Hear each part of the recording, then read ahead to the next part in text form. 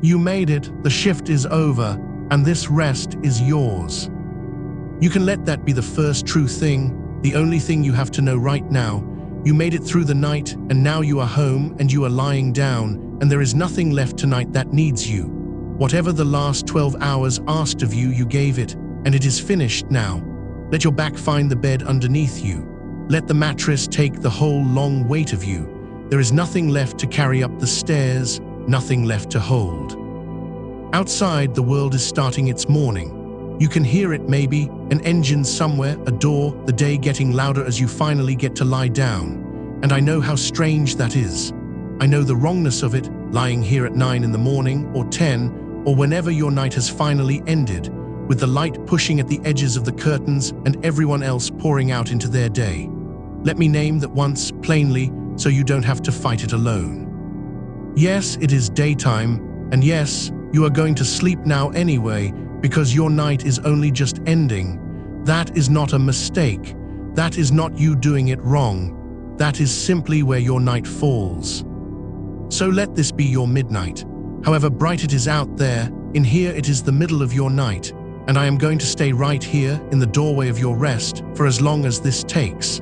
Every sound the day makes, I will meet it with you. Every delivery, every doorbell, every bit of the morning that leaks in, I will be here between you and all of it, and you will not have to get up for any of it. You can set the whole world down now.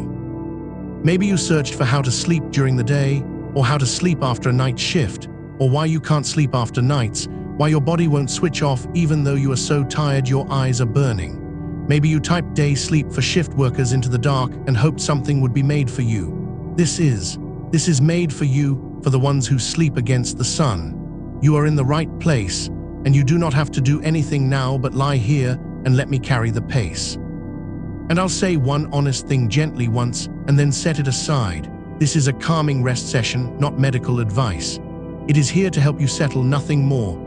If day sleep stays impossible for you night after night, or if you ever feel truly unwell, a doctor is the right person to see. That is not a failing, it is just the right door. But right now, for this stretch of hours, there is nothing to solve. There is only this bed and this breath and my voice and the slow work of letting go. So let's begin where the body already is. Let your eyes stay closed, heavy and closed, the lids soft. No need to hold them, no need to do anything but let them rest shut. Let the small muscles around your eyes let go.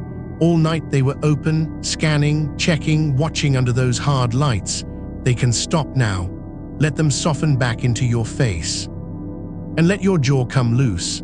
So many of us clench through a shift without ever knowing. Let the back teeth part, just slightly, so the jaw hangs easy. Let your tongue rest soft in the floor of your mouth. Let the space between your eyebrows go smooth and wide. Now take a slow breath in through your nose, an easy one, not too deep, and let it go out through your mouth, slow like a long quiet sigh, all the way to the end. And again, in through the nose, gently, and out, slower still, letting the out-breath be the longer one, the softer one, letting it empty you. Good, that long, slow out-breath is the oldest signal your body has for coming down. It is the way the body tells itself the danger is over, the shift is over, you are safe to power down. You don't have to force it. You just have to let the exhale be long and let it carry a little more of you down toward the bed each time. In through the nose and a long, slow way out. Feel your shoulders drop as the breath leaves. Let them fall away from your ears. Let them melt back and down into the bed. And again, breathing in the quiet and breathing out the shift, the noise of it, the lights of it, the last of the hurry, out and gone, and it does not come back on this breath. Let the breathing find its own slow rhythm now. You don't have to count, you don't have to manage it. Just keep letting the out-breath be a little longer than the in-breath. In for a soft while, out for a longer while, like the tide going out, like something being set gently down over and over. And as you breathe like this, I want you to know why it is harder for you than for the ones out there getting up. Not because anything in you is broken. Hear that clearly, nothing in you is broken. Your body clock is not broken. It is simply inverted, turned around, running on the opposite side of the day from the sun. It is doing exactly what a body clock is built to do. It is just doing it out of phase with the light. In daylight, your body naturally wants to be awake.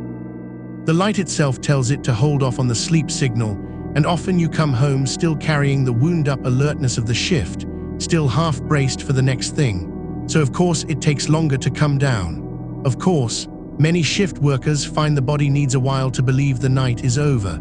That is not weakness. That is just biology doing its best, a little turned around. And a dark, cool, quiet room, a steady rhythm, a voice that stays. These things help the body find its way down anyway. We have hours. There is no hurry at all. So keep breathing, slow in, long out, and let that be enough to be doing. Now let's set the shift down, piece by piece, because it's still in you. I know it is. It doesn't just switch off because you walked through the door. Let's put it down properly so it stops running underneath you. Start with your feet. Those feet carried you all night, floor after floor or pedal after pedal, or the same hard ground under the same hard lights, standing when you wanted to sit, moving when you wanted to stop. Let them go now.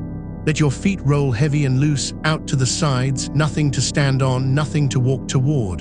The walking is done. Let the arches ache their way loose. Let the heels sink. Whatever ground they held all night, they can let it go. There is only soft bed under them now, and they don't have to hold you up anymore. Let that heaviness rise into your ankles and your shins and the long muscles of your calves, the ones that braced and carried and never got to rest. Let them lengthen out. Let them grow warm and heavy and done. The night asked your legs to keep going long after they wanted to stop, and they did, and now they can stop. Now they can be still. Let it move up through your knees, soft and unlocked, into your thighs, big and heavy, sinking down into the mattress, all that standing, all that bracing, draining away out of them. Let your legs become too heavy to lift. You won't need to lift them, not for hours. And let the fluorescent hours go too, that flat, hard, buzzing light you worked under all night, the light that has no warmth in it and never dims. It is not over you now, that light is gone. In here there is no hum, no glare, no white ceiling. In here it is dark and soft, and the only thing over you is the quiet. Let your eyes, behind their closed lids, remember what dark feels like, real dark, resting dark, and let them sink into it gratefully. Let your hips settle, let the whole base of you widen and spread and give its weight to the bed. Let your lower back, which held you upright through all those hours, finally let the bed hold it instead. You can stop bracing your spine now. Let each part of it settle down, one piece at a time, from the bottom, easing back into the softness, no longer holding anything up. Let your belly soften, let it rise and fall with the slow breath, loose and unguarded, nothing to keep tight, nothing to protect. Let the breath move down into it, easy. Every long out breath, a little heavier, every long out breath, a little further down. And now the alertness, the part that will not switch off on command. Let's not fight it. That is the mistake, isn't it? Lying here ordering yourself to relax, getting angry at the ceiling as the light gets brighter. We're not going to do that. That wired, humming alertness in your chest and your arms and behind your eyes, it is not your enemy. It is just the shift, still running, not yet told it can stop. It kept you sharp when you needed to be sharp. It got you through. And it does not know yet that it's over. So we are going to let it know slowly, kindly, without force. The way you'd talk down something tired and frightened, not by shouting at it, but by staying steady beside it until it settles on its own. So let your chest be exactly as it is. If it's still humming, let it hum. You don't have to make it stop. You only have to keep breathing long and slow through it, in through the nose and the longer way out, and let each out breath take the smallest edge off it. Not all at once, just a little, just this breath. The adrenaline that came home with you is already ebbing, all on its own, whether you push it or not. Your body is already clearing it, already coming down, in its own slow chemistry. You don't have to do that part. You only have to lie here and let it happen. Let your shoulders go again, They creep back up, they always do, so let them drop again, back and down, melting into the bed. Let the tops of your arms go heavy. Let the weight run down through your elbows, your forearms, into your wrists and your hands. Let your hands lie open or however they fall, fingers soft and slightly curled, nothing to grip. All night they gripped and carried and typed and held. Now they hold nothing. Let them be empty and heavy and warm. Let your neck lengthen and ease. Let the pillow take the full weight of your head. Don't hold it, don't help it. Let it be heavy, let it sink. Let the pillow do all the work now. Let the muscles at the base of your skull, where you carry so much of the long night, unclench and spread and let go. And let your face go soft one more time, the jaw loose, the cheeks heavy, the eyes still and quiet behind their lids, the forehead wide and smooth. Every small muscle you used all night to stay awake and pleasant and sharp, letting go now, one by one, giving up their long work. Now listen. The world out there is getting on with its morning, and I want to tell you what's really happening underneath the noise of it, because it isn't the day starting for you. For you, the day is your night, and out there, one by one, things are going quiet, not louder, quiet, let me show you. Somewhere out past the curtain, the street lights that stood over your walk home are switching themselves off. One by one, all down the street, they blink out and stop. Their long shift is over too. Their work is done, the same time yours is. Let them go dark. Let that darkness be for you. The traffic you can hear, let it thin. In your mind, let it thin out the way it does, fewer engines, longer gaps between them, the road emptying car by car until the sound of it is just a soft far-off wash, like water, like something leaving. It is not coming toward you. It is going away. Everything out there is moving away from you now, away and lower and quieter, leaving you here in the middle of it all, still and safe and sinking. And that light at the edge of the curtain, yes, it's there. I'm not going to tell you it isn't, but you don't have to keep it out by force. Let the curtain hold it. That is the curtain's job, not yours. Let the blacked-out room be exactly what it is, a made night, a night you built with your own hands, 4 walls and a drawn curtain standing between you and the whole bright morning. This room is on your side. This room is holding the night around you so you don't have to. Let it. Let the room keep the day out while you go down into the dark. Because darkness is what the body waits for. In the dark, your body finally starts to believe. The light was the thing telling it to stay up. And here, in this made dark, that message quiets and the older, deeper message can rise. The one that says, it is night now, it is safe now, you can let go now. You built that dark on purpose. Let it do its slow work on you. Let your eyes rest all the way down into it. So here you are, the feet set down, the legs heavy and done, the fluorescent hours switched off behind you, the shift laid down piece by piece on the floor beside the bed where you don't have to look at it. The alertness still there maybe, but no longer fought, just breathing slow in the dark. And outside, the whole world going quiet for you, dimming for you, emptying its streets for you, turning down its lights the way a house goes dark when everyone in it is finally asleep. Keep breathing, slow in through the nose, long, soft, out. Let this next breath carry you a little deeper into the bed, and the one after that, deeper still. There is nothing to do now but sink. Let me stay here in the doorway of your night, and let me hold the day back, and let you go down, slow and heavy and safe, into the dark you made for yourself. Let's move through the body again, slower this time, because the first pass loosens, and every pass after it goes deeper. There is no rush to get anywhere. We have all the hours we need, and repeating this is not going backward. It is the way down. Each time we pass through, you sink a little further into the mattress, a little further from the morning. So come back to your feet once more. Feel them there at the far end of you, heavy and warm and finished with the floor. And this time, don't do anything to them at all. Just notice how far away they feel, how they've already let go without you asking, how they lie there, loose and open, weighing into the bed. That letting go is already happening on its own now. Your only job is to notice it and to let it spread. Let it spread up the legs like warmth moving through water. The ankles, the calves, the knees, the long heavy thighs, all of it dropping its weight into the bed, all of it done standing, done bracing, done carrying you through the long fluorescent night. Feel how heavy your legs have become. If you tried to lift one now, it would feel like too much trouble, so don't. Just let them lie there, sunk and still and yours. And let that same warm heaviness pool in your hips, in the base of your spine, spreading wide and low. Let the bed rise up to meet the whole back of you. And feel, in this second pass, how you're already lower than you were, already softer, already further down toward the place where the day cannot reach you. And now let that heaviness climb higher into the belly, into the soft place beneath your ribs where you carried the whole night without knowing you were carrying it.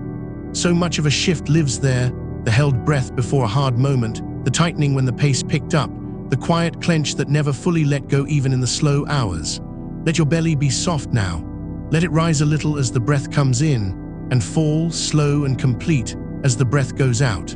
No holding here anymore. Nothing to brace against. The corridor is behind you, the clock on the wall is behind you, the long count of hours until dawn is behind you, and the dawn already came, and you outlasted it, and now your belly can simply be soft in the dark, rising, falling, warm and unguarded and low. Let the softening move up into your chest. Feel the ribs loosen their grip, one slow breath at a time, the way a fist you'd forgotten was closed opens finger by finger when you finally think to open it. Your chest doesn't have to work now. It doesn't have to keep you sharp, keep you ready, keep you upright through one more hour. It can just breathe you slow and even and unhurried, the way it breathes you in the deepest part of true sleep when you're not there to manage it at all. Let it find that rhythm now on its own without your help. In and a longer way out, in and a longer, softer way out. Each breath a little shallower than the last, a little slower, because a body going down towards sleep doesn't need much air and yours is going down. And here high in the chest is where the leftover adrenaline of the shift tends to sit and hum. You know that feeling, home now, lying down, and still some engine idling in you that won't quite cut out. That is not you failing to relax. That is chemistry, real and ordinary, still draining down from the alert state your work demanded. It came up for a reason, and now, with nothing left to meet, it has nowhere to go but down. You don't have to switch it off. You couldn't if you tried, and trying only feeds it. You only have to lie here and let it ebb, the way a tide goes out whether or not you watch it, a little lower with each slow breath, a little quieter, until the humming thins to almost nothing and you can barely find it anymore. It is leaving on its own. Let it. Let the ease spread out along your shoulders now, those two ridges that held so much. The shoulders of a night shift body are always a little raised, a little braced, a little turned toward the next thing that might need you. Let them drop now. Let them widen out and melt back and down into the bed, away from your ears, away from the door, away from the whole posture of readiness. You are not on your feet. No one is about to call your name. There is no next thing. Let the shoulders understand that slowly, and let them come all the way down, heavier than you expected, once they finally give. And down the arms, the upper arms going loose and thick, the elbows soft, the forearms lying wherever they've fallen, palms open or half curled, it doesn't matter which. Let the hands go last and let them go completely. These hands did the work tonight. They lifted and steadied and gripped the wheel or carried the trays or held the tools or held someone else steady through their worst hour. They were busy all night at the far end of your arms, and now there is nothing in them. Nothing to hold, nothing to reach for, nothing to check. Let the fingers uncurl into the dark. Let the palms grow warm and still and empty. Let even the small muscles of the hands, that fine tiredness that lives in the fingers after a long shift, let all of it soften and let go.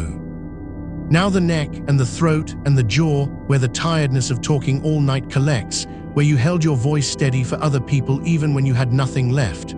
Let the jaw come unclenched. Let there be a little space between your back teeth, the mouth slightly open the way it goes when sleep is close. Let the tongue rest soft in the floor of the mouth. Let the throat be loose. You don't have to answer anyone. You don't have to be pleasant or clear or calm for anybody else now. You can let that whole practice steadiness slide off your face, because there is no one here who needs it, only you going down into your own dark. And the face itself, let it go. The forehead, so often faintly furrowed under the bright lights, keeping you focused hour after hour, let it smooth out now. Let the space between your eyebrows widen and cool.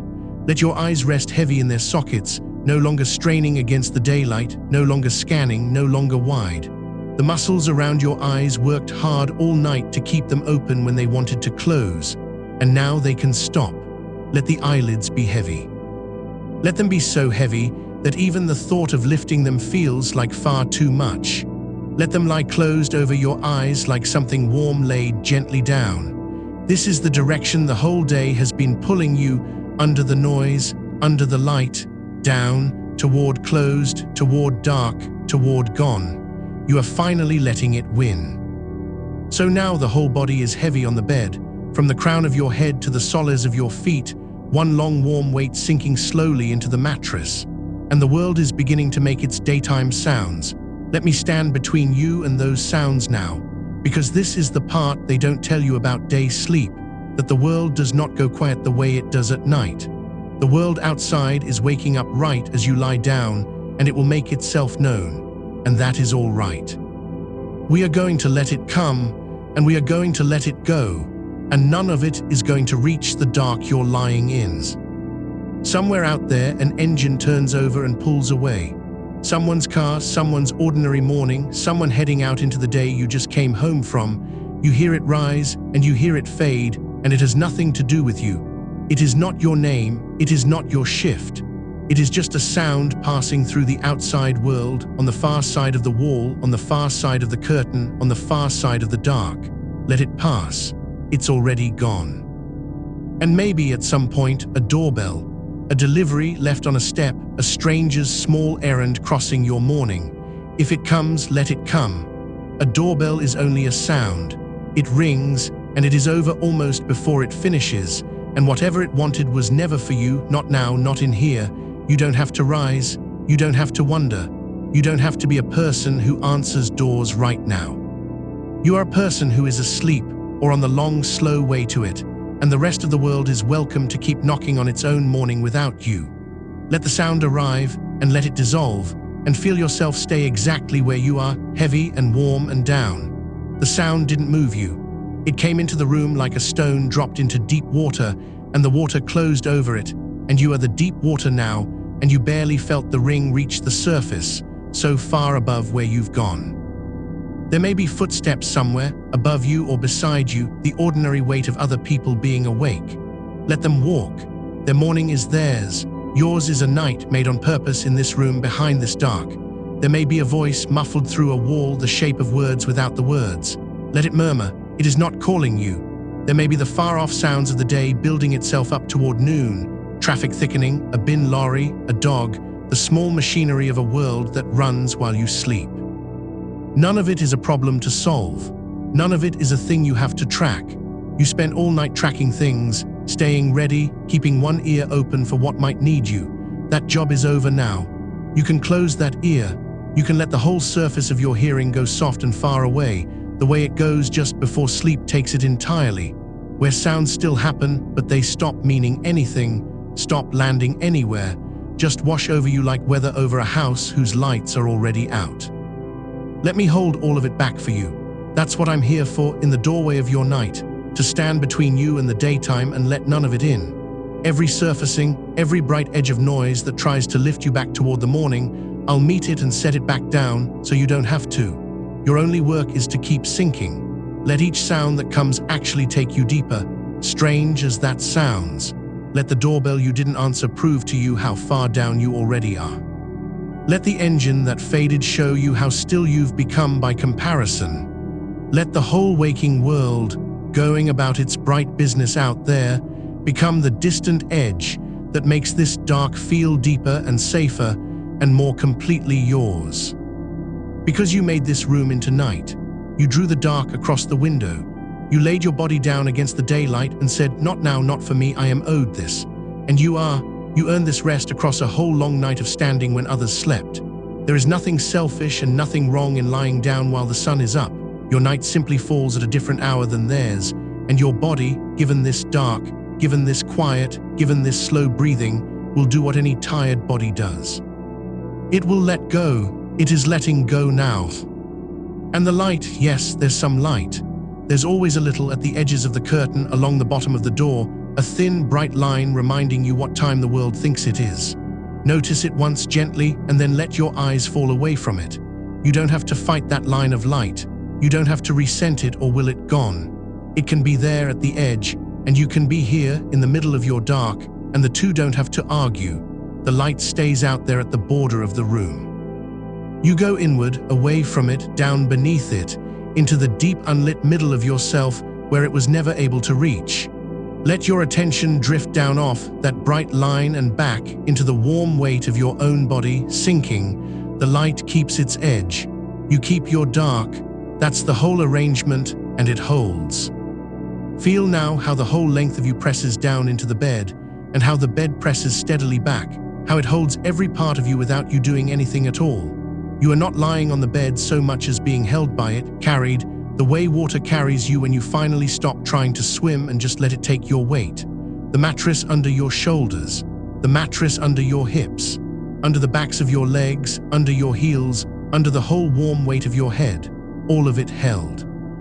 Nothing you have to keep up, nothing you have to support. For the length of this rest, you can hand your whole body over to the bed and let it do the holding, and you can go somewhere underneath all of that, down into the slow dark, and simply be gone for a while. Let the breath keep leading you there. Slow in, through the nose, a little cooler coming in, and out, longer, warmer, softer, the out-breath doing almost all the work of taking you down. You don't have to make the breath big. Small is right. Small and slow and low in the belly, each one a little quieter than the one before, the pauses between them growing longer on their own. The way breathing goes when a body forgets it's being watched and simply breathes itself towards sleep. In, out longer.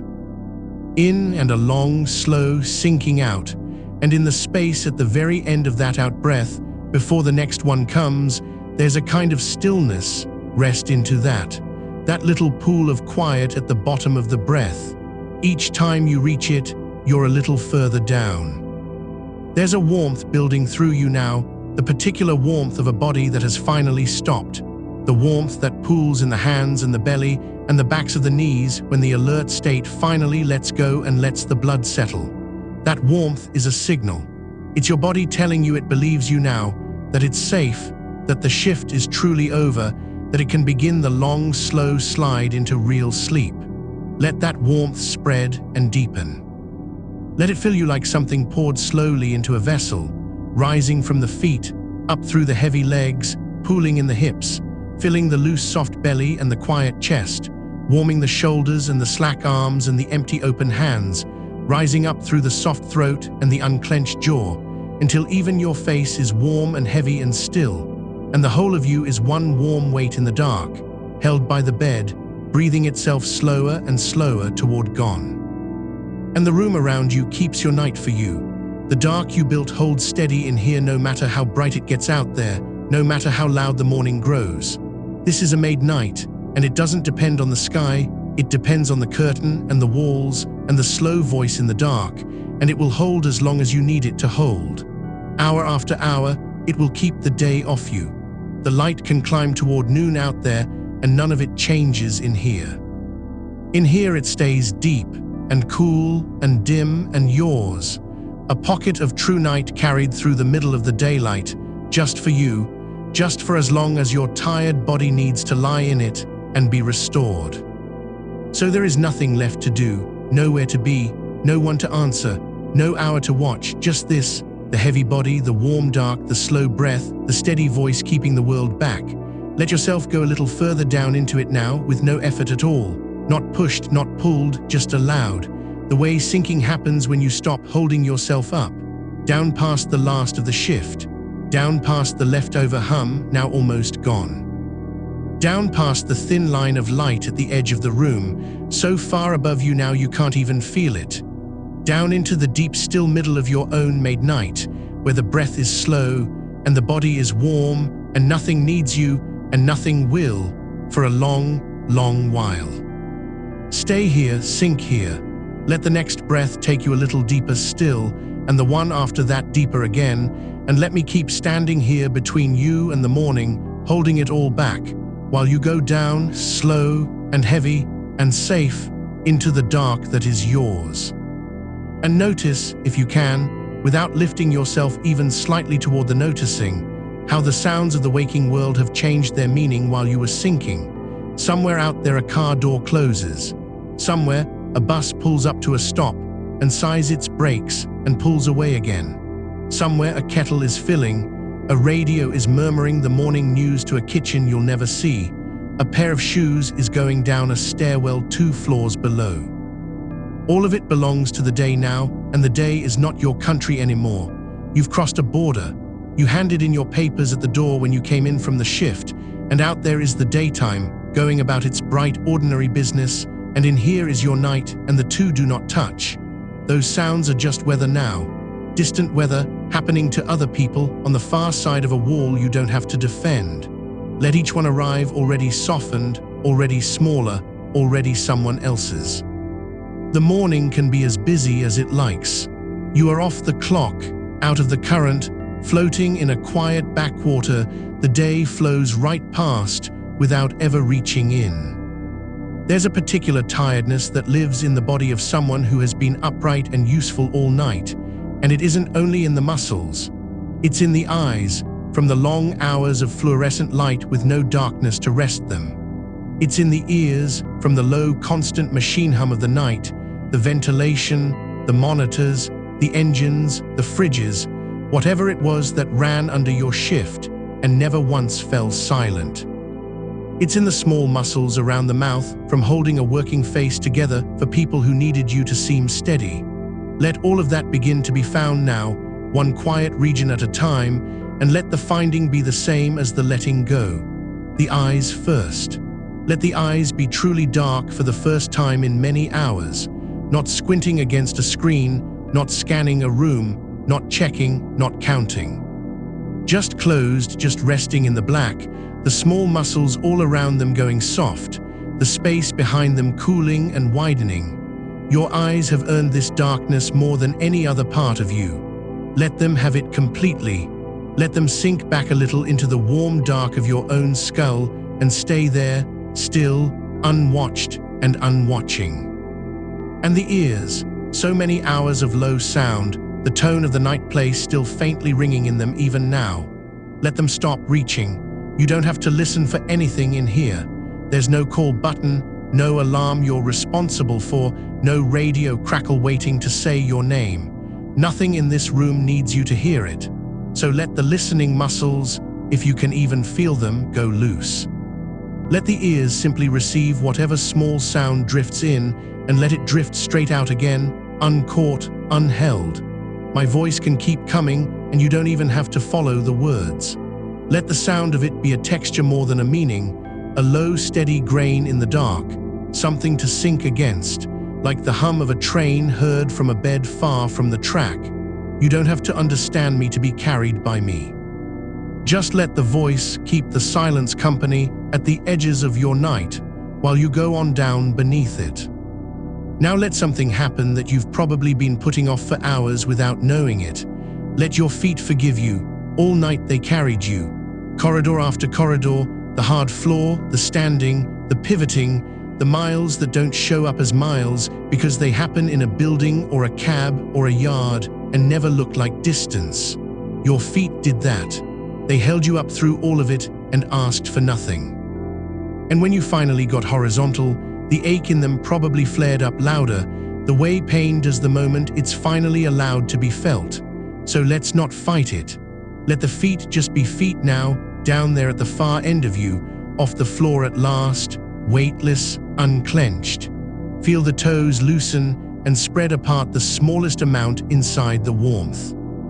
Feel the arches, which held their tension all night like drawn bows, slowly release, slowly flatten, slowly stop, bracing for a floor that isn't under them anymore.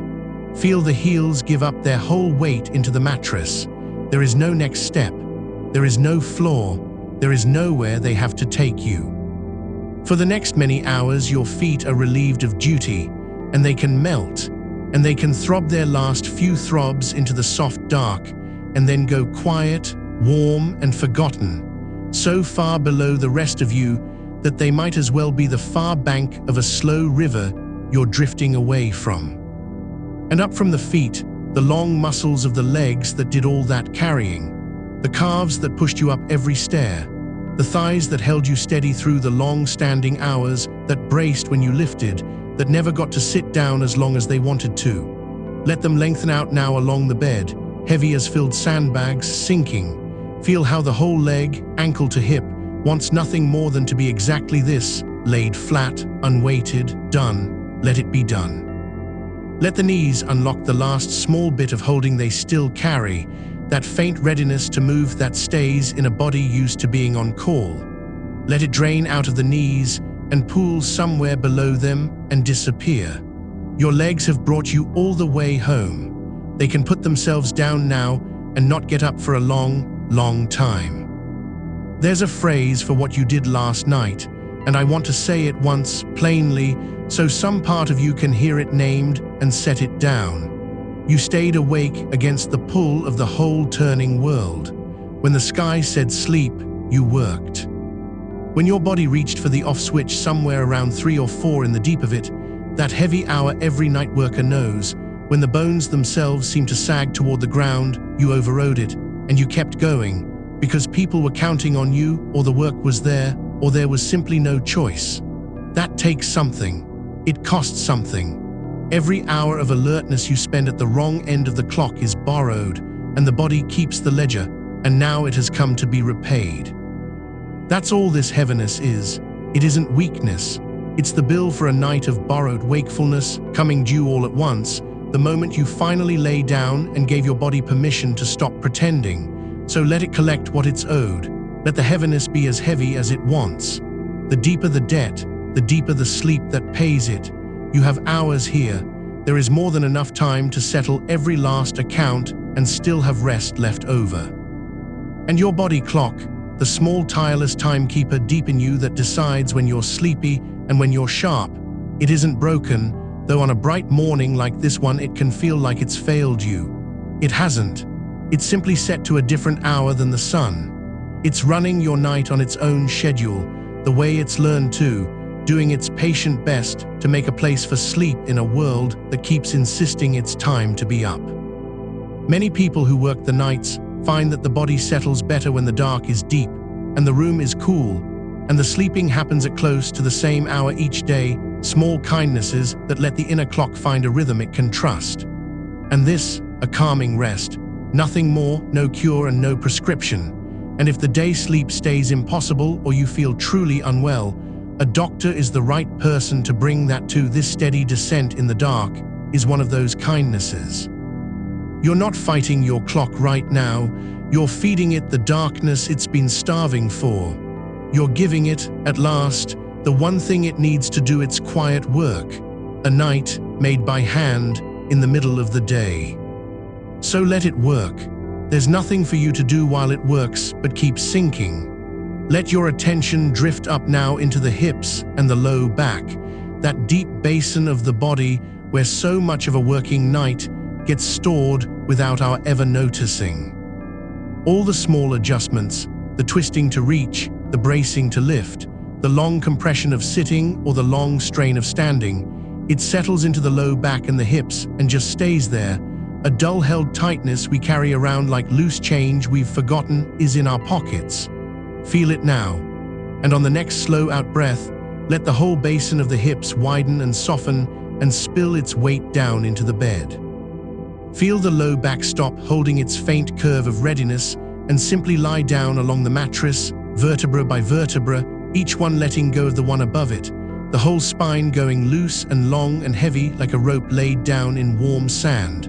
Nothing to hold up, no core to keep braced. The bed has the whole of your weight now, all of it, and it will not tire and it will not shift and it will not ask you to help. You can hand it everything. Up through the belly, which has been tight for hours, tight through the shift The way a belly gets tight when a person is running on alertness and caffeine, and the low, steady pressure of a job that can't be dropped. Let the belly go now. Let it be soft and round and rising and falling with no help from you at all. Feel the breath move down into it on its own, unforced, the belly lifting a little on the slow way in and falling a little more on the longer way out. And with each fall, let it soften further until it's just resting there, warm and loose and full of nothing but quiet. So much of our holding lives in the belly, and we never think to unclench it. Unclench it now. Let it be a soft, warm center to the heavy dark of you, rising and falling like something breathing in its sleep. Because that's what it's becoming, that slow, unbidden rhythm, the breath of a body on its way down into rest, no longer waiting for your instructions. And the chest, which carried the breath all night, quick and shallow when things got busy, held tight when things got hard. Let the chest be wide and easy now. Let the ribs settle apart. Feel the space between the shoulder blades, back there against the bed, go broad and slack and warm. There's a kind of armor a person wears across the chest and shoulders through a long shift, a subtle bracing, a squaring up to meet whatever's next, and you can take it off now. Feel it loosen at the collarbones first, then across the top of the chest, then all the way down and around into the back, the whole harness of it slackening and slipping off you into the bed, until your chest is just an open, unguarded space where the breath comes and goes as slow as it likes. There's nothing coming next that you have to square up to. The next thing, and the thing after that, and everything for hours, is only more of this. More dark, more warmth, more slow breath, more sinking.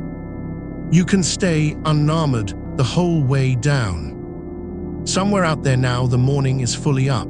You can tell, maybe, even through the dark, the quality of the light at the very edges of the curtain gone from gray to gold to plain white, the traffic thickened into a steady, distant river of it, the day leaning fully into its business. And here is the strange gift of your life, the thing the day sleepers know that the day people never learn. You get to lie down exactly as the world stands up. You get to close the door on the loudest, brightest hour and make it midnight by hand. That thin white line at the edge of the room isn't a threat and it isn't a failure. It's just the day doing what the day does on the outside of a wall you've made thick with dark. Let it be there. You don't have to make it go away to sleep beneath it. Plenty of tired bodies have slept through brighter mornings than this one. The light doesn't reach you down here. You've gone too deep for it. It sits up there at the surface, a thin, pale skin on top of a deep, dark water, and you are far, far below it, in the cool and the quiet and the still, where morning is only a rumor. Let the sounds of the delivery and doorbell world keep arriving, and let each one teach you again how safe you are. A van slows in the street and idles and moves on, not for you. A door somewhere buzzes and opens and closes, not yours. Footsteps pass on a path, voices trade a few words and fade. A phone rings in another flat and is answered and goes quiet. None of it needs you. Every single one of those sounds is proof that the world is running perfectly well without your attention, that it does not require you to be awake to keep turning, that you can lay the whole thing down and it will still be there, unbroken, whenever your night is finally done. So when a sound comes, let it come, and let it be the thing that sinks you further rather than the thing that lifts you, because each one, arriving and passing and asking nothing, is a small proof that you are off duty, truly off, all the way off, for the first time in a long night. Let the proof accumulate. Let every passing noise settle you deeper into the certainty that there is nothing left for you to guard. And if the mind is still going a little, if some part of it is still back at the shift, still finishing a task, still replaying a moment, still holding a thread it forgot to put down, that's all right, that's ordinary, that's just the last of the alertness running itself out like a wheel still turning after the engine's off. You don't have to stop it. You don't have to chase the thought down or argue it quiet. Just let it turn up there small and far away while the rest of you goes on sinking beneath it. A mind can keep ticking over at the surface while the body drops all the way down into rest, And often the mind, finding itself alone up there with nothing to hold on to, gets bored and slows and finally lies down too. So let it tick. Let the last little wheel of the shift spin itself slower and slower in the dark above you, and pay it no mind and go on down without it. It will catch up. It always does. It will find you down here in the warm dark and lie down beside you and go quiet, and you won't even notice the moment it does, because by then you'll be too far down to notice anything at all. Feel now how the whole body has become one single heavy thing. Not a collection of parts anymore, not feet and legs and hips and belly and chest and arms, each reported on one at a time, but one unbroken weight, laid out warm in the dark, breathing slow, sinking slow, held completely. There's a peace in that, in stopping being a map of aches and becoming just a single settled mass. Let the boundaries blur. Let it get hard to feel where your arm stops and the bed begins, where the back of you ends and the mattress starts. Let the edges go soft and uncertain until you're less a body lying on a bed and more a warm heaviness dissolving slowly into the dark, spreading out, letting go of its own outline, becoming part of the still, quiet room. This is how the body lets you know it's nearly there, when it stops keeping careful track of where it ends. Let it stop keeping track. Let it spread and soften and blur and be gone into the warm dark, and let me keep the count of the world for you out here at the edge, so you don't have to keep the count of anything at all. The breath is slower now than when we started. You didn't do that. You didn't slow it. It slowed itself, the way it does when a body finally trusts that it can, the way it does at the top of a long night's sleep. Let it keep finding its own slowness. Don't help it and don't hurry it. Just let each breath be a little longer and a little quieter than the last, the in-breath small and unbothered, the out-breath long and low and endless, spilling out of you into the dark and taking a little more of your wakefulness with it every time. There's no rhythm you have to keep. If a breath comes deep, let it come deep. If one comes shallow, let it come shallow. The body knows exactly how to breathe itself to sleep. It's done it every day of your life, at whatever hour it could, and it's doing it now all on its own, while you simply lie here inside it and are carried. You are being breathed. You don't have to do a thing. Just be the warm, dark weight that the breathing happens to, and let it happen, slower and slower, deeper and deeper, down and down. And I'll stay right here. That doesn't change. Hour after hour, as the day climbs and does its loud, bright business out there beyond the wall, I'll keep standing in the dark between you and all of it, keeping your night, holding the morning off, saying the low, steady words that give you something soft to sink against. You don't have to listen, and you don't have to follow.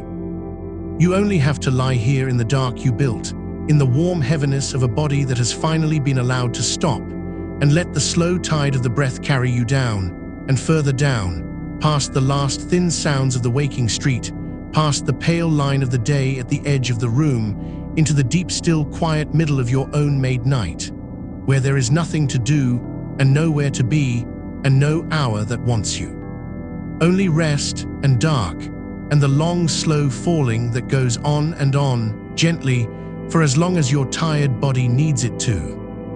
And while you rest there, let me tell you what the day is doing without you, so you don't have to keep any part of yourself turned toward it.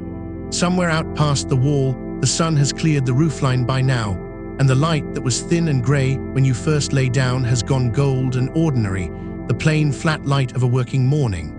It's falling on 1,000 things that have nothing to do with you, on parked cars with dew still on the glass, on the corner shop rolling up its shutter, on the school gate, on the bus stop, on the long, slow river of people who slept when the world told them to and are now doing what the world told them to do next.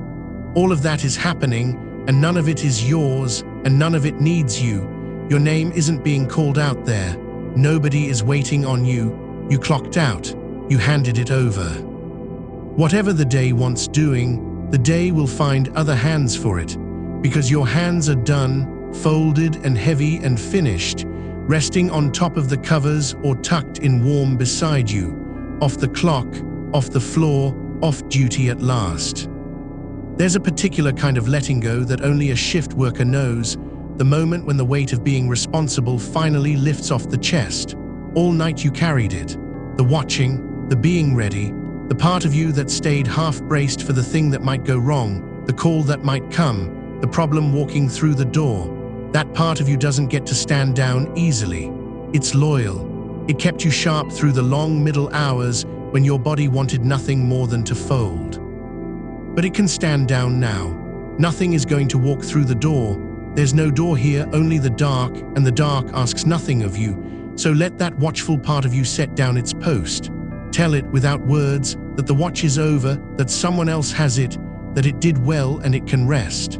Feel how much lighter the chest goes when it finally believes you. Feel the breath drop lower into the belly now that nothing is standing guard over it. Maybe there's a small ache still living in your feet. There usually is.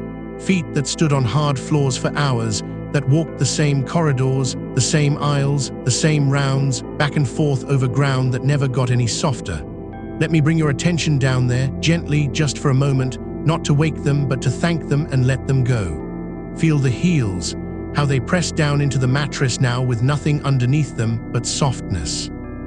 Feel the arches, unweighted at last, no body weight pressing down through them, nothing to hold up. Feel the toes uncurl, one small release you might not even have known you were holding. The feet did the standing so you didn't fall. They can stop now. Let them go loose and warm and far away, two quiet weights at the very bottom of you, sinking into the dark like everything else. And up from the feet, the long muscles of the legs that carried you from one end of the shift to the other, let them lengthen out and give up their tension by degrees. There's no more distance to cover, nowhere left to walk. The legs can lie here long and slack and heavy, the big muscles of the thighs going soft, the backs of the knees resting easy, the calves letting go of the last of the standing. You've walked your miles for the day, more than your miles. Let the legs be done, and let the doneness travel up through you slowly, a warm heaviness rising from the soles of the feet up toward the hips, settling everything it touches. Outside, a vehicle passes. Maybe you hear it, the low swell of an engine coming near and rolling away, tires over the road, gone. Let it come and let it go exactly like that, a sound that rises and thins and disappears, leaving the room quieter behind it than it was before. You don't have to do anything about a passing car. It isn't for you. It's someone else's morning, driving off to someone else's day, and the sound of it is already fading, already becoming part of the soft grey wash of the world out there that you're drifting further and further beneath. Sounds can come. That's allowed. The room isn't a sealed vault and it doesn't need to be. A sound can arrive at the edge of your quiet and simply not reach you, the way a wave arrives at the top of a beach with no strength left in it and just spreads thin and sinks into the sand. Let every sound be a wave with no strength left. Let it reach the edge of you and sink and be gone. That's the strange gift of being this tired, and you are this tired, you've earned every ounce of it, that the tiredness itself becomes the thing that carries you down. It isn't your enemy here. All night it might have felt like something to fight, something to push through with coffee and movement and the hard fluorescent light overhead. But here now, lying in the dark you made, the tiredness turns into a kind of ballast, a heaviness that wants to sink, and all you have to do is stop resisting it and let it take you where it's already trying to go. You spent the whole night keeping yourself up. You can stop now. You can let the weight win. There's nothing left to stay up for, and everything in the body is leaning the same way at last, down and down, toward the deep place where the day can't follow. Let me say the honest thing once more, quietly, the way you'd want it said, and then let it dissolve. Sleeping now, while the morning gets on with itself, is a harder thing than the world understands. The daylight leaking past the curtain is speaking to something old and wired inside you, a signal that says up, awake, the day is here, and your body listens to that signal by design, not by fault. It isn't broken for hearing it. It's a good clock doing its good work at the wrong hour, that's all, out of step with the sun through no failing of yours. And the dark room, the cool air, the drawn curtain, the low, steady voice, these are how you tell that old clock, gently and without a fight, that here in this one room it's night. Not the whole world's night, just yours. Just enough night in just this one dark place for a tired body to believe it and let go. And it is beginning to believe it. You can feel it beginning to believe it in the heaviness of the legs, in the loosening of the chest, in the breath that keeps finding a lower, slower place to live. Your body is doing its best, and its best, right now, is more than enough. So let the last of the argument go out of you. There's no wrongness to fix here. There's just a body that worked a long, hard night, and a room made dark for it to rest in, and the two of them settling into agreement, slowly, the way two tired people lean into each other and grow still. Let the shoulders remember they're allowed to be low. However high they crept during the night, and they always creep up toward the ears, bracing for the next thing, let them come down now, spilling their held tension out sideways into the bed, going wide and heavy and easy. Feel the space open across the top of the chest as they drop. Feel the neck lengthen, grateful, when the shoulders finally stop hanging on. So much of the shift lives in the shoulders.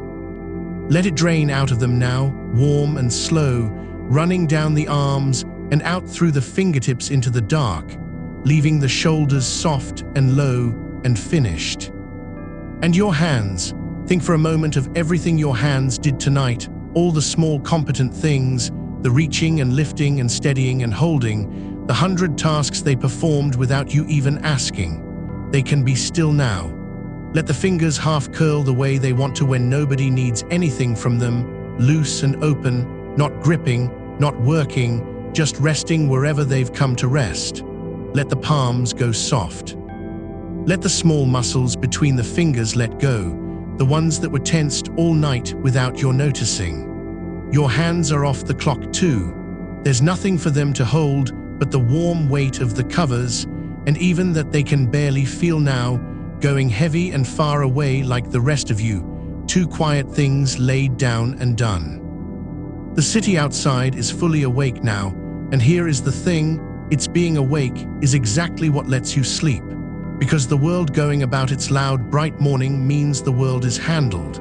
Every person out there heading to their day is one more piece of the great machine turning without you, one more reason you're not needed, one more small permission to disappear into the dark and stay gone. You don't have to hold any of it up.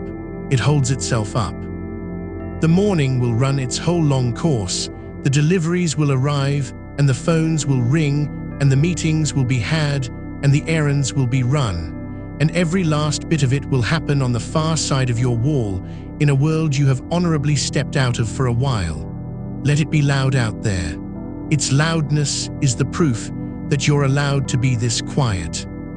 Let the two things be true at once, the bright busy day and your deep dark rest, and let the wall between them be thick and soft and absolute, a wall made of tiredness and dark, and the low sound of a voice that isn't going anywhere. Because I'm not going anywhere. As the hours turn over out there, as the morning climbs toward the middle of the day, I'll still be here, keeping the same low watch, standing in the same place between you and the light.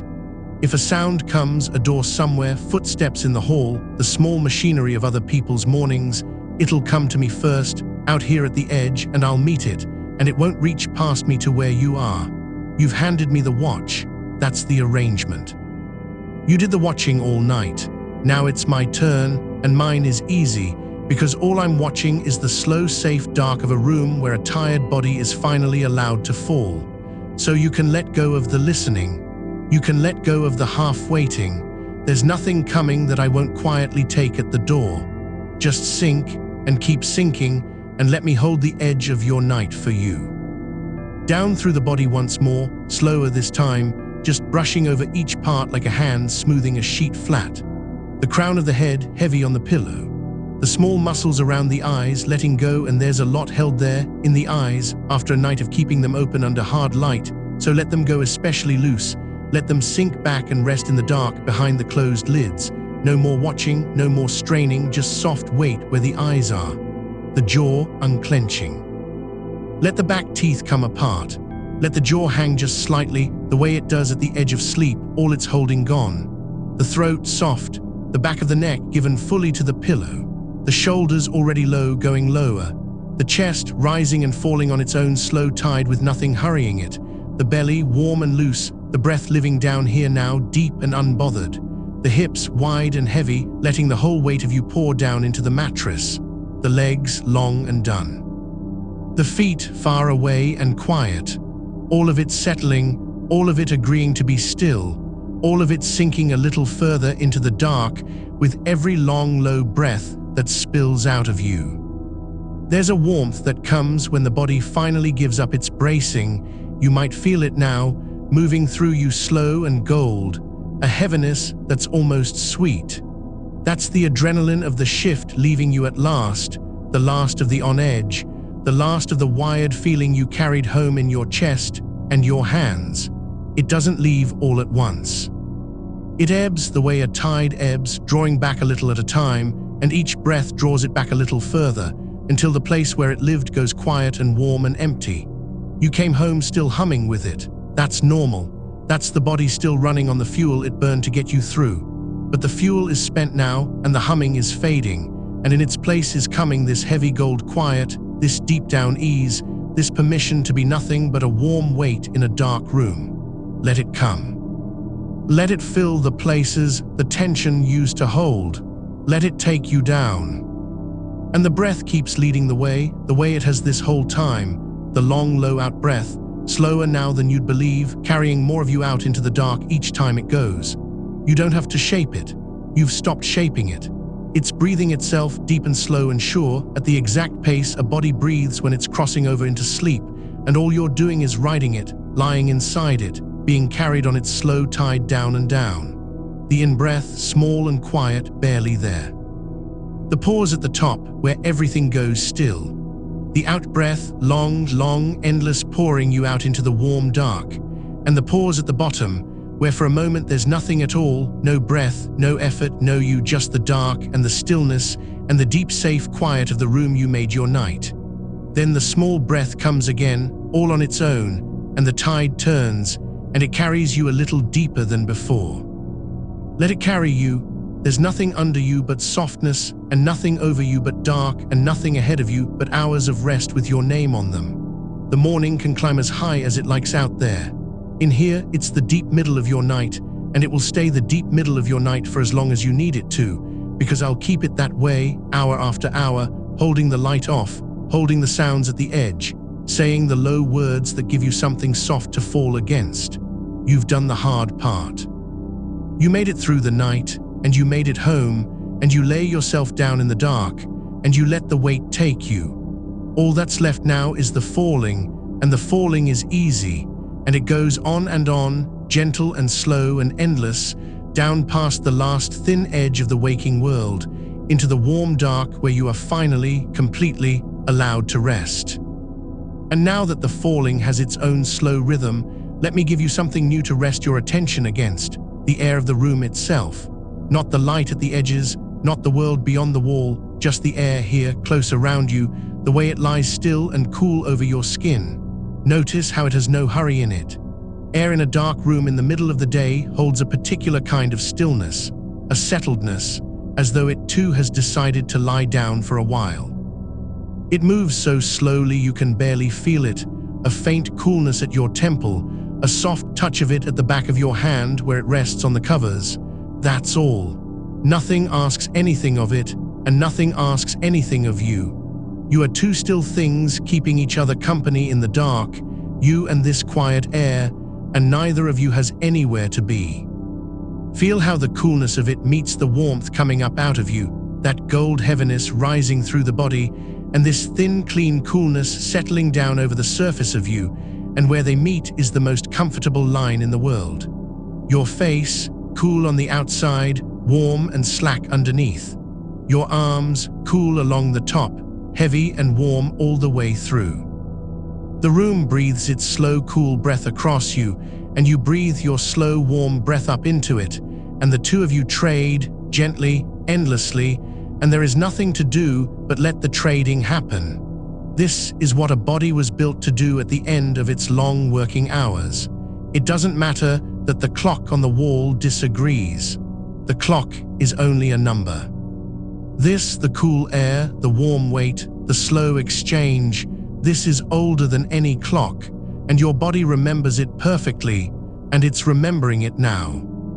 Let your attention drift down then, from the air on your skin to the place where you meet the bed. There's a whole quiet landscape there, a long line of contact running the length of you, and you've been resting on it this whole time without needing to notice. Notice it now softly, the back of your head sunk into the pillow held, your shoulders, wide and heavy, pressed down into the give of the mattress. The long muscles beside your spine, letting go of the last of the day's standing, letting the bed take the whole weight of your back at last. Your hips, deep and settled, sunk in. The backs of your legs, long and loose, lying exactly where they fell. Your heels resting. Every one of these places is a place where you are being held, right now, without any effort of your own, the bed rising up to meet you at every point, carrying all of you, so that not 1 ounce of you has to hold itself up any longer. You spent the whole shift holding yourself up. Standing, walking, bracing, carrying. Now the holding is finished, and something else is doing it for you patiently along your whole length, and it will not tire, and it will not stop, and it will not ask you to take the weight back. You can let go into it as far as you like. There is no bottom to how far you're allowed to let go. And your feet, let me stay a moment with your feet, because your feet did more than their share tonight, and they know it. All those hours on hard floors, all that distance, back and forth, room to room, hallway to hallway, the same corridors walked so many times the tiredness settled into the solace of them like a bruise. They carried you the whole night without complaint, and they carried you home, and now they are done. Feel them lying there, off the ground at last, nothing under them, no weight on them, no next step waiting. Let the ache in them turn warm. Let the tiredness in them, which was a hard tiredness while you were still upright, soften now into a good tiredness, the kind that belongs to rest, the kind that dissolves. Feel it draining down out of your feet and away, out through the solace, out into the dark and gone, until your feet are just 2 warm, quiet weights at the far end of you, forgotten, resting, released. You will not need them for hours. They can sleep before the rest of you if they like. Let them. Somewhere out past the wall, the day is going about its business. You can let it. A little while ago, maybe you'd have flinched at a sound out there, a car door, a voice on the path, the particular electric anticipation of a knock that hasn't come yet. The body braced for it does that, keeps one ear cocked toward the world, unwilling to fully put itself down in case something needs answering. But listen to how it is now. If a sound reaches you, an engine somewhere, footsteps on a stair, the far-off swing and clatter of the ordinary morning, it arrives already softened, already at a distance, already on the other side of the quiet I'm keeping around you. It doesn't reach in and grab you. It touches the outside of the calm and slides off it and is gone. You don't have to do anything about it. You don't have to track it or name it or wait to see if it becomes your problem. It isn't your problem. Nothing out there is yours to answer now. Your work is done and your door is closed, and the only thing on your list for the next long while is this, to lie here and be carried down. So when the next sound comes, and one will, let it be a small proof of how safe you are. Here is the world, busy and bright and loud with its errands, and here is you, tucked into a pocket of dark it cannot get into. The delivery van idling, the gate, the neighbor's radio, the bright clean noise of a morning that isn't yours, every one of them when it comes, is just another thing happening safely on the far side of the glass, while you stay here untouched, sinking. Let each one, as it passes, push you a little deeper instead of pulling you up. The mind can learn this. It's learning it now. Sound comes, sound goes, and you're still here, still heavy, still falling. Nothing needed you. You can let the ear off its watch. You can let it soften like the feet softened, like the shoulders softened, until even your listening lies down. There's a phrase I want to leave with you quietly to rest against, that your body is not broken. I know the daylight sleep can feel like something's gone wrong in you, like a machine that won't start, like the whole rest of the world got an instruction you somehow missed. But that's not what's happening in you. What's happening in you is a clock, a real one, deep in the brain, older than you are, and it hasn't broken, it's only turned around. It's keeping time faithfully, doing exactly what it was built to do, holding you alert when it thinks the light means day and letting you down when it thinks the dark means night. The only trouble is that your day and its day don't match anymore, and it takes the clock a while to believe the new arrangement. That's all, not a fault, not a failing, just a faithful old clock, turned to face the other way, learning slowly, night after inverted night, that this is when you sleep now. And every time you lie down in the dark like this, calm, unhurried, you teach it a little more. It learns, it settles, be gentle with it while it does. It's doing its best for you the way it always has. So let that worry set itself down too, if it was still here, the low background worry that something's the matter with you for being awake when the birds are loud and the light is climbing. Nothing's the matter with you. You're a person who works while the world sleeps and sleeps while the world works, and your body is bending itself to that, doing the hard, quiet labor of it, and it deserves your kindness, not your blame.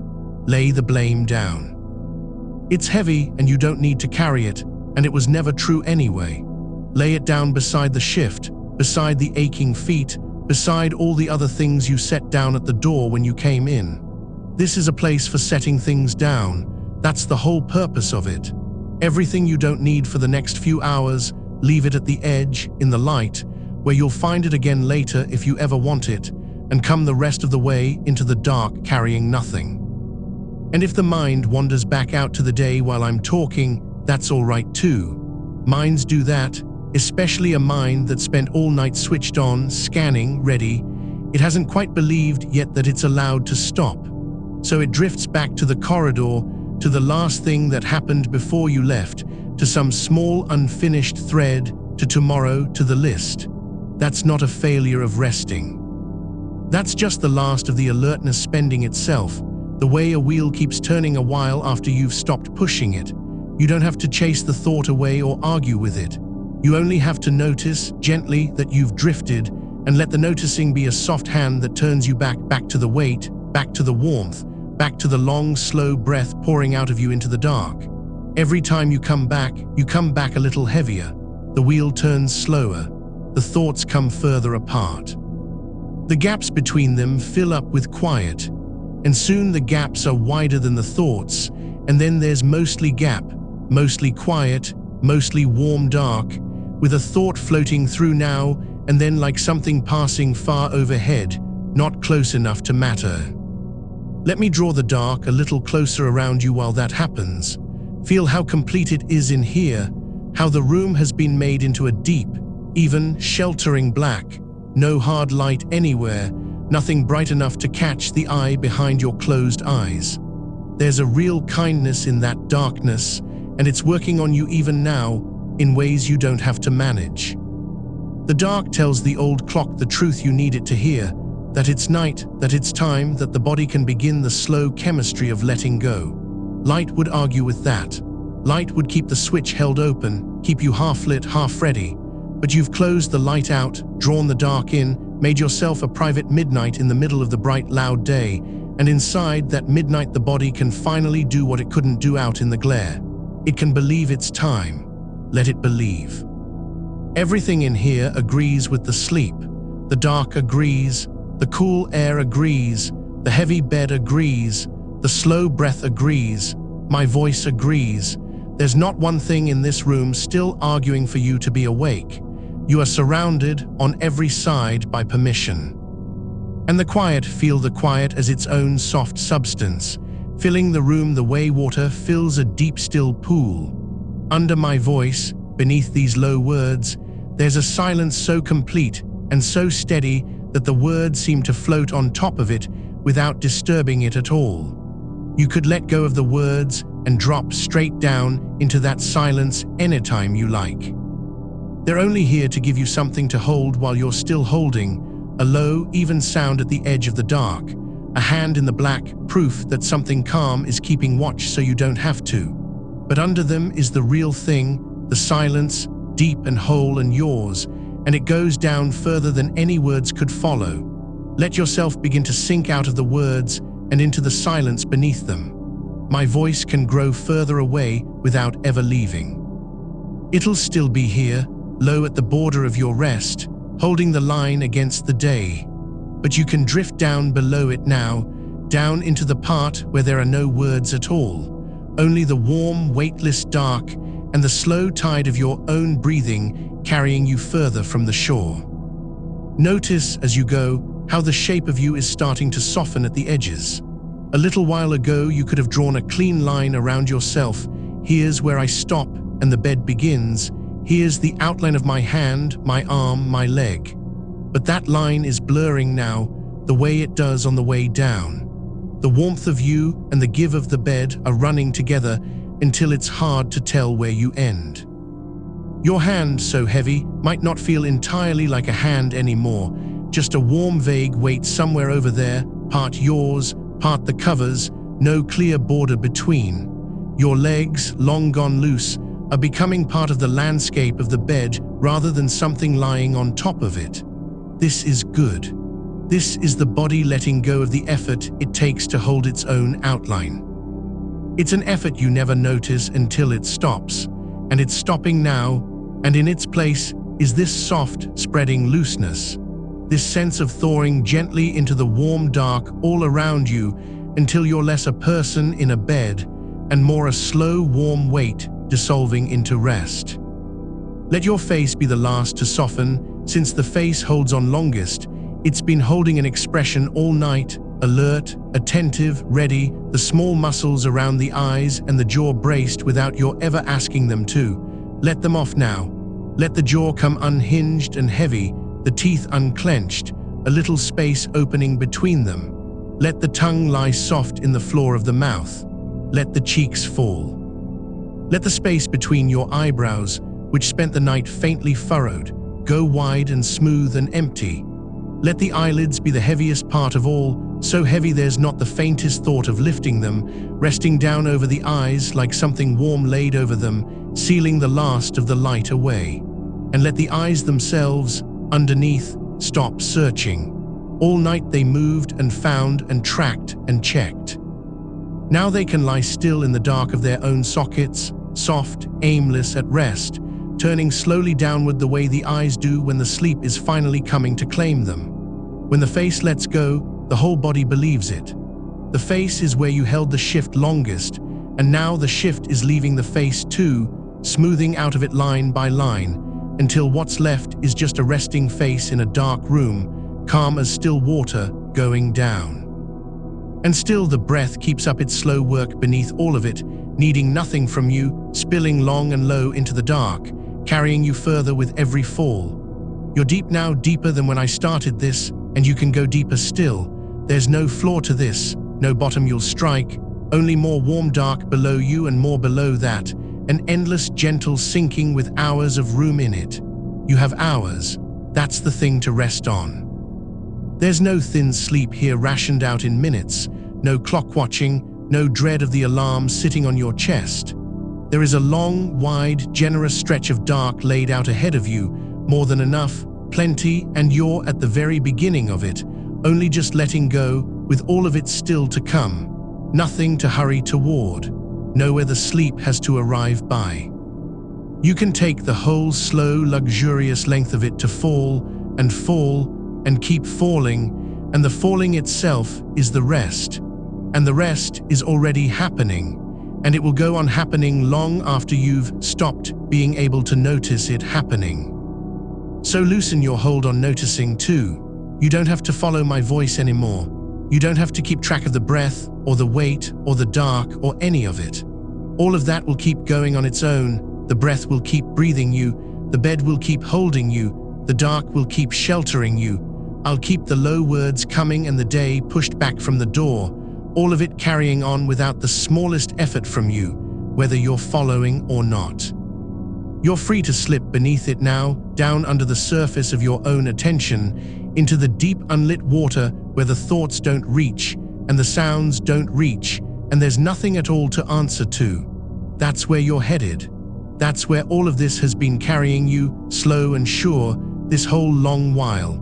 Let it carry you the rest of the way. Let the last thread of you that's still listening go loose in the dark, and drift and sink. And let the warm, quiet close over the top of you as gently as a door easing shut on a room that's finally dark. And out beyond that easing door, the morning is doing what mornings do, and none of it needs you. Somewhere past the wall, the light has climbed a little higher than it was, the way it does without asking, the sun going up over the roofs the same as always. But you're not out there under it. You're in here in the dark you made, and the two things have come apart at last, the bright hour and you no longer sharing the same clock, no longer pulling against each other. Let them be separate. Out there is their time. In here is yours. There's a wall between them, and you're on the sleeping side of it, and everything that belongs to daytime can stay exactly where it is, on its own side, going about its business, while you go about yours, which is nothing, which is rest, which is this slow, warm sinking with hours of room still in it. Listen to how far away it all is now, if you listen at all. There may be a sound of the world starting up somewhere below the window, an engine turning over, a gate, a voice calling to another voice, the ordinary machinery of everybody else's morning. And every one of those sounds is a sound of the world handling itself without you. Nobody out there needs your hands. Nobody's waiting on you to answer, to lift, to check, to carry. For once the morning can run entirely on its own, and it will, it does, it always has, all those errands and openings and beginnings happening out there like weather, like something you're only overhearing from very far off, from under a great soft depth of dark and warmth that the sound can't really get through. It reaches the glass and stops. It reaches the curtain and softens. By the time any of it gets to you, it's already half dissolved, already more like the memory of a sound than a sound, and you can let it dissolve the rest of the way, let it thin out into the general low hum of a day you're not part of, a day that will keep itself perfectly well without one thought from you. And if one of those sounds comes closer, if there's a knock somewhere, a bell, the small hard rap of something being delivered to a door, let me take it. That's what I'm here for. You don't have to rise up out of this to meet it. A sound like that used to yank you halfway to the surface, didn't it? Some old reflex flinging your eyes open, your heart giving that useless little jump, because the body still half thinks a daytime sound means daytime, means up, means go. But it doesn't, not here. Not anymore. A knock at the door in the middle of your night is just a knock at the door in the middle of your night. It's someone else's business arriving at someone else's hour. It has nothing to do with you, lying here in the dark with hours still ahead of you. So when you hear it, if you hear it, let it land and let it pass, the way a sound lands and passes over a sleeping street, touching nothing, moving nothing, gone almost before it came. You can stay exactly where you are. You can stay down. The sound rises and the sound falls, and you don't have to follow it up. You let it go up alone and you stay in the deep. That's the whole trick of it, and it isn't really a trick at all, it's just permission. Permission to let a sound be only a sound. All those years the daylight trained a hardness into you, a readiness, an ear that never fully closed. On the shift you needed it. You needed to catch the one alarm in the wash of noise, the one voice that meant come now, the one change in the room that mattered. Your ears learned to stay on watch even when the rest of you was flagging, and they did it for you faithfully hour after fluorescent hour. But the watch is over. You clocked out. You came home. And those good faithful ears can finally come off duty too. They don't have to sort every sound anymore, don't have to rank it, don't have to decide. They can just hear the way an ear hears in sleep, loosely, dimly, letting it all wash by unjudged. Let your hearing go soft at its edges. Let it stop reaching out into the room to check. Let the sounds come to it or not, and either way let them mean nothing and drift on. Feel how the pillow takes the whole weight of your head now, all of it, every ounce, nothing held back, nothing propped. There's a particular giving over that happens when the head finally trusts the pillow completely, When the neck stops doing that last small holding it does without you ever knowing, and the skull just settles, sinks, lets the soft thing beneath it carry the load it was always meant to carry. Let that happen. Let the pillow have your head the way the bed has your back, and the dark has your eyes. You're being held on every side. There isn't a part of you that's holding itself up anymore. The bed is doing the standing. The bed took over from your feet a while ago, and your feet, which stood the whole shift, which carried you down every corridor and across every floor and back again more times than either of us could count, your feet are done now. They can be just weight at the end of your legs. Warm, distant, heavy weight, with nothing left to walk toward. All that walking is behind you. It's in the past now, on the far side of the wall with the rest of the daytime. Here there is nowhere to walk. Here there is only lying still and going down. And the legs, the long muscles of the thighs that braced you and moved you and never quite got to rest through the whole long night, feel them lengthen and slacken along the bed, giving up their tension in slow degrees, the way a rope goes slack when nobody's pulling it anymore. There was a pulling in you when you first lay down. You could feel it, the shift still running in the wires, the alertness that wouldn't switch off just because you told it to, the wired hum under the tiredness. That's the hardest part of coming home, isn't it? That the body can be worn right through and still be humming, still be up, still be braced against a workday that's already finished.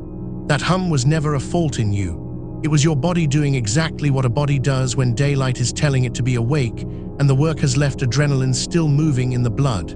It's not broken. It was only slow to believe the shift was really over. And now, breath by breath, it's starting to believe it.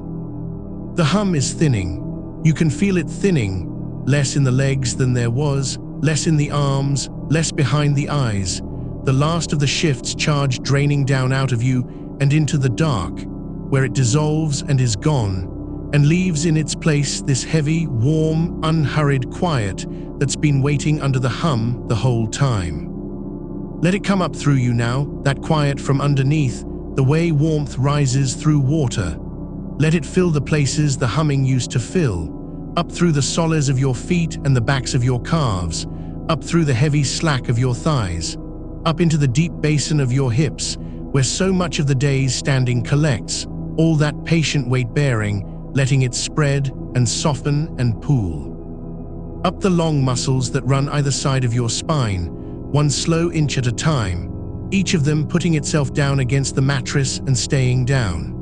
Across the broad, tired plane of your back that leaned and lifted and never sat all night, let it be a wide, warm field of stillness now, laid flat, laid open, fully supported, nothing pressing on it but the soft, dark air of a room you've made into your own night. And up over the shoulders, those shoulders you carry everything on, that creep toward your ears without your ever noticing, that hold the shape of the whole shift long after the shift is done. Let them slide down and back and wide, away from your ears, out along the bed, until the distance between your shoulders and your ears is the greatest it's been all day. And every bit of that new space is space you're not holding anything in. Down the arms next, that same warm heaviness going down them like something poured, the upper arm, the elbow gone soft, the forearm laid along the covers, the wrist with all its small work of the night finished now, and the hands. Your hands did so much. Opened and closed and steadied and carried and typed and gripped and gestured through the whole long night, and now they've nothing at all to hold. Let them lie open or lie curled, however they want to lie, and let even the fingers go. The fingers are the last to trust it, always, the last little outposts of readiness. Let each of them uncurl a fraction more, grow heavy at the tip, stop meaning to do anything, until your hands are just resting where you set them down, warm and vacant and still, as far from work as they have been in a long, long while. And through all of that the breath has never stopped, low and long and needing nothing, going on beneath the whole slow settling like a tide you don't have to pull. You don't have to shape it now. You don't have to lengthen it on purpose anymore or count anything about it. It's found its own rhythm, its own slow depth, the rhythm the body breathes at when it's letting go, and it will keep to that rhythm all on its own for as long as you're down here, deeper and slower the deeper you go. just let it be there under you. Let it be the one thing still moving in a body that's otherwise gone perfectly, heavily still. This quiet rise, this long soft fall, this rise, this longer fall, each fall setting you down a little lower than the last. The way a slow swell sets a boat down gently between one wave and the next, lower and lower, and there's no hurry in it. And there's no end you're being carried toward, except further down into your own good dark. Notice, if there's any of you left to notice, how the room itself has changed around you, how it's stopped being a room in a house on a bright morning and become, instead, only the size of the dark, only the size of your own body's warmth, a small, close, sheltered pocket of night that you carry with you down into the sleep. The walls have gone far away. The window, wherever it is, doesn't matter now, and whatever light still leaks along its edge is nothing to you, nothing at all, just a thin, bright line you can't even be bothered to think about, sealed off behind curtains and behind your eyelids and behind the great soft depth you've already sunk beneath. Let that line of light stay out there at the border of a country you've left. In here, there's no light. In here, it's the deepest part of the night, your night, the one you've earned and drawn around you. And in here, it will stay night for as long as you need it to, hour after hour, no matter what the sun does out beyond the wall. Because that's the thing you get to keep. Lying here, the dark is yours to hold. The rest of the world lost its night hours ago and traded them for the bright racket of a day. But you kept a piece of the night back. You folded it up small and brought it home with you and unfolded it again in this room, and now it's laid over you like the heaviest, softest blanket there is, and no morning can lift it. You're inside the night.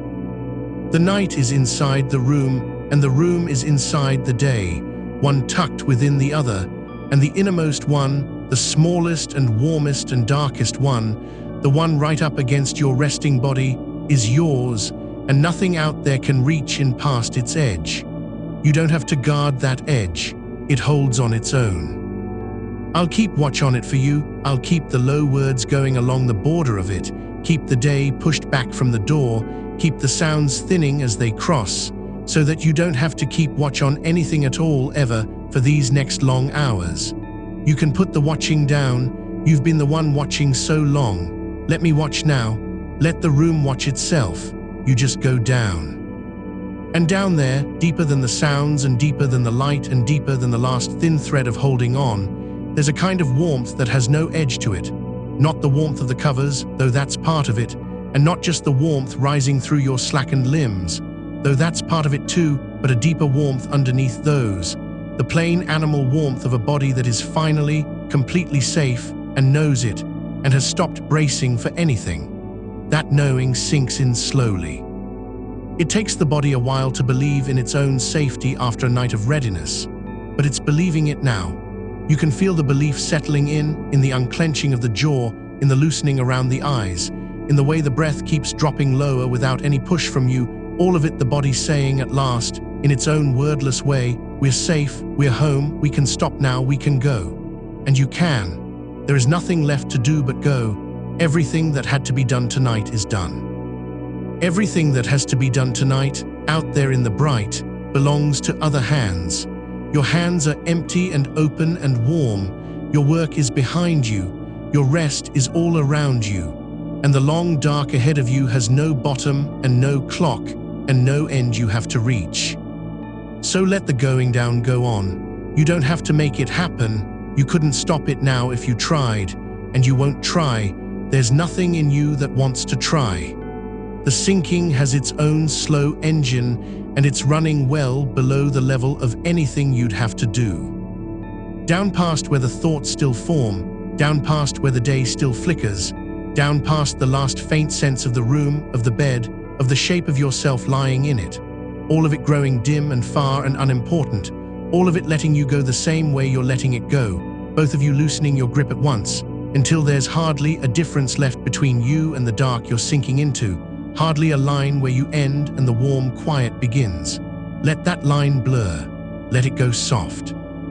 Let it stop mattering whether you're the one resting or the rest is the one holding you, because it's both, It's all one thing now. This warm dark holding this warm body in the middle of a morning that means nothing to either of them. They're lower still, and lower, each breath a little further from the surface than the last, each fall of it setting you deeper into a night that's only just begun. Hours of it left. Hours and hours laid out ahead of you in the dark, more than enough, and you at the near edge of all of it, sinking in, with nothing to reach and nowhere to be and no reason on this earth to come back up. The day can have the day. You've been given the dark. And I'll stay here at the edge of it, keeping the low words coming, keeping the morning on its own side of the wall, while you go on down, and down, into the deep unlit warmth, where the sleep is already waiting to close the rest of the way over you, slow and certain and kind. And while you go on down, let the sounds of the world outside sort themselves into their places, one by one, none of them yours to answer. That's a new thing to notice, and a small one, and it will help. Because the morning has a sound to it, doesn't it? It always did. On the mornings you were awake for the wrong reasons, the particular texture of a day getting itself started beyond the wall. And some part of you, out of long habit, has been half listening to it, cataloging it, standing a little sentry over it, the way you stood sentry over everything all night.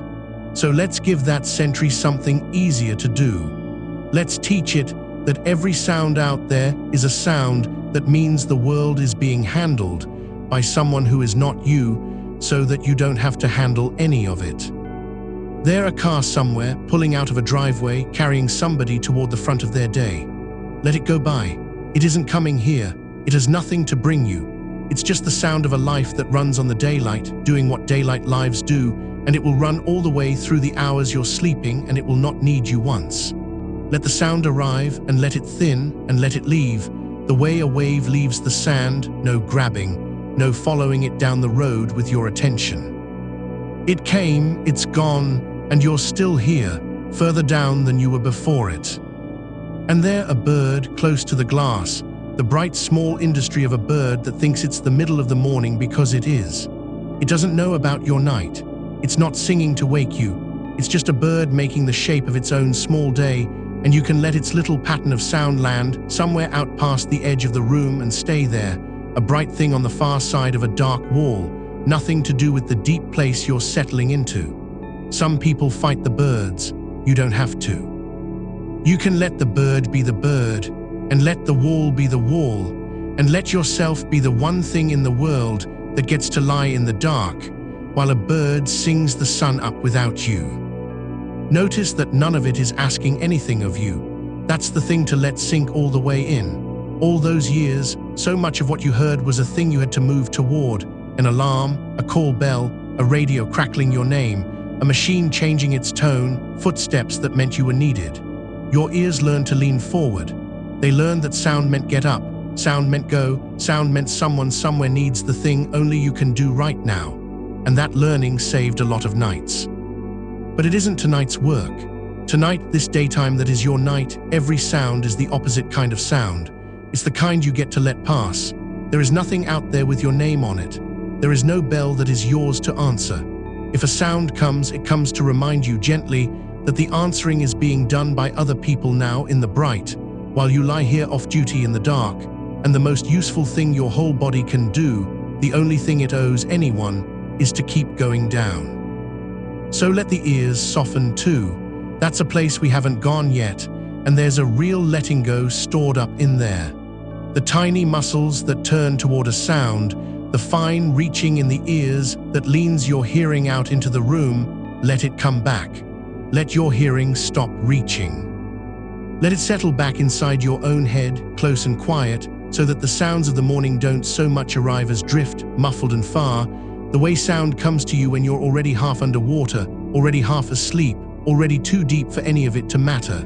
You don't have to block it out. Blocking takes effort, and you're past effort now.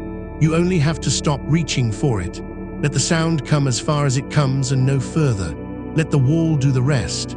Let the dark do the rest. And underneath all of it, keep breathing that long, slow way, the out-breath still longer than the in, still the body's own quiet signal that the danger is over, and the system can stand down. You don't have to count it anymore, don't have to shape it.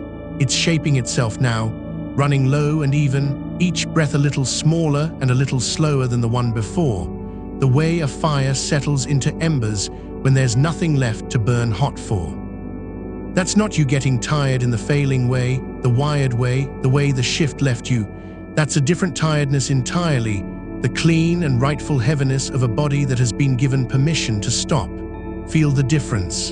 The wired tiredness had a jangle in it, a hum, a floor that wouldn't hold still. This one is solid all the way down. This one has a bottom you can rest your whole weight on. And you're resting it there now, more of your weight handed over with every breath. The bed taking it, the dark taking it, none of it yours to hold up anymore. Let's move down through the body once more, slower even than before, gentler, because the deeper you go the less it takes. A touch of attention, and the place lets go before you've even finished asking. Start at the crown of your head, the very top, where you carry a tension so old you stopped feeling it years ago, the low constant readiness of a person who has to stay sharp through hours built to make you dull. Let the crown go soft. Let the scalp let go of the skull. There's a loosening that spreads down from there like warm water poured slow over the top of your head, moving down across the back of the head where it rests in the pillow, down behind the ears. And everywhere, it moves the small-held things unhold. And it's moving down over your face now, over the forehead you furrowed against the fluorescent glare all night, letting the lines of it smooth and lengthen, letting the brow go wide and blank and easy. Down over the eyes, and let them be heavy, not squeezed, not shut hard, just heavy, just resting closed the way a stone rests on the ground, no work in it at all, the lids so weighted they wouldn't lift now even if some far sound tried to lift them. Behind the eyes, where you do so much of your looking, so much of your watching, let that go dim and still. There's nothing to watch in here. The dark is complete and it asks for no seeing. Let the eyes rest all the way back in their sockets. Let them stop searching. Let them go dark inside the dark. Down through the cheeks, the jaw that clenches without telling you, that sets itself hard through the long alert hours and forgets how to come down. Let the back teeth come apart. Let there be a little space between them, the jaw hanging loose and low and easy, the whole lower face gone slack and warm. And with the jaw goes so much, you'll feel it, because the jaw is where a body stores its holding on, it's keeping it together, it's getting through. Let it go, and something in the chest lets go behind it, a notch further down than you were a breath ago. Down the throat, soft and open now, the throat that has swallowed back so much all night, the tiredness you couldn't show, the things you couldn't say, the yawns you fought so you'd stay useful. Let the throat be soft. Nothing has to pass through it now, no words, no holding, just the slow, cool air in and out, unhurried, each breath finding a lower place to rest. And down across the shoulders, and here, take your time, because this is where the shift lived. This is where you carried it. The shoulders are where a body keeps the weight of a long night on its feet, the hours of leaning in and lifting and bracing, the readiness that pulls them up toward the ears and keeps them there so long that up starts to feel like where they belong. Let them find out it isn't. Let them come down. Let them melt back and down and wide, away from the ears, spreading out across the bed, heavier than you thought they could be, the whole yoke of them setting itself down for the first time in what feels like days. That thing you've been carrying up here, you can put it down now.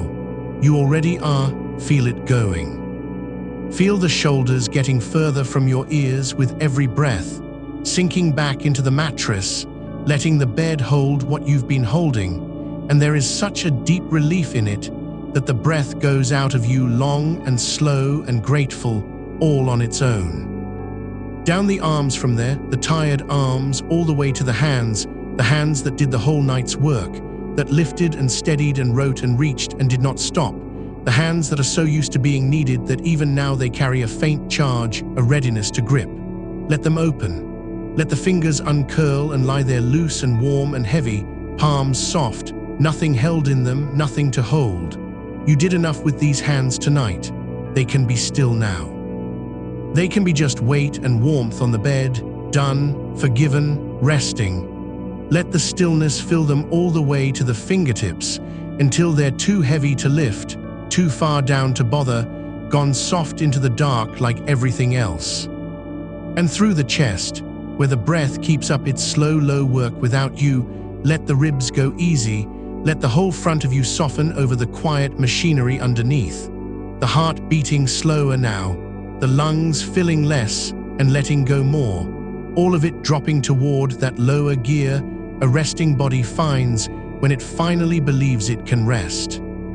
Down through the belly, warm and rising and falling, the softest part of you, the part that only goes loose when the rest of you has agreed it's safe. And it's loose now, isn't it? Rising slow and falling slower, warm under your own slow breath. Down through the back, the whole long muscled length of it that held you upright all those hours, that took the standing and the leaning and never once got to lie down while there was work to do, let it lie down now. Let it lengthen along the bed. Let every knot along the spine find the surface beneath it and give its weight to it, one vertebra at a time, from the base of your neck all the way down to the small of your back where the tiredness pools. And let even that let go, let even the deep low ache of a night on your feet ease back and spread out and sink into the warmth of the bed until it's just another part of the heaviness, indistinguishable from rest.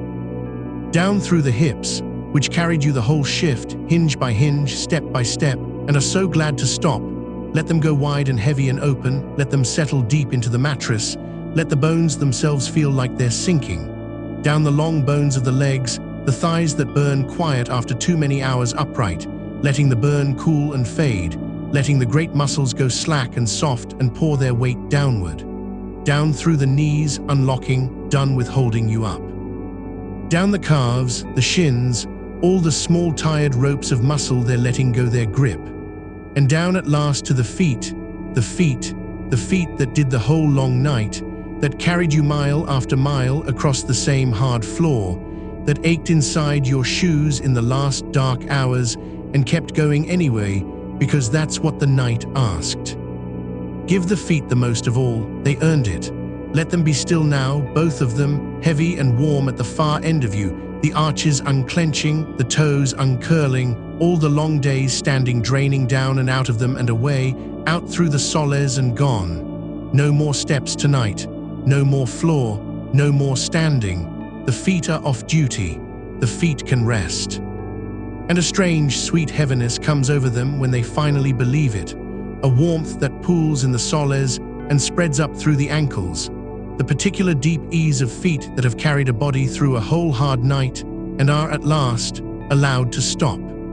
Let that ease climb slowly back up the legs, meeting the heaviness coming down, until the whole lower half of you is one warm sunk still weight on the bed, more the bed's now than yours. And there you are, all of you top to bottom, laid out heavy and warm in the dark, each part having let go in its own time, the whole body one continuous field of weight and warmth, no edges in it that need holding, no place in its still standing sentry, nothing left anywhere that has to stay awake. The shift is out of you now, feel that. It ran through every one of those places, the jaw, the shoulders, the back, the feet, and one by one you've let it drain out of all of them, and it's gone down into the bed and through the bed and away, and what's left lying here is just you, just the plain warm animal of you, unburdened, off the clock, safe in the dark, breathing slow. And the light that leaks past the curtain, because it does, there's always a little, a thin bright line where the cloth doesn't quite meet the wall, a paleness at the edges that says out loud it's daytime, let even that stop mattering. You've made your peace with it once already, hours ago, and you can make it again, easily now, from further down. That light is not a mistake, and it is not an enemy. It's just the sun doing the one thing the sun does, and it will go on doing it all through your sleep whether you fret over it or not, so you may as well not. Your body would rather be dark to sleep. That's true, that's real, that's just how a daylight creature is built, wired to wake when the light comes, And that's exactly why you drew the dark around you, why the room is made the way it's made, why the little line at the edge is only a line and not the whole flood of morning pouring in. You did that. You built this dark on purpose, out of cloth and care, a small handmade night stitched together against the middle of the day, and it's holding. Let your eyes stay closed, and it holds completely. Let the thin bright line be the only proof left that there's a day out there at all, a far pale seam, way out at the edge of a dark that is otherwise total, otherwise yours, otherwise night. And your body, lying in that made night, is doing exactly the right thing, even against the sun. There's nothing broken in you for being tired now, at this hour that the world calls morning. Your clock isn't broken. It's just turned around, set to a different noon, keeping a different midnight, running faithfully on a schedule the daylight doesn't share. It's doing its job. It's just doing it out of step with the window. And the more nights you give it like this one, the same dark, the same quiet, the same low voice at the same turned around hour, the more it learns where its new midnight is, and the easier this letting go gets, night after night, until the body comes to know this hour as the hour it goes down, the way it once knew some other hour, back before the shifts, back before any of this. It learns. It's learning now. This is you teaching it, gently, one settled morning at a time, that here, in the dark, at 9 in the bright loud world, is where you sleep, and it believes you a little more each time. So let it learn. Let this be another of the nights that teaches it. You don't have to do the teaching on purpose, just by lying here, just by going down into the made dark, while the birds and the cars and the far bright seam of light all carry on without you. You're showing the deep clock where its rest lives, and it's taking the lesson. You can feel it taking it, in how much easier the breath comes now than it did an hour ago, in how much heavier you lie, in how far the morning has already receded, a wall away, a world away, someone else's day entirely, going on beyond a dark that has closed over you soft and full and kind. There's no hurry in any of it. The hours are long, and there are so many of them still ahead, laid out in the quiet like a road with no end you have to reach. I'm going to keep the low words coming, keep the morning on its own side of the wall, while you lie here in your made night and go on drifting deeper and slower, further from the surface with every long breath out, the sounds softening, the light forgotten, the body a warm heavy field of rest, and the sleep drawing closer and closer, in its own time, in no hurry at all, certain to come, already halfway here, already beginning to close the rest of the way over you. And while you lie there and the sleep keeps closing over you, I'll tell you what's happening out past the wall, so you don't have to wonder about any of it, so not one sound out there has to reach in and pull at you. The morning's got its own work to do, and it's doing it, the way it always does, without needing you for a single piece of it. Somewhere a kettle is coming up to the boil in a kitchen that isn't yours. Somewhere a bus is pulling in at the corner and letting its doors sigh open and taking on the ones who are starting their day, and pulling out again, and none of them are you. You are not on that bus. You don't have to be anywhere it's going. That whole bright machinery of the morning is turning over out there. The school runs and the shop shutters going up and the first phones lighting on the first desks, and you have been let out of all of it, excused, sent home, folded away into the dark while it runs. That's not you failing to keep up with the day. That's you having already done your part, in the dark, in the hours nobody out there wants, and being owed exactly this in return. So let the morning run. Let it be loud if it wants to be loud. A voice out in the street rising and then going, footsteps quick along the pavement and then gone, the far grind of something being lifted and moved. None of it has your name on it. None of it is a call you have to answer. You've come off the last shift where every sound might have needed you, where a bell or a buzzer or a voice down a corridor meant get up, meant go, meant switch on, and now you're on the other side of all that, in the one place where the sounds are just sounds, arriving and leaving without asking a thing of you. You can hear them and stay exactly where you are.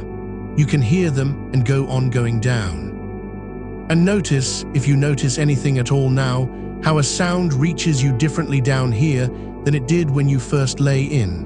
When you first came in off the shift, every noise still had a little hook on it, a little tug that went straight to the part of you that had been on watch all night. That part was still up, still scanning, still ready. But it's been standing down slowly, this whole while, in the dark and the quiet and the long breath out, and now the same noise comes in and there's nothing for it to hook onto. It just lands and softens and slides off, the way rain lands on a roof that's built to shed it. The bin lorry can groan its way up the street, and it reaches you like something heard through deep water, far off, slowed, meaning nothing, already leaving. You don't have to work to ignore it. There's nothing left in you that wants to rise to it. It goes by, and the quiet closes behind it, and you're still here, still heavy, still going down. That's the leftover watchfulness ebbing out of you, the thing you carried home still switched on, the readiness, the shift built into you hour by hour and couldn't switch off just because you walked out the door. It doesn't switch off on command, that part. You've learned that by now. You can't order it down any more than you can order yourself asleep. But it does go down on its own slowly, when the room stops asking anything of it, when nothing has needed you for long enough that the guard finally believes it and sets the weight down and stops looking at the door. That's what's been happening in you this whole long while, not you forcing it, just it letting go, one unanswered sound at a time, until the standing watch inside you has quietly gone off duty and left you nothing to hold. And once there's nothing to hold, the body does this thing it's been waiting all shift to do. It gets honest about how tired it is. All those hours you were up and moving, it kept the real weight of the tiredness back from you, drip-fed you just enough push to keep going, one more round, one more hour, keep the feet moving, keep the eyes open. It hid the true size of it from you because you needed to work and it knew it. But you're not working now. There's nothing left to keep back the truth for. So the tiredness comes up now at its real size, the whole of it, and it's enormous, and that is exactly as it should be. Feel it come up through you like water filling a low place. Not a burden, not a thing gone wrong, but the honest weight of everything you spent out there, finally allowed to be felt, finally safe to be felt here, where all it costs you is sleep. Let it fill you. Let the real tiredness rise up your legs, the legs that stood and carried and crossed the same floor more times than anyone counted. Let it fill the long muscles of the thighs and pool heavy behind the knees and settle down into the feet that took the whole night standing, the feet that are done now, set down, not going anywhere, not for hours. There's a particular relief that lives in the feet at the end of a shift, and you might feel it now, low and warm, the ache in them turning slowly into something that isn't quite ache anymore, just heaviness, just heat, just the deep good stillness of not being stood on. Let them have it. Let them lie there at the far end of you, forgotten, warm, off duty, while the tiredness goes on rising past them and up into the rest. Up into the hips, which held you square all those hours and can stop holding now, can loosen and spread and give their weight to the bed. Up through the belly, which rises and falls now on its own slow tide with nothing to do but that. Up into the chest, where the breath keeps coming easier and longer and slower, each one a little further apart than the last, each one letting a little more of you down. There's no muscle in you now that has to stay ready. The hands that gripped and lifted and carried can lie open. The arms can be dead weight.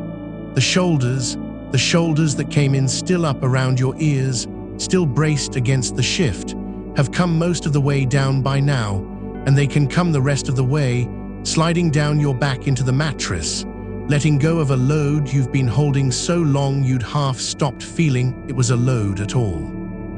And the jaw carries so much of a hard night and never says so. Let it come unclenched. Let the back teeth part just slightly, the tongue go soft in the mouth, the whole lower face give up its holding. When the jaw lets go, something behind it lets go too, some last small guard up near the front of your mind, and you feel the whole head grow heavier on the pillow for it, sinking that little bit further into the dark. Good. That's the last of the shift leaving your face. That's the readiness draining out of the very last place it was hiding. Let it go. There's nobody to be ready for. There's only the dark and the long, low voice and the hours of rest laid out ahead of you like a country with no edge you have to reach. Outside, the light will be climbing now up over the roofs, finding its full strength for the middle of the day. And it can climb. Let it climb all it wants. It's got nothing to do with you in here.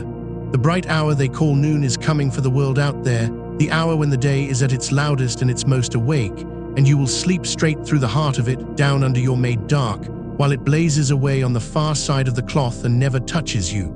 That's not strange. That's not wrong. That's just your midnight sitting where their noon sits, the two of you keeping opposite clocks, both of you exactly on time. When the day out there is highest and brightest and busiest, you'll be at your deepest, furthest down, dead to it, and there's a rightness in that, a fit, like two gears turning against each other, each in its proper place. You go down as they come up, you rest as they rush. And when they're spent and heading home into their evening, you'll still be here in your kept night, hours of it left, undisturbed. So let the noon come and let the noon go, up there beyond the seam of light, while you lie under it in the cool and the dark like something at the bottom of a deep still pool, where the loud bright surface can't reach. The room holds the cool close around you. That's part of what's helping now, part of why the going down comes easier here than it would in a warm, bright room. The body sleeps best when it's let to cool, when the dark tells it the day is done, and you've given it both, the cool and the dark, made them here on purpose with your own hands. It reads them the way it's built to read them. It takes them as the signal to let the last of the daytime chemistry ebb and the slower, heavier tide come in. You don't have to know the names of any of it. You only have to lie here and let it happen, the way it's already happening, the way it's been happening this whole long hour, while the words kept coming and the morning kept its distance. And if a thought from the shift drifts up now, some moment from the night, something someone said, something left undone, some small snag the mind saved up to worry at the second you finally stopped, let it drift up and let it drift off, the same as the sounds outside, with nothing for it to hook on. The shift is over. Whatever's left of it will keep. It doesn't need solving now in the dark, with your body this heavy and the sleep this close. It can wait on the far side of your rest, where it'll look smaller anyway, the way most of it always does once you've slept. Set it down beside the shoes, beside the keys, beside everything else you laid down when you came in. It's not yours to carry in here. In here there's only weight and warmth and the slow long breath and the low voice keeping the watch you don't have to keep anymore. I've got the door, I've got the street, I've got the whole bright loud morning held off out there on its own side for as long as you need it held. You don't have to listen for anything. You don't have to surface to check. If the world wants you, it'll have to wait until your night is done, and your night has hardly begun. There are so many hours of it still. Hour on hour of dark laid down ahead of you, plenty, more than enough. A long, deep reservoir of night you're only just lowering into. No need to ration it, no need to watch it. Just go down into it and let it be as long as it is. Feel how the bed has stopped being something you're lying on and started being something you're lying in, how you've sunk down past the surface of it, how it's come up around your sides and taken your weight so completely that the line between you and it has gone soft and uncertain. You couldn't say now exactly where you end and the holding begins. That's the body letting go of its own edges, the last of the daytime alertness that keeps us feeling separate and upright and on guard, finally loosening its grip, so that you spread and settle and merge down into the dark like warmth spreading through water. Nothing to hold up, nothing to hold together, nothing to hold at all. Just this slow melting downward, this quiet dissolving into the made night, further with every breath that leaves you. And the breath is barely yours to run now, have you noticed? It's gone over to running itself, slow and deep, and even without you choosing it, the way it does at the edge of sleep when the mind stops steering and the body takes the wheel it's always been better at holding. Let the breath breathe you. There's nothing you need to do with it, no count to keep anymore, no long slow out breath to shape. It's shaping itself now, longer and slower than you'd bother to make it, each one carrying you a little further down and then leaving you there, lower than before, and the next one lower still. You're being breathed down into sleep. All you're doing is allowing it. All you have to do is not get in its way. And you're not, you're letting it, you're going. The birds have thinned out by now, or you've thinned out from them, hard to say which, and it doesn't matter which. Either way, they've gone faint, gone far, gone to something happening in another country. The cars have blurred into one low continuous nothing, a distant grey wash of sound with no single car in it anymore. Nothing to catch on, nothing to name, just the far hum of a day you're no part of, smoothing itself into the kind of noise that's closer to silence than to sound. And under all of it, holding all of it at bay, my voice, low and slow and going nowhere, the one thread you can keep or let go of exactly as you please. Keep it if it helps. Let it go if you're past needing it. It'll go on either way, steady in the dark, standing between you and the morning for as long as the morning lasts. You made it home. Hold on to just that much, or don't even hold on to it, just let it be true underneath you like the bed is true underneath you. You made it home, off the last hour of the last round, through the door, into the dark, down onto the bed, and now you're here, and here is safe, and here is yours, and here is where you get to stop. The whole long night of work is behind you now, all of it, every hour of it spent and finished and gone, and nothing it asked of you is being asked anymore. The asking is over, the doing is over. There's only this left, the rest that comes after, the rest you earned in the dark hours, being paid back to you now in the bright ones. Hour for hour, the long sleep you're owed settling over you slow and full and deep.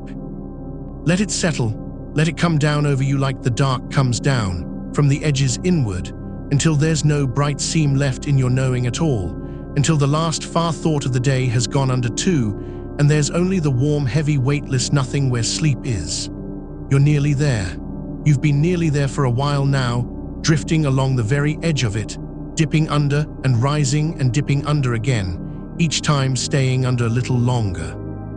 There's no line to cross, no moment you have to reach, just this soft, repeated lowering, this being taken down and let up and taken down again, a little deeper each time, until one of these long, slow breaths carries you under for good and you don't come back up, and you won't even notice the one that does it, because by then there'll be no one left awake in you to notice anything at all. So don't watch for it, don't wait on it.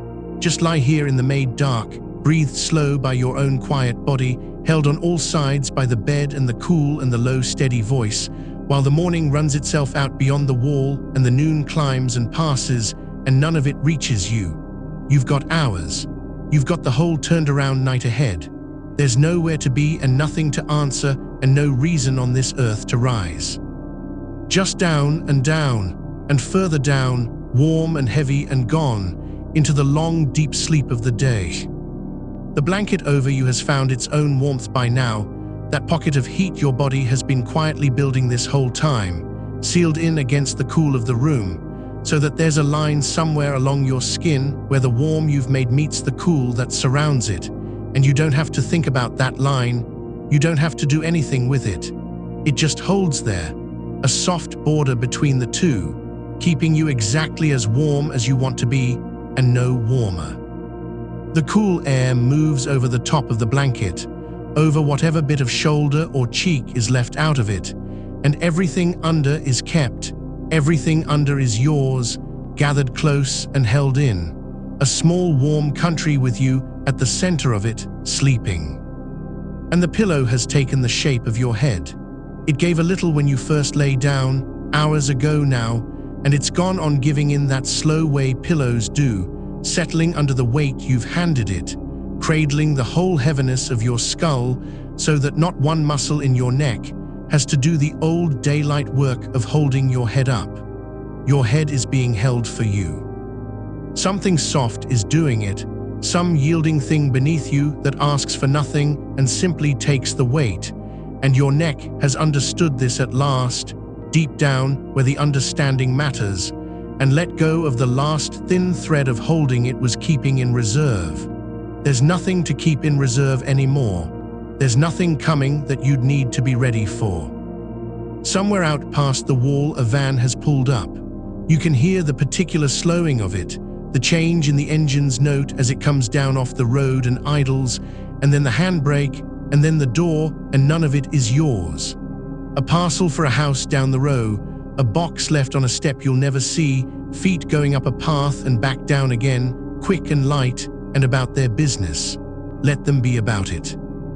Let the whole errand happen out there in the bright without you, complete in itself, needing nothing from you, not your attention, not your rising, not so much as the turning of a thought toward it. The van pulls away.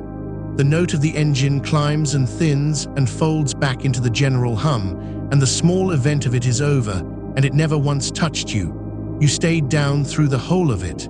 You stayed exactly where you are. That's how they'll go now, all of them, all the little arrivals of the daytime. The bin lorry 3 streets over with its long grinding pauses. The school runs far tide of doors and voices. The neighbor's radio carried thin on the air for a minute and then gone. Each one will rise up out of the day and reach the edge of the room and get no further. Each one will be met by the dark and the cool and this low voice and turned gently back. You don't have to do the turning. It's being done for you. The room is doing it. The walls are doing it.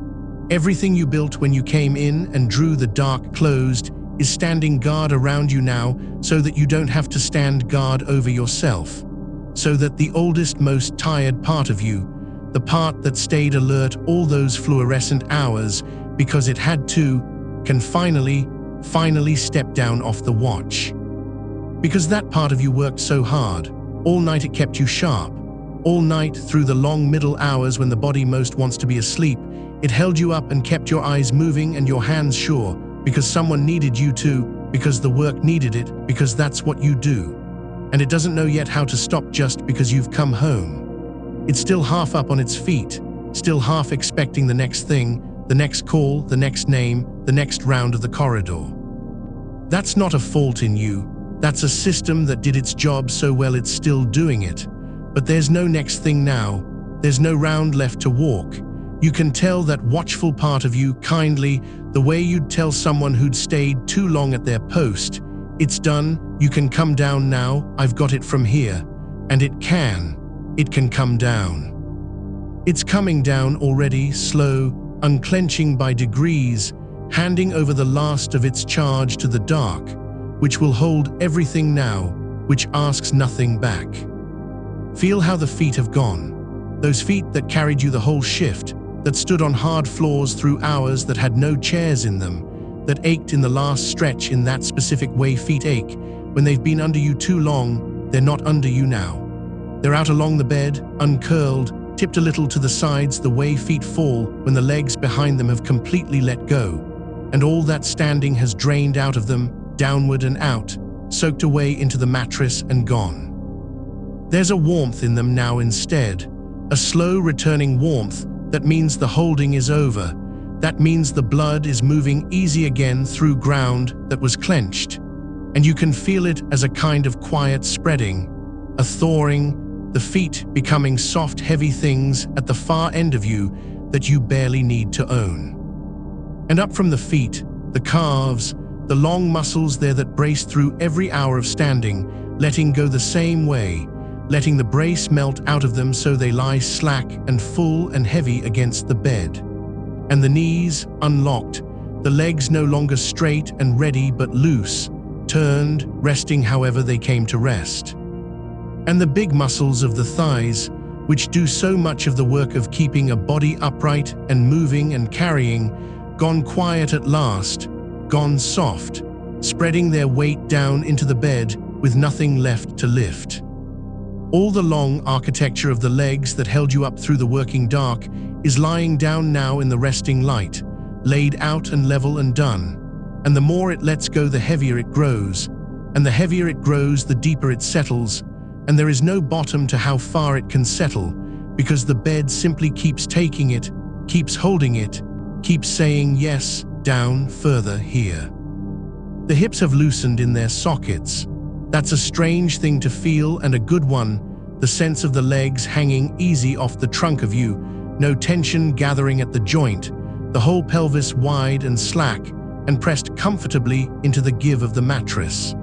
So much of a body's bracing lives here, low and central, and so much of yours has quietly gone out of it while you weren't watching. The small of your back, which arched and held through all the reaching and lifting and turning of the night, has eased down toward the bed, softened its long curve, let the mattress rise to meet it and take the ache off it at last. You didn't have to do that. You only had to lie here long enough and be spoken to low enough and let the hours do it for you. There's a warmth pooling in the belly now, a deep soft warmth, the warmth of a body that has finally been given leave to spend its energy on rest instead of readiness. All night the inside of you ran hot and quick. That's what a shift does. That's what the daylight does too, keeping the engine turned up when it ought to be turned down. But it's coming down now, the whole inner weather of you cooling and slowing and settling, the heart going long and even, the breath going long and even, the deep tide of the body finding the low, slow rhythm it keeps for sleep and settling into it, wave after unhurried wave. You don't steer it, it steers itself. It has always known how. It only needed the dark and the quiet and permission, and it has all three now, and it's doing what it knows. Your body clock isn't broken, you know. I know it can feel broken, lying here in the wrong light at the wrong hour, wide-eyed when the world says sleep and heavy-eyed when the world says wake. But it isn't broken, it's only turned around, running its same faithful cycle a half-turn out from the sun. It's doing exactly what it was built to do. It's just doing it against the daylight instead of with the dark, and that's harder, that's genuinely harder, and none of the difficulty is your failing. You've made the dark yourself here in this room because the sky wouldn't make it for you, and that's enough. The body reads dark and cool and stillness and safety, and it's reading all four of them right now, and slowly, a little later than it would on the other side of the clock, it's believing them. It's letting them be true. It's letting itself down into them. Many who sleep by day come to find that the same room, the same dark, the same hour held to gently again and again, teaches the body over time where its night is now, and yours is learning, quietly, every time you lie down like this. This is a resting session and nothing more, no cure and no prescription. If the day sleep stays impossible, if something in you feels truly unwell, a doctor is the one to see. But for now, there's just this, and this is doing its slow work, and you're already most of the way gone. Up now past the belly, into the broad muscles across the chest and the wings of the back, and let the letting go travel there too. The chest rises a little and falls a little, all on its own, no push behind it now, no effort in it, just the easy involuntary swell and sink of a body that stopped managing its own breath and handed it back to the older machinery that runs it better anyway. Feel the ribs move. Feel how little you're doing to move them. That's the whole thing, right there. You're not breathing so much as being breathed, carried up and let down on the slow swell of it, rocked by the one motion that's never stopped and never will.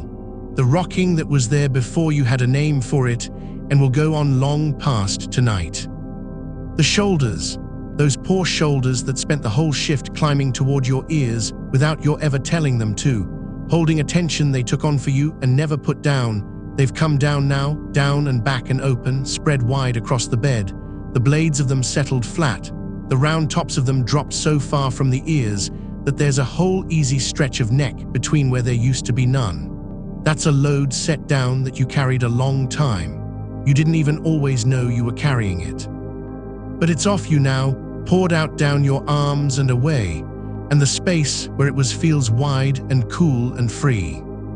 And the arms themselves, lying wherever they've come to lie, heavy, so heavy, the good dead weight of arms that have completely quit their holding, the hands loose and half open, the fingers uncurled from whatever they gripped through the night, softened out of the shapes that work bent them into. The hands have done. Everything they were asked to do, they did, and now they lie empty and open and warm, asking for nothing, holding nothing, done.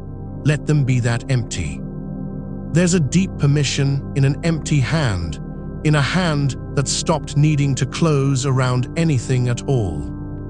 Even the face, even there where we hold so much without meaning to, the small clench of the jaw, the fine tension around the eyes, the little effort in the brow that stays even in the dark. Let the jaw come unset, so the back teeth part and the whole lower face goes slack. Let the tongue rest soft in the floor of the mouth. Let the space between your brows go smooth and wide. Let the eyes behind their closed lids stop their last faint searching and simply rest in their sockets, heavy and still, giving up the day-long habit of looking. There's nothing to look at in here. You've made sure of that. It's dark on purpose, dark by your own hand, and the eyes can stop at last. And when the eyes stop, something very deep in you understands that it's finally, truly allowed to. So there you are now, laid out full length in the made dark, every part of you having let go in its own time. The feet, the legs, the hips, the low back, the belly gone warm, the chest breathed easy, the shoulders poured down, the arms gone heavy, the hands emptied, the face gone smooth. One long unbroken weight from your heels to the crown of your head, pressed into the giving bed, held on every side, warm where you're covered and cool where you're not. And nowhere in all that length is there a single thing left that's working or waiting or holding or watching. It's all been set down. The whole of you has been set down, the way you set a heavy thing down at the end of a long carry and stand there feeling the strange lightness where the weight used to be. Except you don't even have to stand. You get to lie here in the lightness. You get to stay. And the morning goes on without you, out past the dark, and that's exactly as it should be. Let it go on. Let the light climb the far side of the curtains and lie along the top edge in its thin, bright line and get no further in. Let the street fill up with its errands and its engines and its voices, all that business of the waking that has nothing to do with you now. You did your part of the turning world already.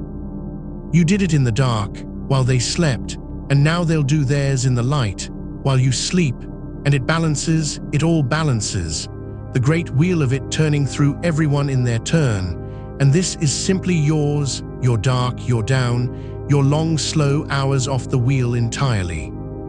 There's nothing you're missing. That's a thing the daylight tries to tell you lying here, that the world is happening and you're not in it, that you ought to be up, that sleep now is somehow sleep stolen. But you're not missing anything.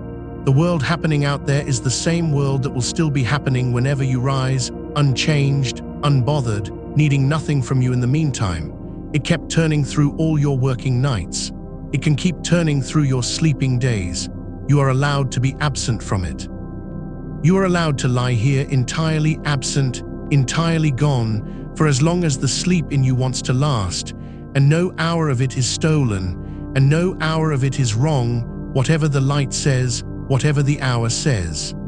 This is the rest you're owed, and it's being paid, slow and full, into the deep of you. Down further then, there's always further. However far down you've come, the bed keeps opening below you, the dark keeps deepening, the voice keeps lowering, and you keep sinking into it by soft degrees, each breath a little slower than the last, each breath handing you down another gentle step.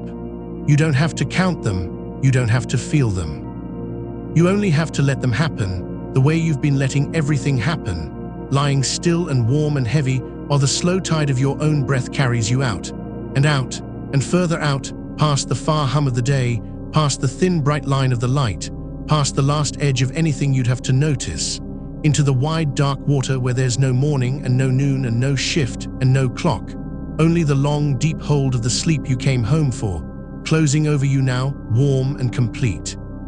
And keeping you, and asking nothing while it keeps you. There's a kind of quiet that only settles into a room once the person in it has stopped trying to sleep and simply started sleeping. And that quiet is here now, gathered close around the bed like still air in a deep room. You can't hear it exactly because it isn't a sound. It's the absence under the sounds. It's the wide, soft floor that all the small noises of the morning land on and sink into without a trace. A door somewhere far off.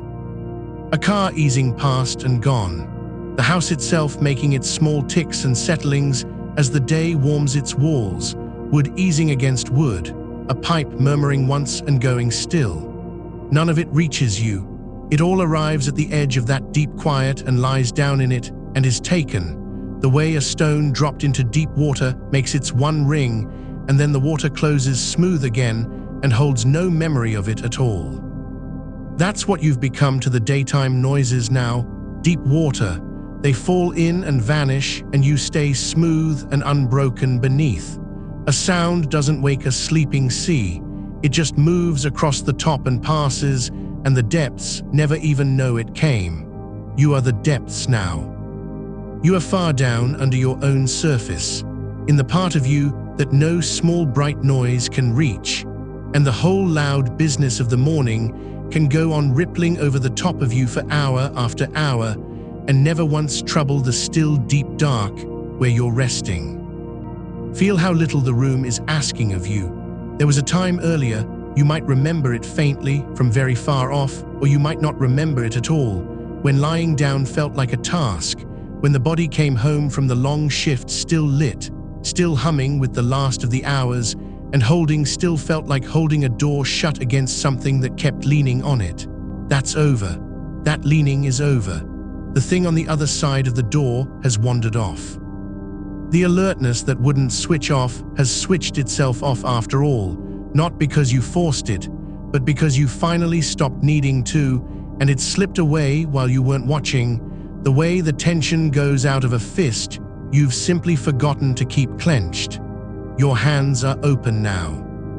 Wherever they've come to rest open, or nearly, the fingers loosely curled and given up entirely to the weight of themselves.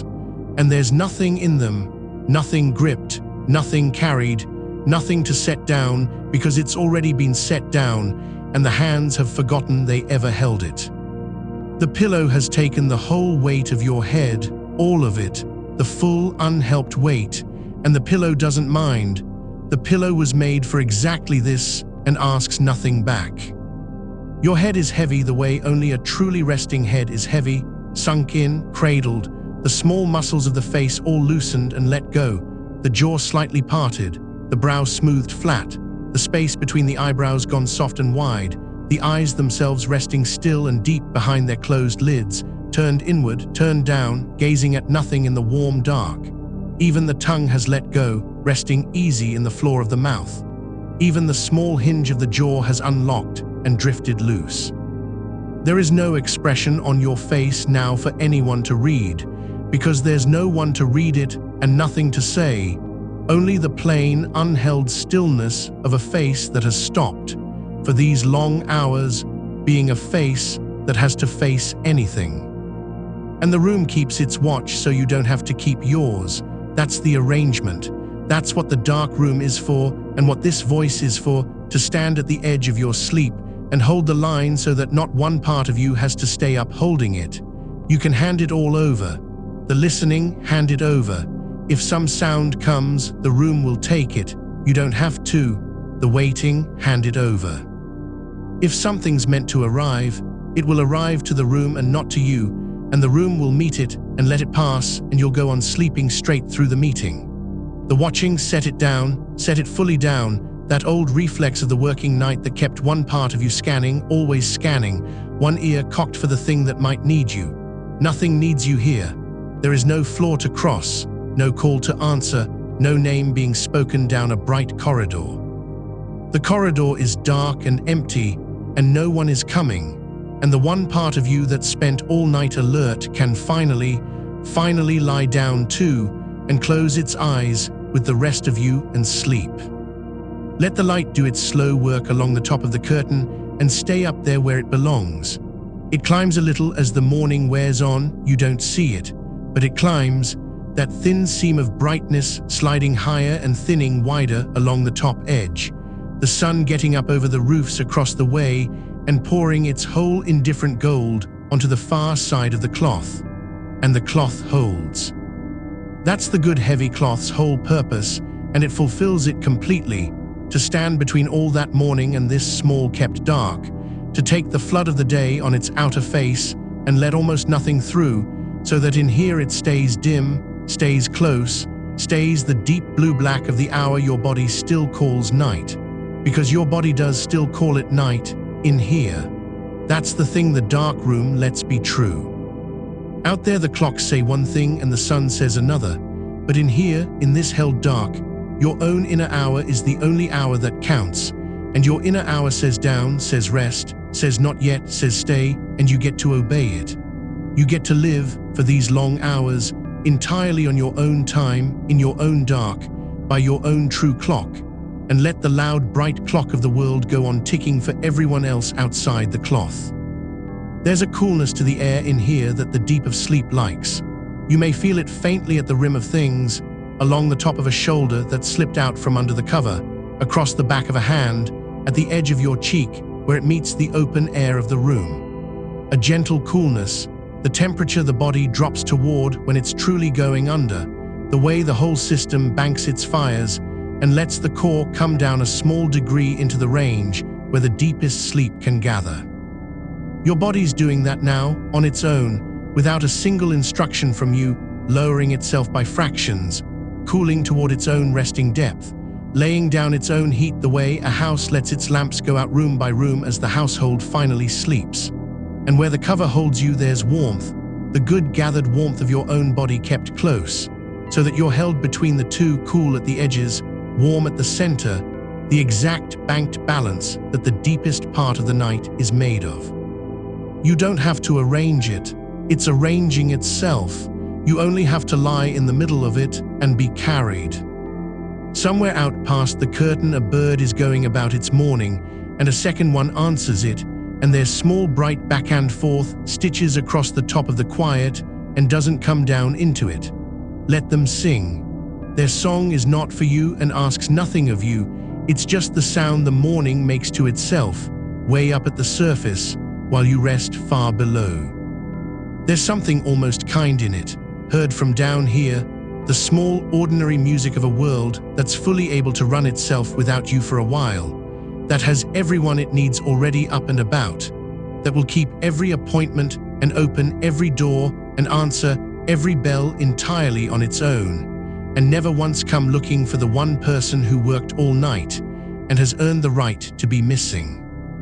You are that missing person now, and being missing is exactly right, and no one is looking, and the birds don't mind, and the morning doesn't mind, and you can let their little song rise and thin and scatter off into the warming air and go on sleeping under all of it. If a heavier sound comes, and one may, some blunt thing, a knock, a bell, an engine setting down its load out at the curb, a voice raised in the ordinary business of a street getting on with its day, let it come and let it be met. You have practiced this without knowing you were practicing it. The sound arrives, and there's a small brightening somewhere in you, a half turn toward it out of the old habit, and then the voice is here, and the dark is here, and the deep water is here to take it, and the sound falls in and is taken, and the half turn eases back down and you're under again before you ever fully rose. That's all it is now. A surfacing so gentle it barely counts as one. A sound, a soft catch, a settling and down. You don't have to do the settling does itself. The room absorbs the sound, and the voice absorbs the startle, and your own deep tiredness absorbs whatever's left, and folds it in, and there's nothing to fold in after a moment, and you sink back down through the soft floors of yourself to the place you were, which was deep, and go deeper. Because that's the direction now, the only direction, down and further down, in slow, soft steps, each one lower than the last. You've been going that way for a long while, longer than it feels, hour laid on hour, and there's no bottom you have to reach and no floor waiting to stop you, only the long, endless opening of it, the bed forever giving way beneath you a little softer, the dark forever going a little wider, the breath forever slowing by another small degree until it's barely a breath at all, just the smallest quiet tide moving in you, in and out, low and even and asking nothing. You are so far down now. You are so far into the kept dark of your own true night that the morning outside is a rumor, a thing you half know is happening the way you half know a country you're not in is having its weather. Let it have its weather. Let it have its whole loud bright day. You have this. You have the dark and the weight and the warmth and the slow tide of the breath and the long voice standing watch. And you don't have to do a single thing but stay and sink and be kept. There's a heaviness that comes into the legs at this depth, past even the heaviness you knew before, a deep settled heaviness that isn't tiredness anymore. That's more like the legs have simply become part of the bed, part of the still floor of the whole resting world. No longer limbs you'd move, but ground you'd lie on. The feet that carried you all night, all those hard fluorescent hours, all that standing and crossing and standing again. The feet are done, fully done, gone soft and warm and weightless heavy at the far end of you, the ache drained clean out of them and nothing left in their place but a low steady warmth. A good deep warmth like the last warmth in the coals of a fire that's been fed all night and can finally be let go out. Let them go out, those tired feet. Let the whole long carry drain down out of them into the bed and away. They don't have to hold you up anymore. Nothing has to hold you up.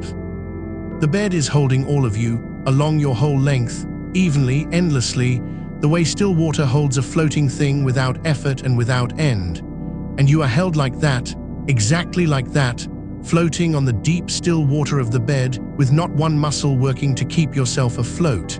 Because the water does it, because the dark does it, because the rest itself does it, and asks only that you keep letting it.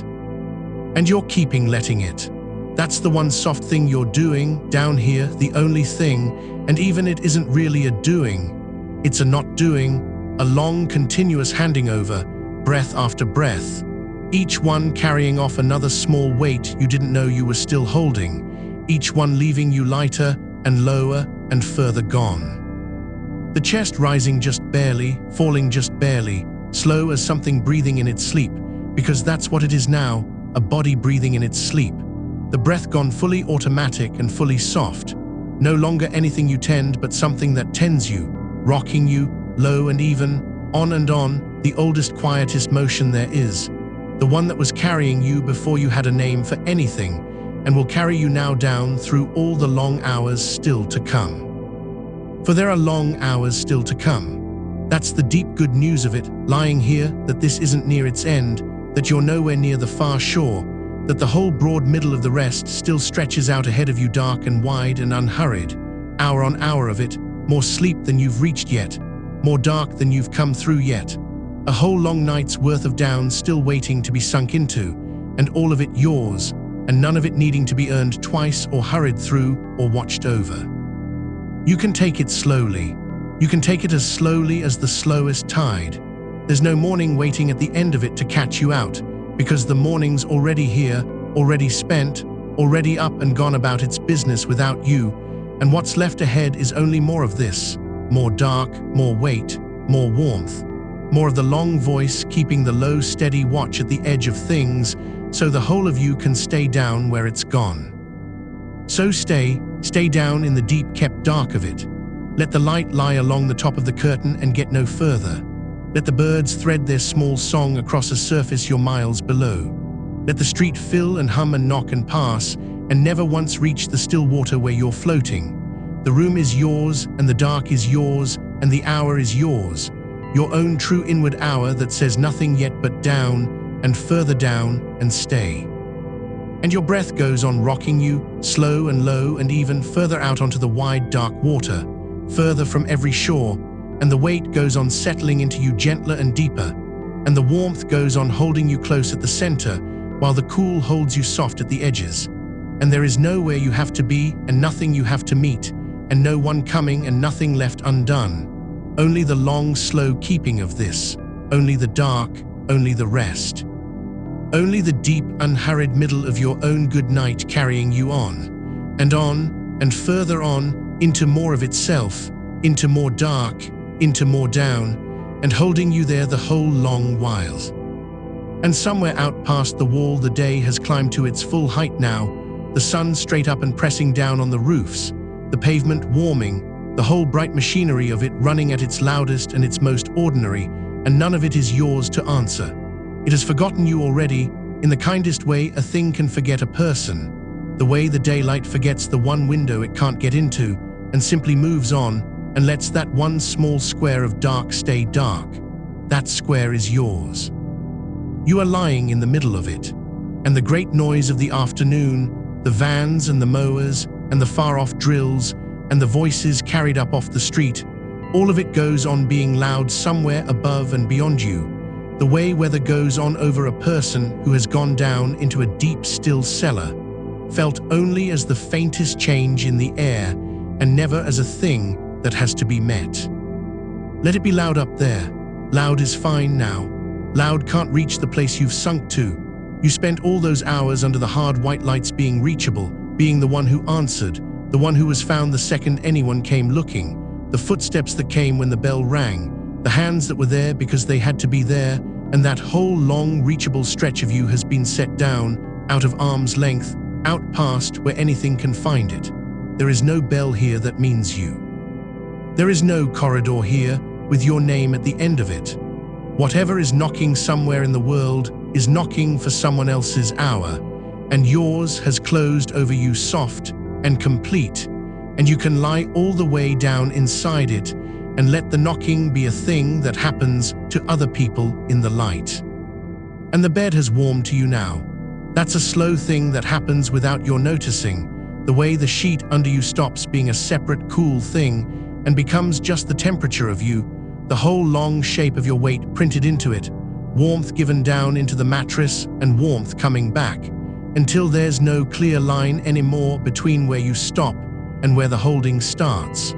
You've melted a little into the place that's holding you. That's what the deep of the day rest does when it's allowed to, when the room's kept dark enough and cool enough and left alone long enough. The body stops guarding the boundary of itself and just spreads, gently, into the support beneath it, and the pillow takes the head as though it grew to fit it, and the small of the back gives up its last held inch and lengthens down, and the whole frame that carried you through the standing hours lies open and undefended and warm. Guarded by nothing because it needs no guard. Your body clock isn't broken for wanting to fight this at first. Remember that somewhere below thought, it's only turned around, pointing its noon at the world's midnight, running true to its own inverted day, and it's learning, hour by patient hour, that this dark is the one to trust. It settles a little more each time you give it a stretch of true dark to settle into. It's settling now. Last of the shift's chemistry, the alertness that wouldn't switch off at the door, the wired hum you carried home in your hands, it's not something you have to argue down anymore. It burns off on its own, slow, the way heat leaves a stone after the sun's gone off it, and it's most of the way gone now, and what's underneath it, what was always underneath it waiting for the noise to clear, is this plain enormous tiredness, patient as ground, that only ever wanted the room to go quiet enough for it to show. So there's nothing left to do but be tired in the dark, which is the easiest thing a body was ever asked to do, and the thing this whole long room was made to let you do. Be tired here. Be as tired as you truly are, all the way down, the tiredness that isn't just tonight's, but the stacked up weight of many nights, the whole long ledger of hours worked while the world slept. Let it all be here at once. Let it lie down in you at its full true size, because there's finally room for it, because nothing here is asking you to be anything smaller or brighter or more ready than you are. You are exactly as worn as you are, and you are lying in exactly the dark that's built to take it, and the two things fit, and the fit is the whole of the piece. The light along the top of the curtain has shifted, maybe, the way it does across the long middle of the day, swung from one slant to another, gone from the sharp gold of the climb to the flatter, fuller white of the top of it. But you're not up there to read it, and it does its slow traveling across the wall without you, a bright thing crossing a room you've left, moving its patient inch while you stay exactly where you are, gone down and gone still. You don't have to track it.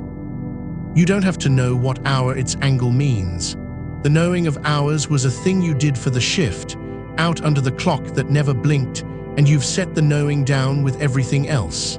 Here there is no clock that means you. There's only the dark and the weight and the warmth and the long, low voice keeping its place at the rim of things, and none of those has an hour, and none of them is going anywhere. And the sounds keep coming and keep going, the way they do across a working afternoon, each one rising up out of the general hum for a moment and then sinking back into it. A door somewhere, a car pulling in and its engine dying, a voice calling another voice, the particular clatter of the day's deliveries making their rounds, a parcel set down on a step that isn't yours, a van's side door rolled back and rolled shut, footsteps up a path and footsteps down again. Ordinary daytime errands, the whole town going about the business of being awake, and every single one of those small events happening safely on the far side of you, out where the light is, none of them a thing you have to rise for. You can hear a sound arrive and hear it leave, and never once come up to meet it. That's the deep skill of the day sleeper, and you've got it now, breath by breath. You've got the trick of letting a sound be only a sound, a thing that passes through the air of the room and out the other side, and takes nothing of you with it, leaves you exactly as sunk as it found you. Let the next one pass like that, and the one after it, each little daytime knock and clatter arriving already softened, already halfway to gone, already something happening to the world and not to you, met by nothing in you but the same slow breath, the same slow wait, the same unbroken dark. You don't rise, you've stopped rising.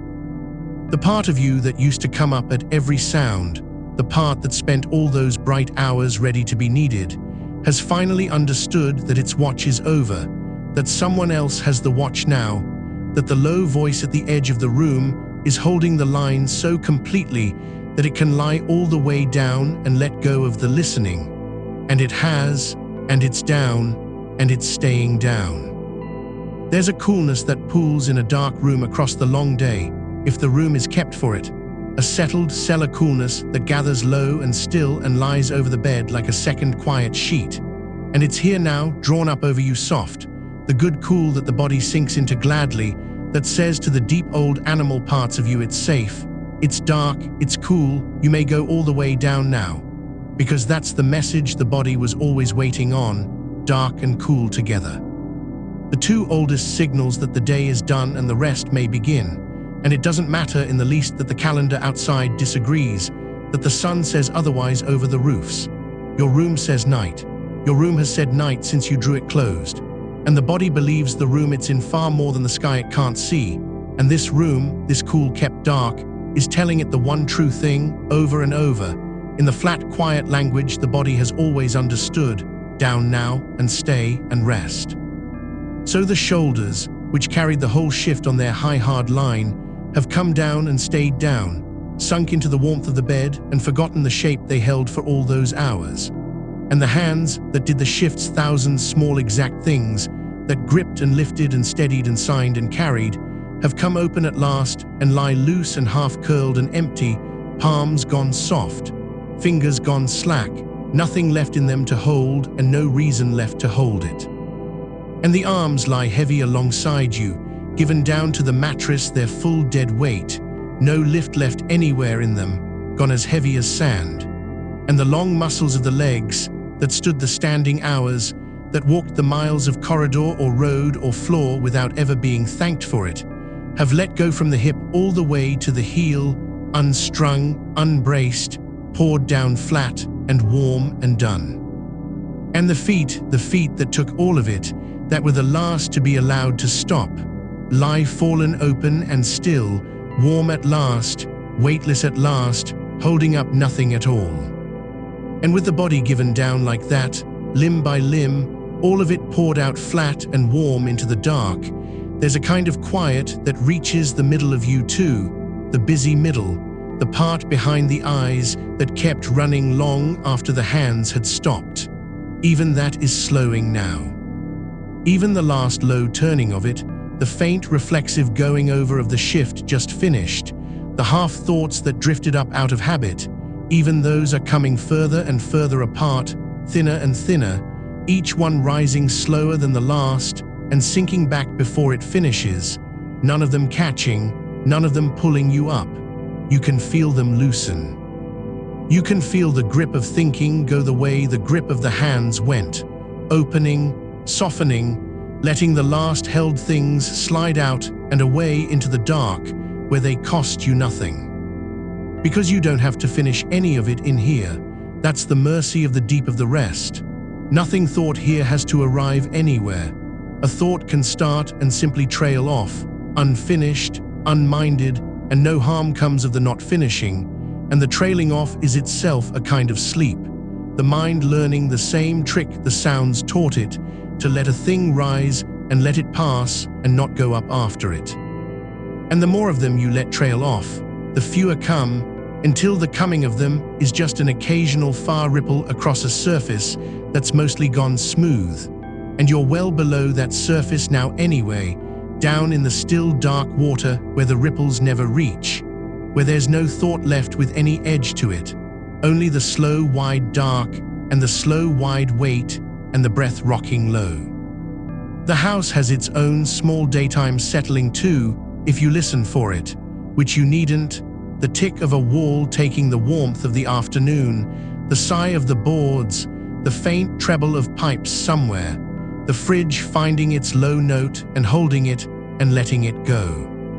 Small domestic sounds, the sounds of a building being lived in around a person who has gone quietly down inside it, and they're on your side, all of them. They're the sounds of shelter, of walls doing their patient work of keeping the loud, bright day out there and the cool kept dark in here.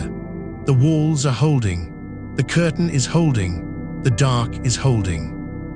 Everything that has a job to do in keeping you down is doing it steadily and will go on doing it for hours, without your help, without your watching, all through the long middle of the day while you lie in the deep of it and take the rest you're owed.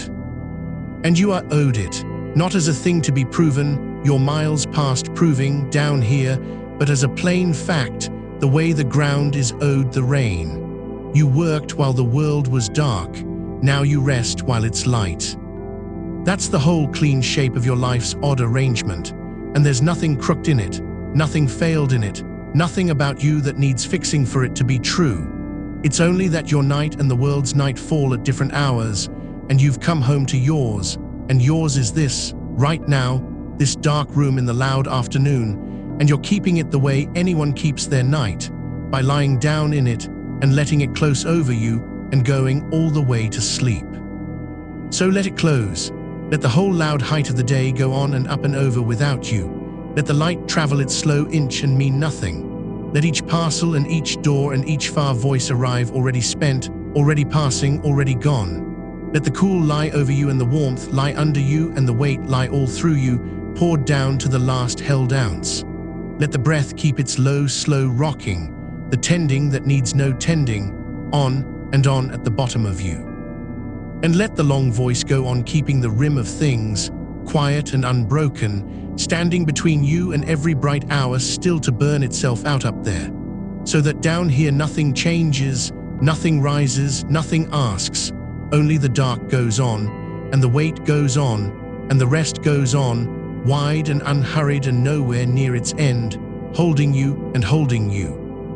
And holding you down in the deep kept quiet of your own true night, while the daylight does the rest of its business without you, and lets that one small square of dark stay dark. And you stay, down where you've gone, warm at the center and cool at the edges and heavy all through, breath low, mind gone smooth, the shift set down and staying down, the room made into your night and keeping it you stay, and the staying takes no effort at all now, less than a breath, less than a thought, only the long soft continuing of a thing already fully begun. There is so much dark still ahead, there is so much rest still to come. And it comes on its own, without your reaching, folding you further in with every slow low breath, further down, further under, further into the deep unhurried middle of the day where the whole broad afternoon of your night still stretches out ahead, dark and wide and yours, carrying you gently on into more of itself, into more quiet, into more weight, into more sleep, and asking nothing of you but to lie here and be carried.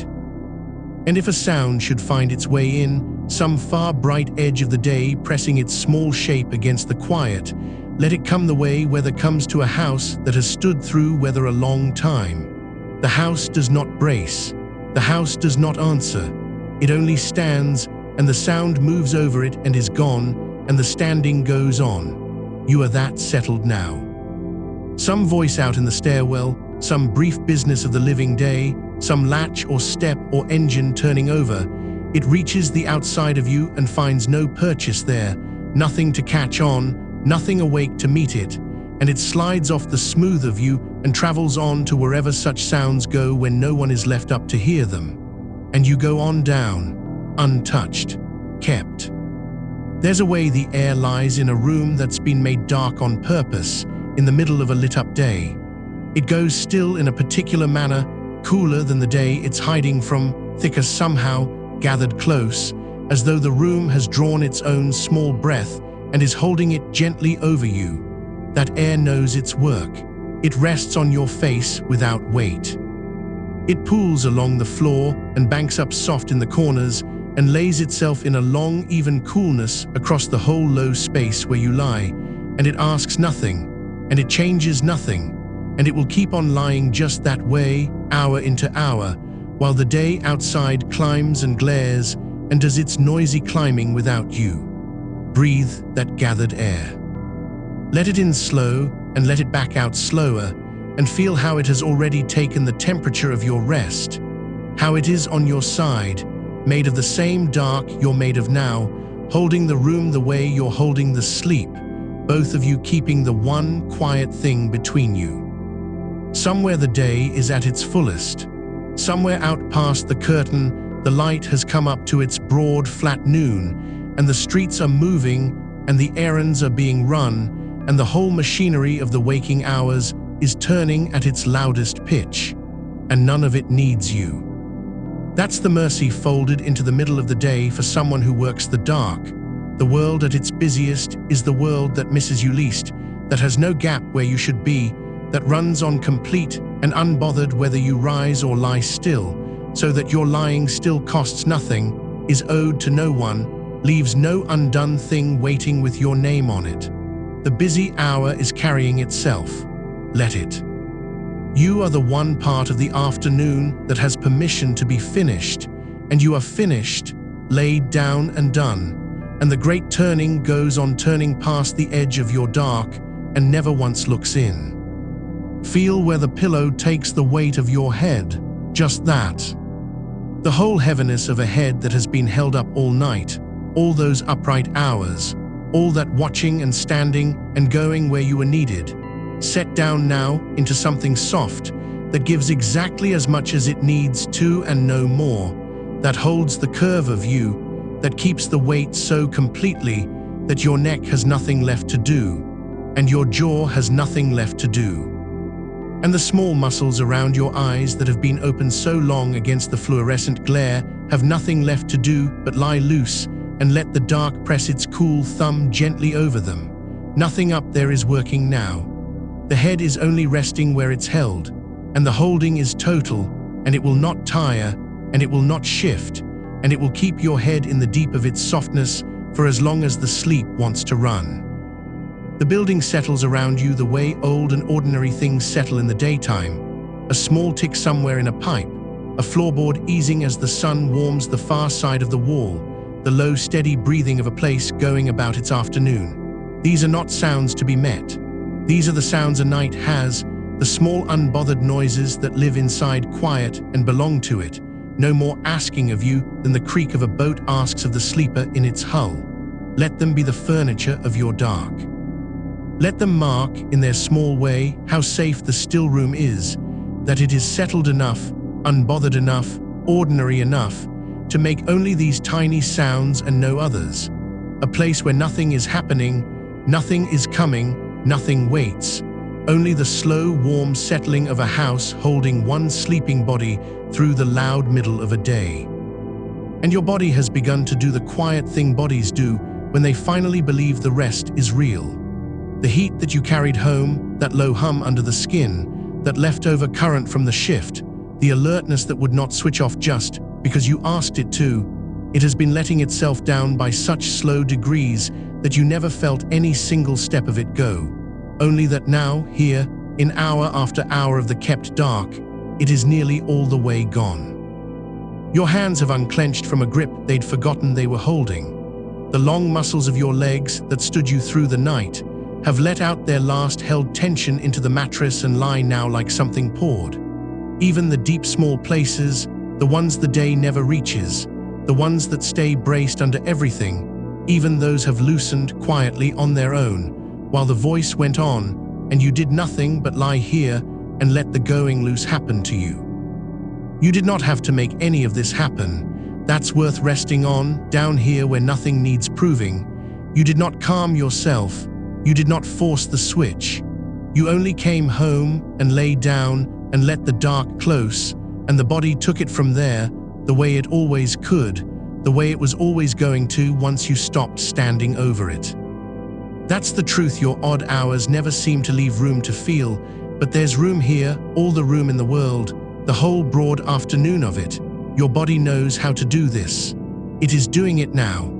It has been doing it for hours while you weren't watching, and it will go on doing it, this slow, careful letting down, all the way to the bottom, without one grain of effort from the part of you that used to think it had to help. So let it keep you. Let the low tide of it draw further out. There's a going in the body now, a long quiet withdrawing, the way the sea pulls back off the flat sand and leaves it smooth and dark and wet and still, everything drawing down and down toward the deep line, the shallows emptying, the light losing its hold at the edges, all the busy surface of you sliding back and back into the calm, heavy dark where the sleep waits, deep and level and full, and nothing hurries the tide. It goes at the pace it goes. You only lie on the smooth, wet sand of yourself and feel the water leave, feel the day uncover and go quiet, feel how far out the calm has already pulled, and how much further it will go, all through the hours still ahead, drawing you down past every shallow place into the deep, flat dark that doesn't move. There's a warmth that has gathered low in you and stays, not the hot current of the shift, that's spent, that's ebbed, but a different warmth, the deep, even warmth of a body at rest, banked in the core of you like coals kept under ash, steady, unbright, giving out its low heat into the dark without flame and without effort. That's the warmth of sleep itself, and it holds at the center of you while the cool of the room lies over your face and your arms, so that you are made of two temperatures now, warm at the deep middle and cool along the outside, and the meeting of them is the exact feeling of being fully, safely, completely asleep, the feeling you chase on the hard mornings and can't find, and here it is, arrived on its own, laid all through you while you did nothing but breathe. Rest in the middle of it. Rest in the banked warm dark of your own center, while the cool keeps the edges, and let the two of them hold you the way they hold anyone. The sleep has taken all the way down. The curtain does its slow work of keeping the light out, and you can leave it to that work entirely. It stands between you and the whole broad glare of the day, and it does not tire, and it does not thin, and it asks nothing of you in return. Whatever brightness leans against it from outside, and the day out there leans hard now, at its highest and its whitest, leans against the cloth and stops there, and never reaches the still dark where you lie. You do not have to hold the dark yourself. The curtain holds it, the room holds it, the long voice holds it. Everything that could be given the job of keeping your night has been given it, and is doing it, so that not one part of the keeping falls to you. You have only the one thing left, the easiest thing, the thing you are already doing, which is to lie in the kept dark and be kept. Time is moving out there, in the loud, bright world, the way it always moves, hour peeling off hour, the afternoon spending itself, the light beginning far off and slow to think about leaning the other way. But time in here is a different thing, a slack and shapeless thing, a thing you've set down along with the shift. You don't have to count it. You don't have to feel it pass. There is no next thing you're keeping time for, no hour you're holding yourself toward, nothing you must be awake in time to meet. The clock can run and run out there and mean nothing in here, where the only measure is the slow rise and slower fall of your own breath, and even that you're not counting, even that is running without you, on and on at the low bottom of you, keeping its own soft time in the dark. Let the hours out there fall as they like. In here it is one long unbroken now, dark and level and yours, and it will not run out, and it is nowhere near its end. If a thought should drift up out of the settling, some small fragment of the night behind you, some face from the shift, some undone thing, some worry with its little hook, let it drift up and let it drift on. You don't have to follow it. You don't have to finish it or answer it or push it down. Down here a thought is only a slow bubble rising through deep water, loosed from the bottom, wandering up through the dark, and it rises and it thins, and it reaches the far surface somewhere high above you and is gone. And you never had to move to let it go. You only lay still at the deep bottom and watched it leave the way you'd watch anything drift up and away in water, without reaching, without holding, letting the deep keep you while the little thought goes on up alone and breaks somewhere you'll never feel. And the bottom is quiet again, and you are still there, low and heavy and kept, in the dark below where the thoughts don't reach. The world will grow a little quieter by and by as the long afternoon wears down, the loud middle of the day thinning toward its softer hours, the errands finishing, the streets easing, the bright height of it beginning at last to slope away. You won't have to notice it. It will happen out past the curtain without your knowing, the way the tide turns without waking the sleeper on the sand. But it's there in the shape of the hours, that the day is a thing that spends itself, that even the loudest of it is already on its way to being over, that every bright and busy minute out there is a minute closer to the dark the world itself will come round to. And you are simply ahead of them into that dark. You've gone there first. You lie already in the night the whole world is slowly traveling toward, hours out in front of them, resting in the quiet they haven't reached yet. And there's nothing wrong in being early to the dark. Someone has to keep the night from the far side. And tonight, as every night, that someone is you, only now you keep it lying down, keep it sleeping, keep it by being wholly and completely at rest in the middle of everyone else's day. Let the shoulders go a little further. They've carried the most of it, the long reach of the night, the leaning and lifting and standing ready, the weight of being the one who stays alert. Feel them now let down another notch into the bed, another small giving, the last of the holding running out of them and into the mattress and away. There is nothing left for them to bear. No one is going to need lifting.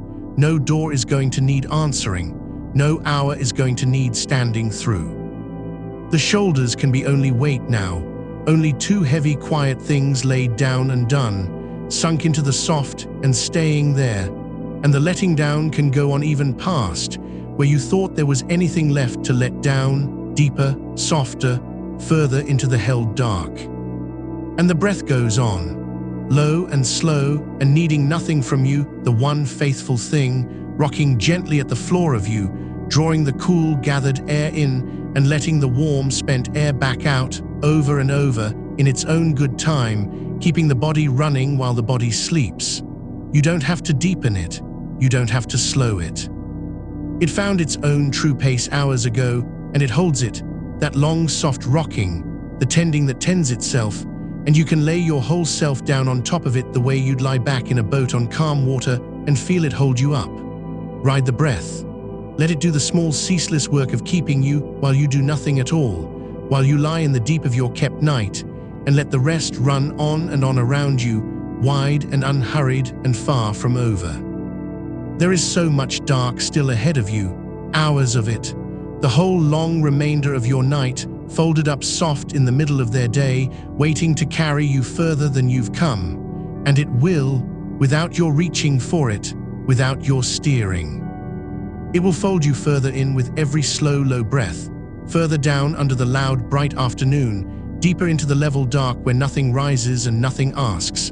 And it will keep you there and hold you there and go on holding hour into quiet hour, while the voice keeps the rim of things and the curtain keeps the light and the room keeps the night and the body keeps the sleep, all of it kept, all of it holding, all of it done for you, so that you have only to lie here.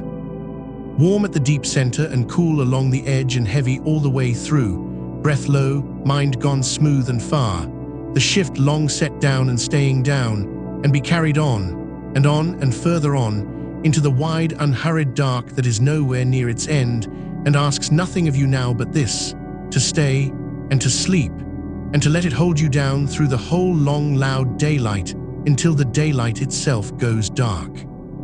And somewhere out past the curtain, the morning has been busying itself without you for a long while now, the way it always does, the way it has every right to, a car door somewhere down the street, brief and metal and gone. An engine turning over cold and settling into its idle. The small human traffic of a world that has decided it is time to be awake and moving. It is going about all of it out there, the whole ordinary machinery of the day, and none of it is for you, and none of it needs you, and none of it can reach the place where you're lying. Those sounds arrive at the edge of the room, the way weather arrives at a window. They touch the glass and they stop.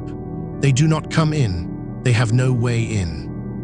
The curtain takes them and softens them and lays them down flat, and by the time whatever is left of them drifts, as far as the bed it is only a texture, only a far grey murmur with no edges and no meaning, something the sleeping part of you notes and lets pass, the way you'd note the sound of rain from under a warm roof and only sink a little further for the hearing of it. Let them be out there, let the day have its day. It can rev and it can call and it can start its thousand small engines, and you are excused from every one of them. You clocked your hours in the dark while they were sleeping. This is the trade, the fair and even trade. They had the sun and you had the quiet dark hours, and now they take the noise and the light and the standing up into it, and you take this, the lying down, the being done, the long-kept dark in the middle of it all. It is yours by right. You earned it hour by fluorescent hour, and no delivery van, and no distant voice, and no bright wedge of afternoon can unearn it for you. So when the next sound comes, and another will come, they always come, that is only what a morning does, let it break against the edge of the room like all the others, and go no further. A knock somewhere that isn't your door, a car that slows and does not stop. The soft mechanical sigh of the world turning over in its bright waking, none of it aimed at you, all of it passing by outside the dark you've made, while the deep, unbothered center of you goes on lying still, goes on breathing low, goes on being held down under it all, untouched. And notice, without reaching for it, how little the body wants from you now. There was a time a few hours back, you may barely remember it. It's gone soft and far when the body was still lit, still humming with the leftover current of the shift, still half-braced as though the next thing might need you at any second. That's ebbed now. That's drained down and out of you the long, slow way, the way a tide goes out over hours without ever seeming to move, and left the shore of you bare and cool and quiet. The alertness that would not switch off on command didn't need commanding in the end. It only needed time and dark and a voice to keep the edges, and somewhere in these long folded hours, it let go of you on its own, the way your grip loosens in sleep without your ever deciding to open your hand. There is nothing braced in you anymore. Feel that softly from far off, nothing cocked and waiting, nothing standing to. The whole tuned-up readiness that the night asked of you has been set down like a heavy coat at the door, and underneath it the body is just a body, warm and plain and tired in the good way, lying in a bed in a dark room while the afternoon builds itself up outside the glass. The jaw has gone loose. The tongue rests soft behind the teeth. The small muscles around the eyes that held so long against the fluorescent glare have given it all up and gone smooth. Even the hands that gripped and steadied and carried and passed things across, have unspooled at last, curled loose and open on the sheet, weighing nothing, wanting nothing done. And the light has moved. It does that while you sleep. It isn't the same light now that leaked past the curtain when you first lay down. The angle of it has shifted, slid across the ceiling somewhere above you, and thinned or thickened at the seam of the cloth, gone from the sharp low gold of early morning to the flatter, higher brightness of the middle of the day. You don't need to look. You wouldn't know it if you looked, with your eyes shut and heavy and glad to be shut. But it has been happening the whole time, slow and patient, the sun climbing its long arc over a world that is wide awake, dragging the shadows around the room a quiet inch at a time, and every inch of it has passed you by. It has not woken you. It has not reached the bed. The curtain has stood between you and the whole climbing brightness of it, and it has held, and it will go on holding, however high that light climbs, however loud the afternoon gets under it. Because the room is doing its work, let yourself feel, in some low, unbothered way, how completely the room has taken your side. The walls close and quiet around you, the dark laid thick and even from corner to corner, pooled deepest right here where you lie. The air gone cool and still and even tempered, neither pressing on you nor pulling at you, just holding at the temperature of rest, that particular coolness the body sinks into and does not want to leave. This is not an accident, and it is not luck. You made this. You drew the dark and you shut out the day, and you built yourself a night out of the middle of an afternoon, a small square of kept midnight with the door closed on the loud world, and the room has kept faith with it, hour after hour, and it keeps faith with it still. Nothing in here is asking you to rise. That's the thing the body finally believes, down in the deep animal floor of it where belief actually lives. For a long time after a night's work, that floor stays unconvinced. It keeps its ears half open, keeps a little charge in the legs, keeps one eye on the door out of an old habit older than any job. But you've been down here long enough now, still enough now, kept safe enough now, that the deep floor of you has finally set that habit down too. It has stopped listening for the call. It has stopped bracing for the rise. It has understood, the slow way the body understands things, that nothing here is coming for it, that the dark is only dark, that the quiet is only quiet, that the weight on it is only the good, clean weight of a body at rest and a blanket laid over, and the whole day held off at arm's length past the glass. And so it has let go the last thin thread of watching, and gone under with the rest of you, all the way under, into the level place. The blanket over you weighs just enough, not heavy enough to notice, not light enough to slip, just a steady, even pressure laid the length of you, along the chest that rises and falls so slow, down over the hips, down the long line of the legs to the feet. A weight that says, without words, that you are covered, that you are kept, that you can stop holding your own edges because something is holding them for you. The body reads that pressure the way it read a hand on the shoulder once, long ago, a signal that says rest, says I've got this, says you can go now. And you have gone. You went a while ago.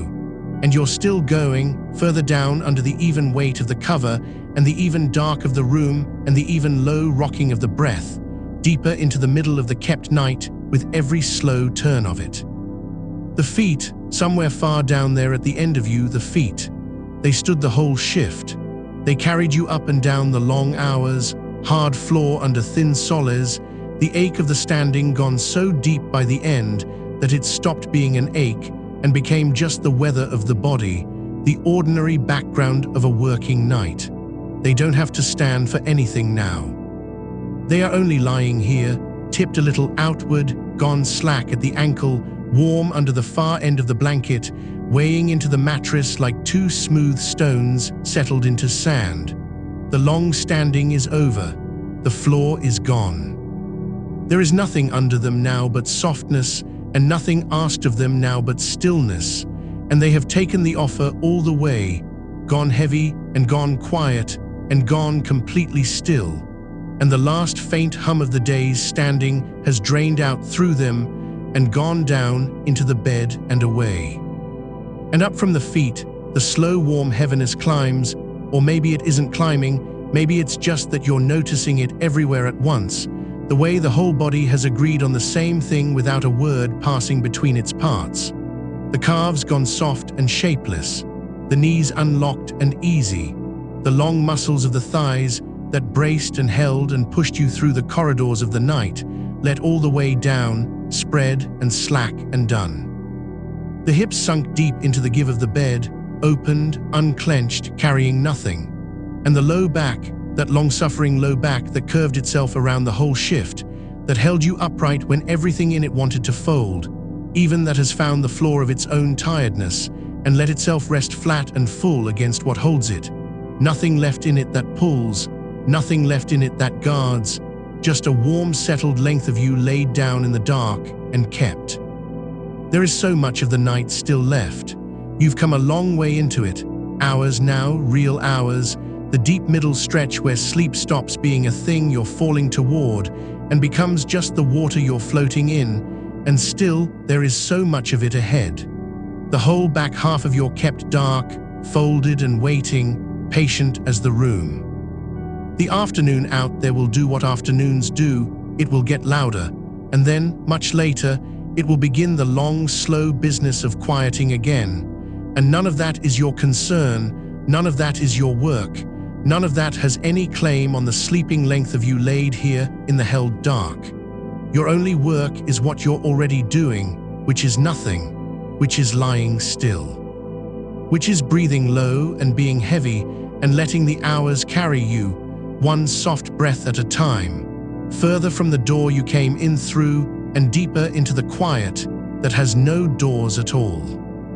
If a sound does come now, and there is time yet in the day for a few more, the small bright punctuation of a world at its business, you already know what it will do. It will arrive at the far edge of the room. It will touch the dark and flatten. It will lose its meaning somewhere in the soft air between the wall and the bed, and by the time it reaches you it will be only a texture in the murmur, only a far-off grain in the wide grey field of the day's noise. Nothing with an edge, nothing with a name, nothing that asks. And you will not rise to it. You will not even surface toward it. Some old part of you that used to leap at every knock will note it, far below, the way a stone at the bottom of a deep pool notes the light way up on the surface, dimly, distantly, without moving at all, and then let it pass on and be gone, and go on lying in the deep where the light doesn't reach and the sound doesn't carry and nothing stirs the settled dark. Because you are the stone at the bottom now, that's how far down you've come. All the day's small weather happens up there, way up on the bright surface, the cars and the callers and the wide climbing light, and you are nowhere near it. You are down in the still cool depth of your own kept night, where the water doesn't move, where the noise thins to nothing before it's halfway down, where the only thing is the slow, low rocking of the breath and the even dark pressing gentle from every side. Nothing reaches this far. Nothing is meant to. You dropped all the way through the loud, bright surface of their day hours ago, quietly, without a splash, and you've been sinking ever since, slow and sure and safe, into the part of the dark that holds the deepest and stirs the least. And the voice stays with you, all along the rim of things, where the room meets the day, the voice keeps its slow, patient watch, so that you don't have to keep any of it yourself. It stands at the edge and takes the sounds as they come. It keeps the curtain company against the light. It marks the hours so you don't have to, counts nothing, hurries nothing, only stays, a low, steady presence at the border of your sleep, turning back whatever tries to reach in, asking nothing of you, wanting nothing from you, there for no reason but to keep the dark hole around you while you rest in the middle of it. You can lean the whole weight of your attention against it and let it hold, the way you're leaning the whole weight of your body against the bed and letting that hold too. Everything that would keep you up has been handed off. The room keeps the night, the curtain keeps the light, the blanket keeps the warmth, the breath keeps the body, the voice keeps the edge. And you keep nothing, you are kept. You have only to lie here in the deep-held middle of it, cool along the surface and warm at the core and heavy all the way through, and let it go on, and on, the long, unhurried carrying, further into the wide dark that is nowhere near done with holding you. The chest rises, slow. The chest falls, slower. The warm, spent air goes out of you long and even and unhurried, out past the loose jaw and the soft-shut eyes and into the cool, still room, and takes with it, each time, one more thread of whatever the night wound tight, one more inch of the standing, one more echo of the glare, one more scrap of the readiness that has no more use, carries it out on the breath and lays it down in the dark and lets it go. And the cool air comes back in, easy, needing no help, filling the low, soft floor of you and settling there, and turns again and goes back out, slower still. And the whole slow tide of it rocks you further under with every turn, deeper into the level place, the still place, the place with no clock in it and no door in it and no day in it. Only the dark and the weight and the breath and the far grey hush of a world you have been excused from. Stay, there's nothing else. There's nowhere to be but here, and no hour to keep but this one, and no work to do but the long, easy work of being carried. The day can climb as high as it likes. It will not find you. The afternoon can fill itself with all its noise and all its light.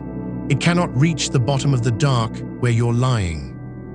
You are down under all of it, deep in your own kept night, held on every side, breathing low, gone heavy, gone soft, gone far, and the night around you is nowhere near its end, and it asks nothing of you now, nothing at all, but to stay down in the deep of it and go on being held, and let the whole loud daylight pass by overhead unheard while you sleep on, and on, in the quiet you made, and the quiet keeps you in. And somewhere past the curtain the light has changed again, without you, the way it does across a long morning, the thin edge that was grey when you lay down gone pale, gone plain, the ordinary white of a day well underway, and none of it is yours to tend. You lay the day down at the door. It goes on brightening out there the way a kettle goes on cooling on a counter in an empty room, a thing happening to no one, watched by no one, needing no witness.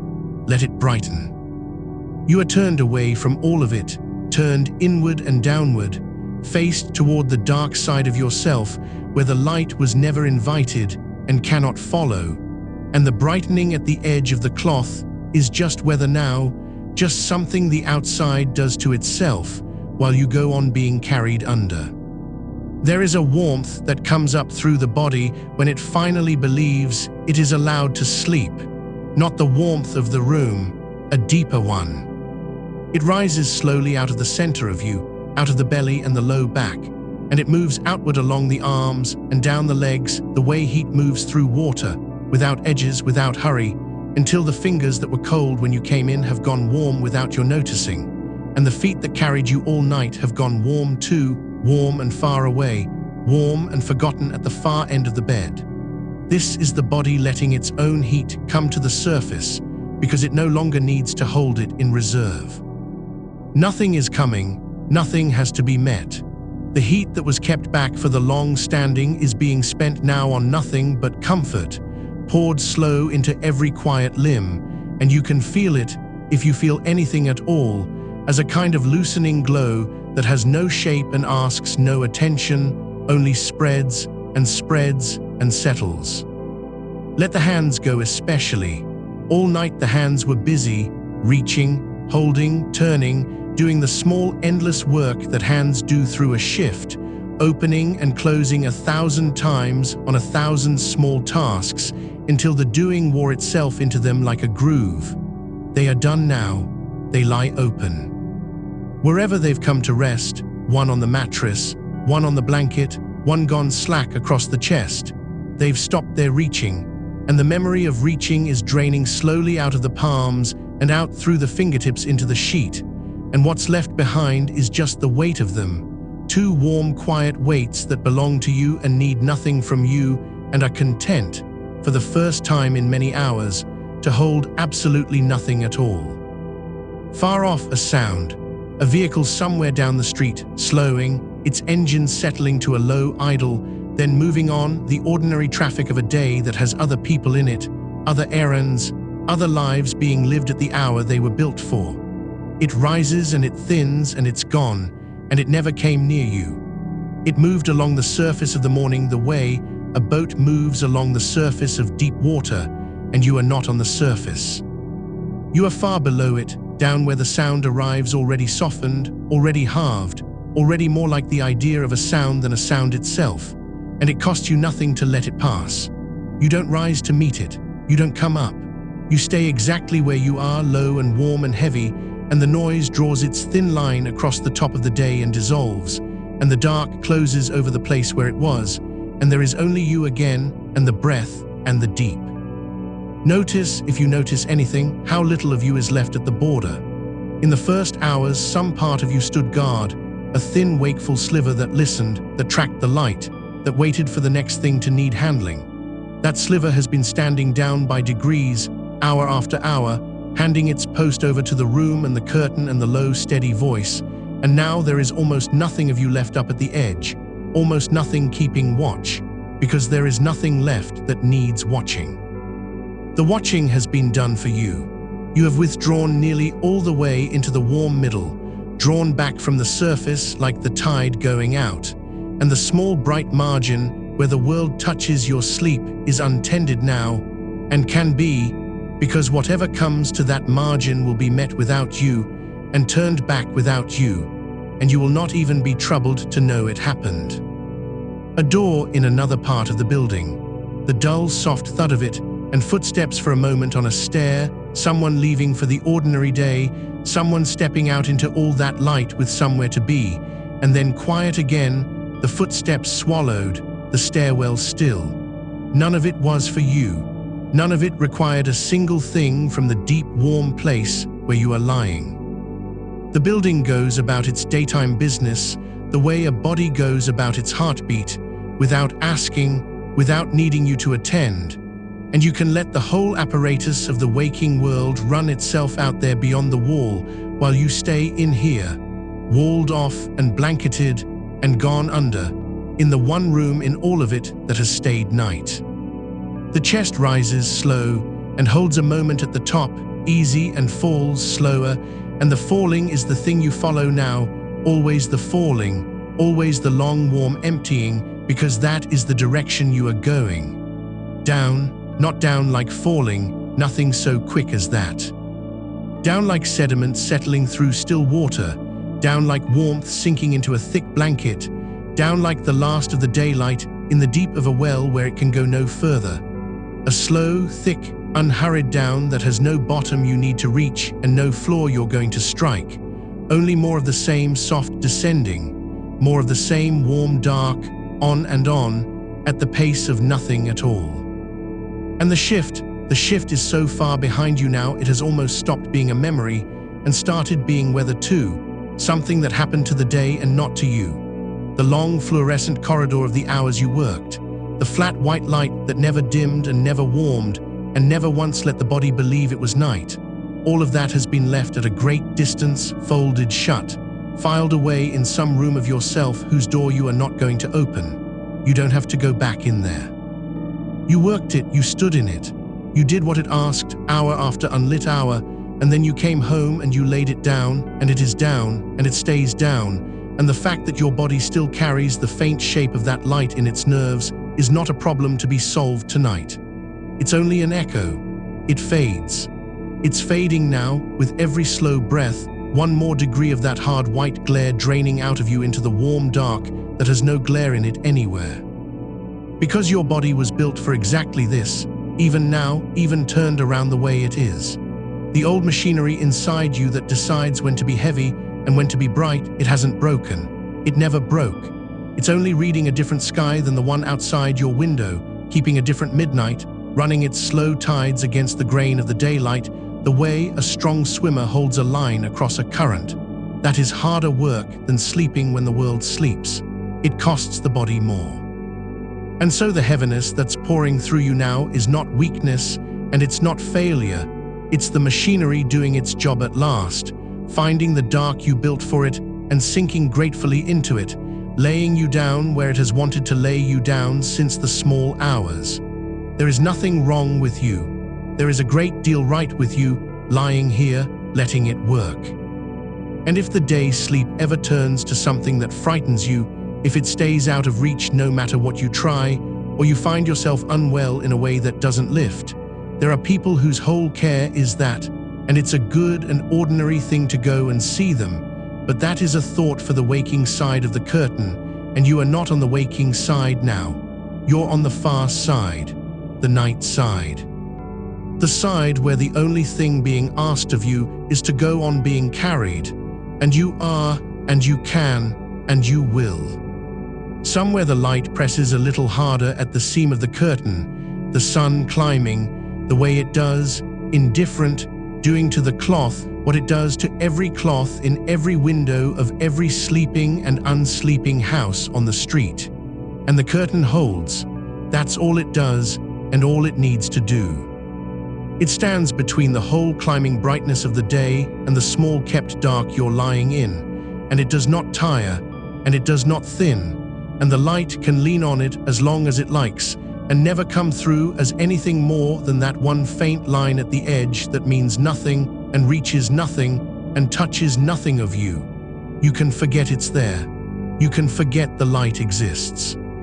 Down here there is no light and no line and no seam, only the even dark, close on all sides.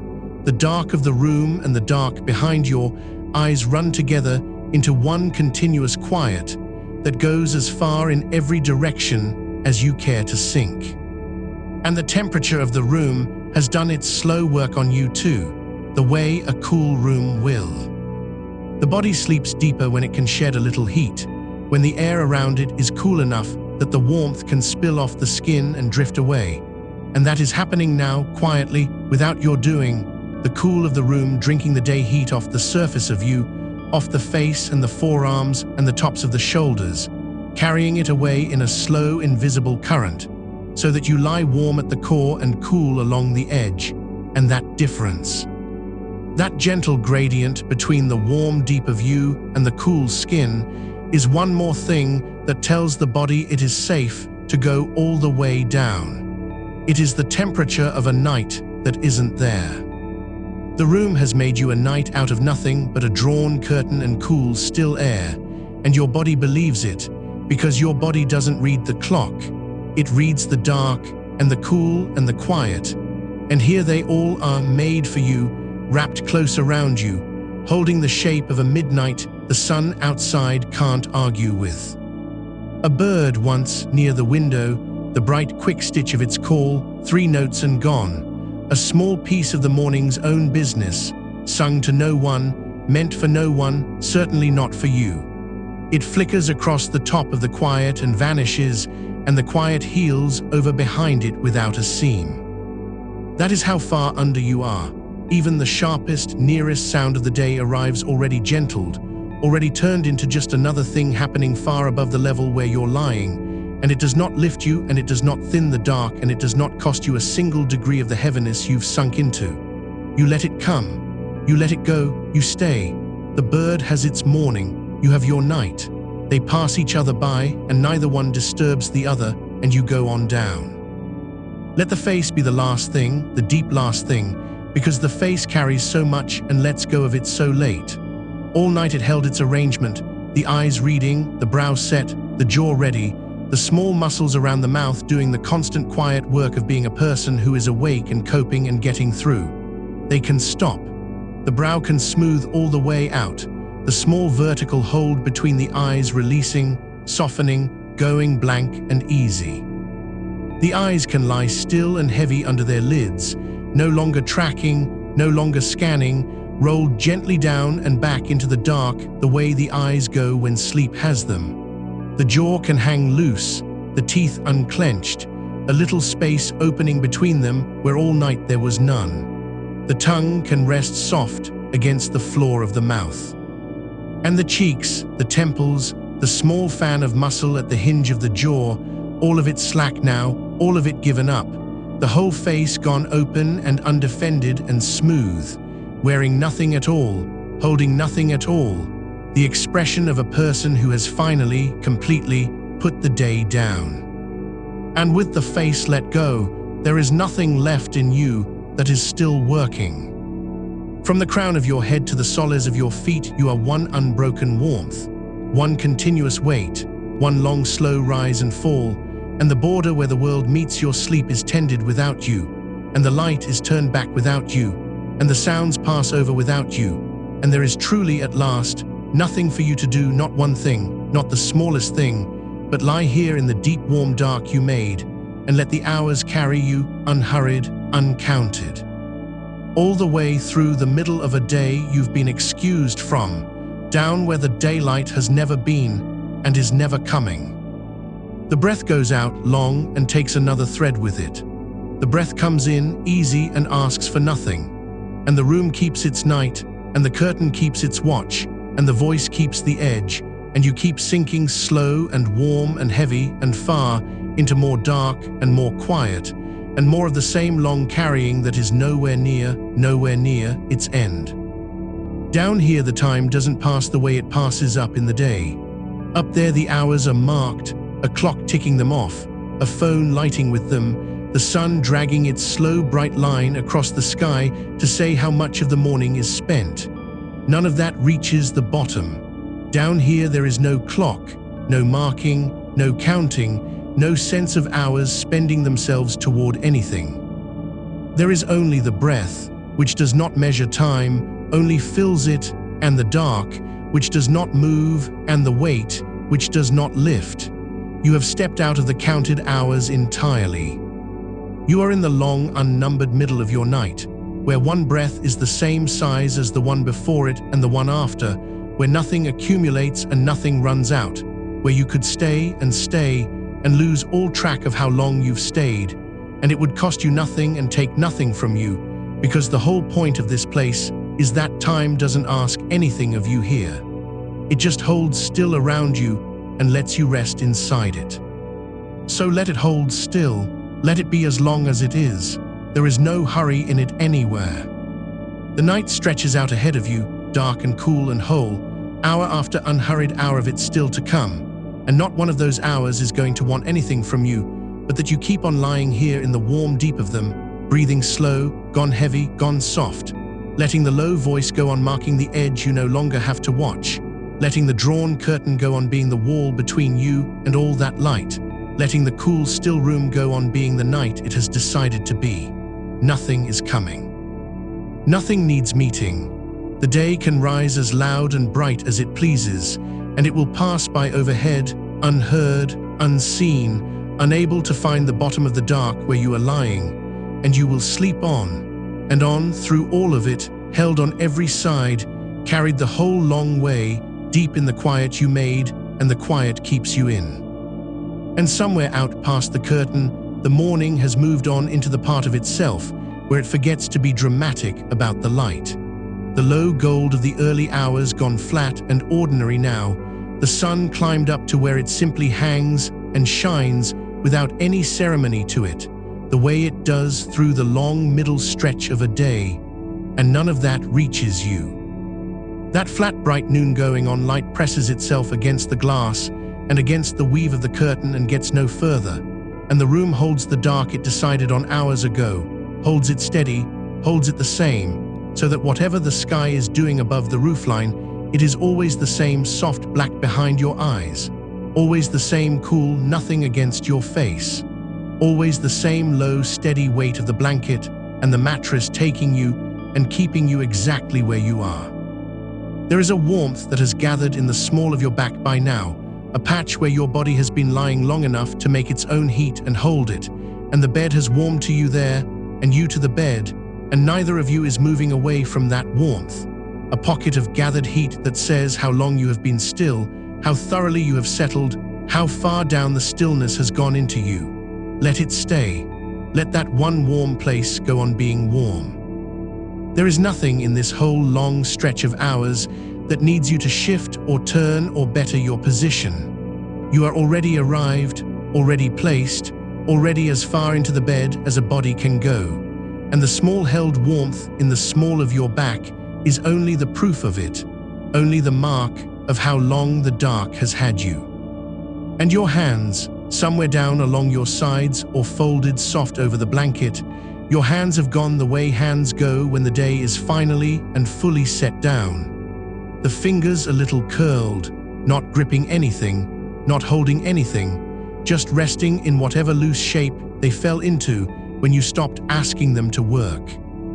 And all through the last stretch of night, all those fluorescent hours, your hands were the part of you that never got to rest, reaching, carrying, checking, steadying, doing the small endless work the shift kept handing them, one thing and then the next thing and then the thing after that, never a whole minute where they were allowed to simply lie open and mean nothing. and now they mean nothing. Now they lie exactly as loose as they please, warm across the blanket, and there is not one more thing in all these hours for them to reach toward. The work has been handed back. The last of it has left the palms, and they can stay just as they are, soft and curled and done, for as long as the dark goes on. Far off, a door somewhere in the building closes, and someone's footsteps go along a corridor and fade, and a lift motor turns over once behind the walls and settles. The sounds of a place that is up and about its afternoon, moving, working, coming and going, while you lie still beneath it all, and you hear it the way you hear weather. It arrives at the edge of you already softened, already far, already the kind of sound that has nothing to do with you and asks nothing of you, and it passes over the top of the dark and keeps going, and it is gone, and the low voice stays down here where you are, underneath all that, holding the floor of the quiet steady, so that not one of those small far noises can get a grip on you or pull you up toward it. Let them come. Let the building do its whole loud daylight business up there. Every closing door is a door closing somewhere that is not this room. Every voice in the corridor is a voice that fades before it can find you. You are lower than all of it, folded down under the day. In the one still place, the noise runs over and cannot enter. There is a way the body keeps a kind of clock without you asking it to. A slow chemistry that used to rise you with the light and set you down with the dark. Back before your hours turned over, back before your nights became your days. And it has not broken. Nothing in you is broken. It has only been turned around, patiently, night after night, doing exactly the sure old work it has always done, only aimed now at a different dark. It is a little slower to trust the daytime dark, that is all. A little slower to believe that this bright noon-shaped hour is really the middle of your night. But it learns, it settles. Every time you lie down into the same made dark at the same turned-over hour, it settles a fraction more, believes a fraction sooner, lets the sleep come a fraction easier. And the leftover charge from the shift, the wired hum you carried in through the door, has long since drained down out of you and left you here, heavy and slow and cool, exactly as a body is meant to be when its night has come. So there is nothing to fix and nothing to force. Your own inner clock is down here in the dark with you, doing its best, doing its steady turned-around work, and all it needs from you is that you go on lying still and let it. Notice, if there is enough of you still awake to notice anything, how little effort is left anywhere in you now. There was a time earlier, hours back, when you first came in off the shift and lay down, when some part of you was still braced, still half up, still keeping a small readiness alive in the muscles, as if the night might not be over, as if something might still be needed. And that readiness has gone. You can feel, if you feel for it, that no part of you is braced anymore. The jaw has let its hinge go loose. The tongue lies soft in the floor of the mouth. The small muscles around the eyes that did so much squinting under the hard white lights have smoothed and stilled. The shoulders have finished the long, slow slide they started when you first lay down, and they are down now, fully down, wide and dropped and heavy against the bed, with nothing propping them at all. There is no held thing left in you. The WHOLE Chinese letter of holding you carried through the night has been set aside, piece by piece, and you are lying here unbraced, unheld, entirely given over to the mattress and the dark and the low going on of the voice. And underneath you the bed goes on doing the one thing it does, which is to take your whole weight and give none of it back, to meet every heavy part of you with an even, patient firmness that never tires and never shifts and never asks you to carry any of yourself. Your head is carried. Your back is carried. The long bones of your legs are carried, and the heels, and the loose done hands, and the warm settled small of your back, all of it held up from underneath so completely that there is nothing left for your own muscles to lift. You could not be more supported than you are. You could not be more thoroughly held. And so the last idea of effort, the last faint habit of keeping yourself together, can go too, can drain down out of you the way the shift's charge already drained. and leave you spread heavy and formless across the held dark, sinking the little that is left to sink. The curtain has one thin seam of brightness along its far edge, where the fabric doesn't quite meet the wall, a hairline of the day, thin as a wire, laid down the side of the dark. And you might have noticed it once earlier, might have let your eye go to it and worried at it, the way a bright line at the edge of the dark can pull at you when you are trying to go down. But it has no pull now. It is only a thin far mark at the outermost edge of a room full of dark, and all the dark inside of it is yours, and the line stays out there at the border and comes no closer, and the voice sits between you and it, and you have long since stopped looking. Let the seam of light keep its narrow place at the edge. The whole broad middle of the dark belongs to you, and that is where you are lying, nowhere near the edge, down in the center of the black, where no line of day can reach.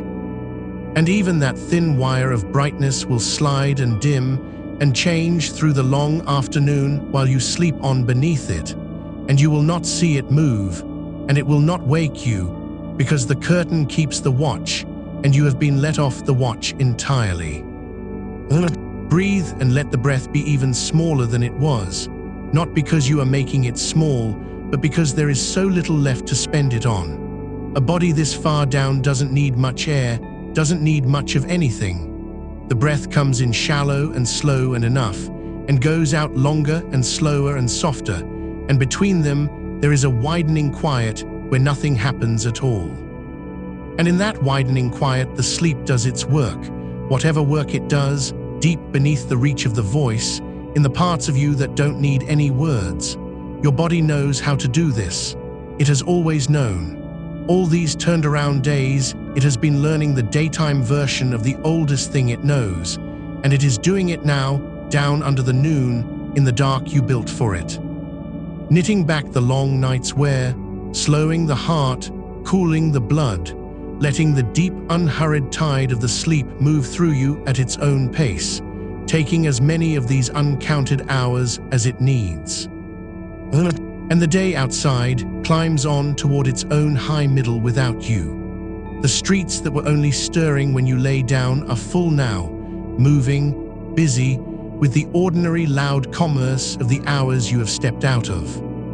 Deliveries arriving, engines idling and pulling away, a bin lorry somewhere grinding through its slow route, voices carrying up off the pavement, the whole bright machinery of a working afternoon running at full turn, and all of it up there, over the roofline, past the glass, beyond the curtain, on the far side of the voice, unable to send even one of its 1,000 sounds down far enough to find you. You made a night in the middle of all that. You drew a dark across the day and laid yourself down inside it, and it held, and it is holding, and it will hold. A small kept pocket of true night set right in the loud heart of the afternoon, walled with curtain and floored with the low voice, and no amount of daylight pressing on the outside of it can thin the dark you are lying in. Every doorbell that will ring in this building through the coming hours will ring for someone else. Every parcel that will be carried up these stairs will be carried past your door and not to it. Every knock, every buzz, every bright chime of the working day is already spoken for, already meant for other rooms, other people, other lives that are running on the daytime clock. And each one, if it reaches your edge at all, will reach it soft and far and finished, and the voice will meet it there and let it by, and you will not have to lift so much as an eyelid to it. There is a border around your sleep, and it is tended. There is a watch being kept, and it is not yours to keep. The whole apparatus of staying safe, of listening for what might be needed, of being ready, set it down, all of it, the way you set down the shift.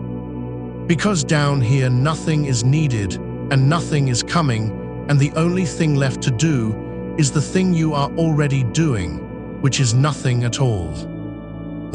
Feel once more and very slowly the great heaviness of yourself. Not a heaviness that hurts or drags, a good heaviness, a full one, the heaviness of a body that has stopped resisting its own weight and let itself lie all the way down into what holds it. Your legs are so heavy they have almost stopped being legs and become just long warm weights sinking into the bed. Your arms have gone the same way, heavy past the point of moving, heavy past the point of wanting to move.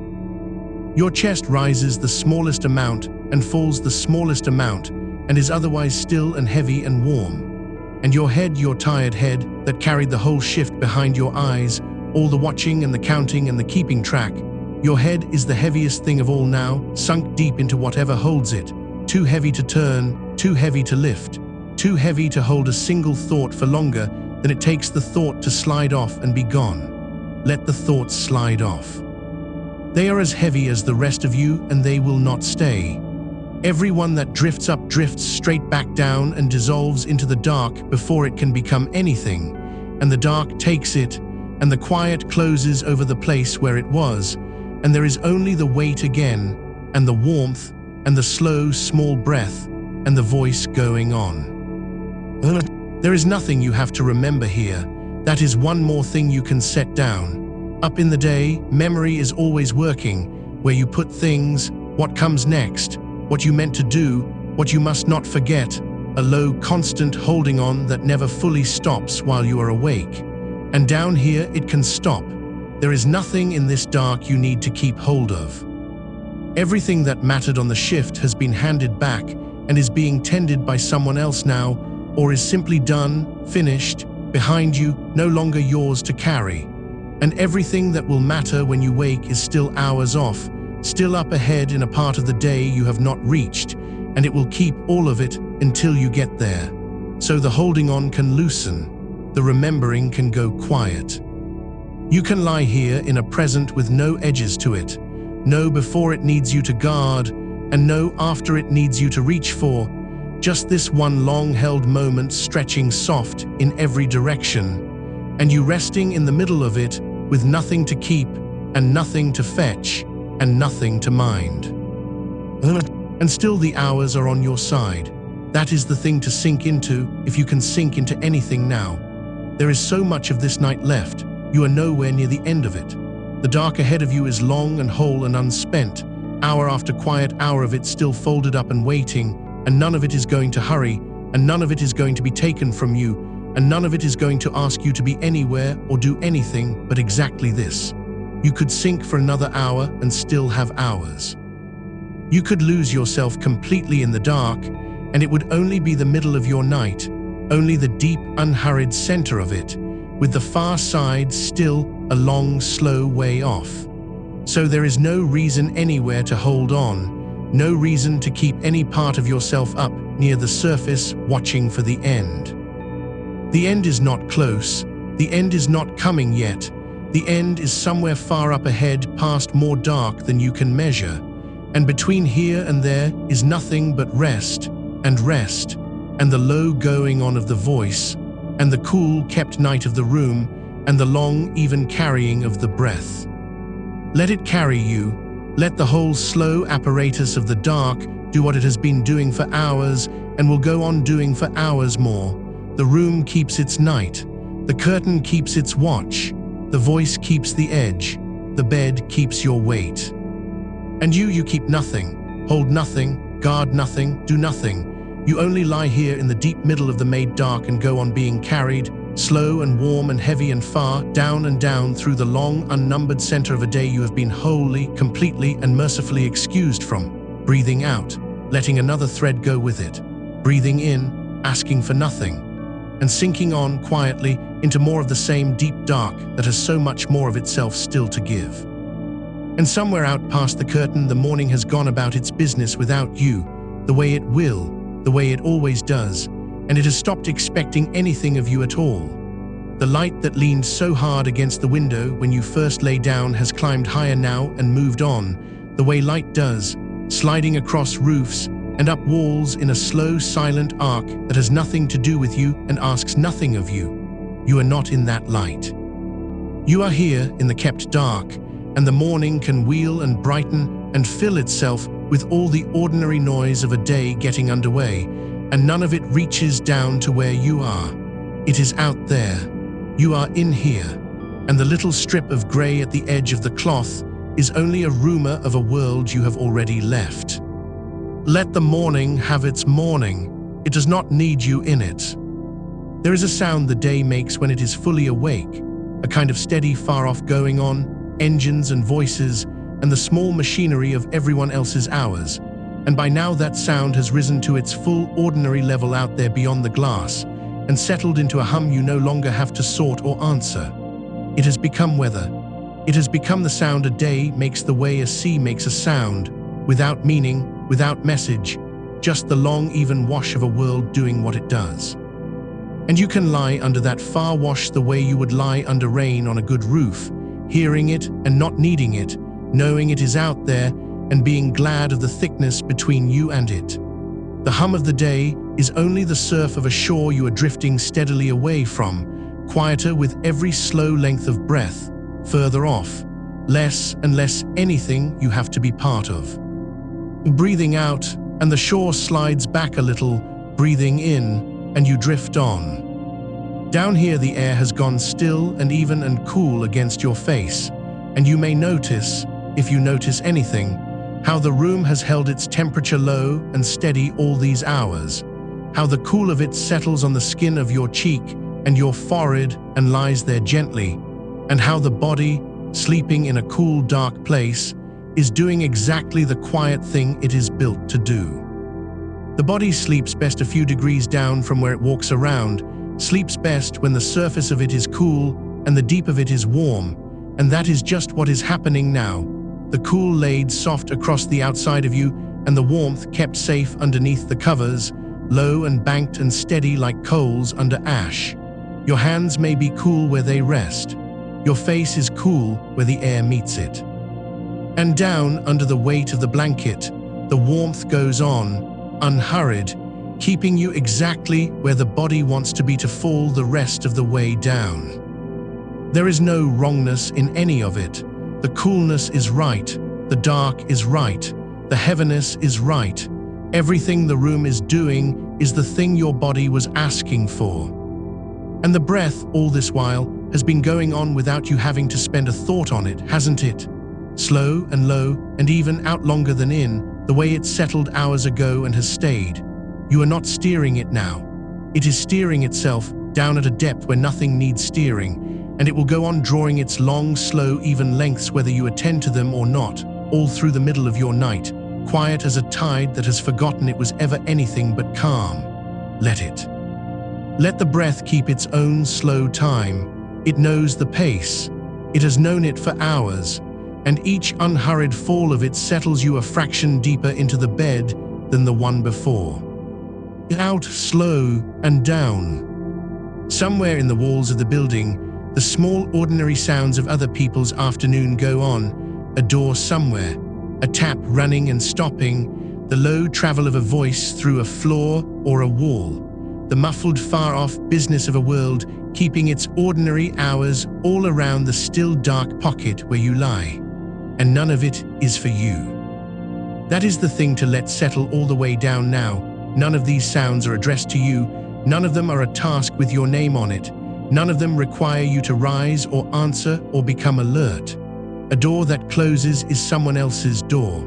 A voice through the wall is someone else's afternoon. A car that slows and stops out on the street is somebody's arrival that is not yours to greet. You can hear the whole soft catalogue of the daytime going on and let every item of it pass by unclaimed, because not one of them belongs to you while you are down here, and the part of you that used to sit up at every sound and check it and sort it, is you at nights, is you all night, is the part of you that had to keep watch over a whole ward or a whole floor or a whole quiet road, ready to move at the first thing that changed. That part of you worked all night. It does not have to work now. You can let the watchman sleep. Nothing out there needs watching. Nothing out there is yours to answer for until your night is done. And if a sound does come nearer, a bell, a knock, some bright small demand from the waking world pressed right up to your door, you already know what it is, and you already know it is not for the sleeping you. It is for the daytime you, the one who is not here, the one who is hours off up ahead and will deal with all of it then, gladly, easily, when the time for it comes.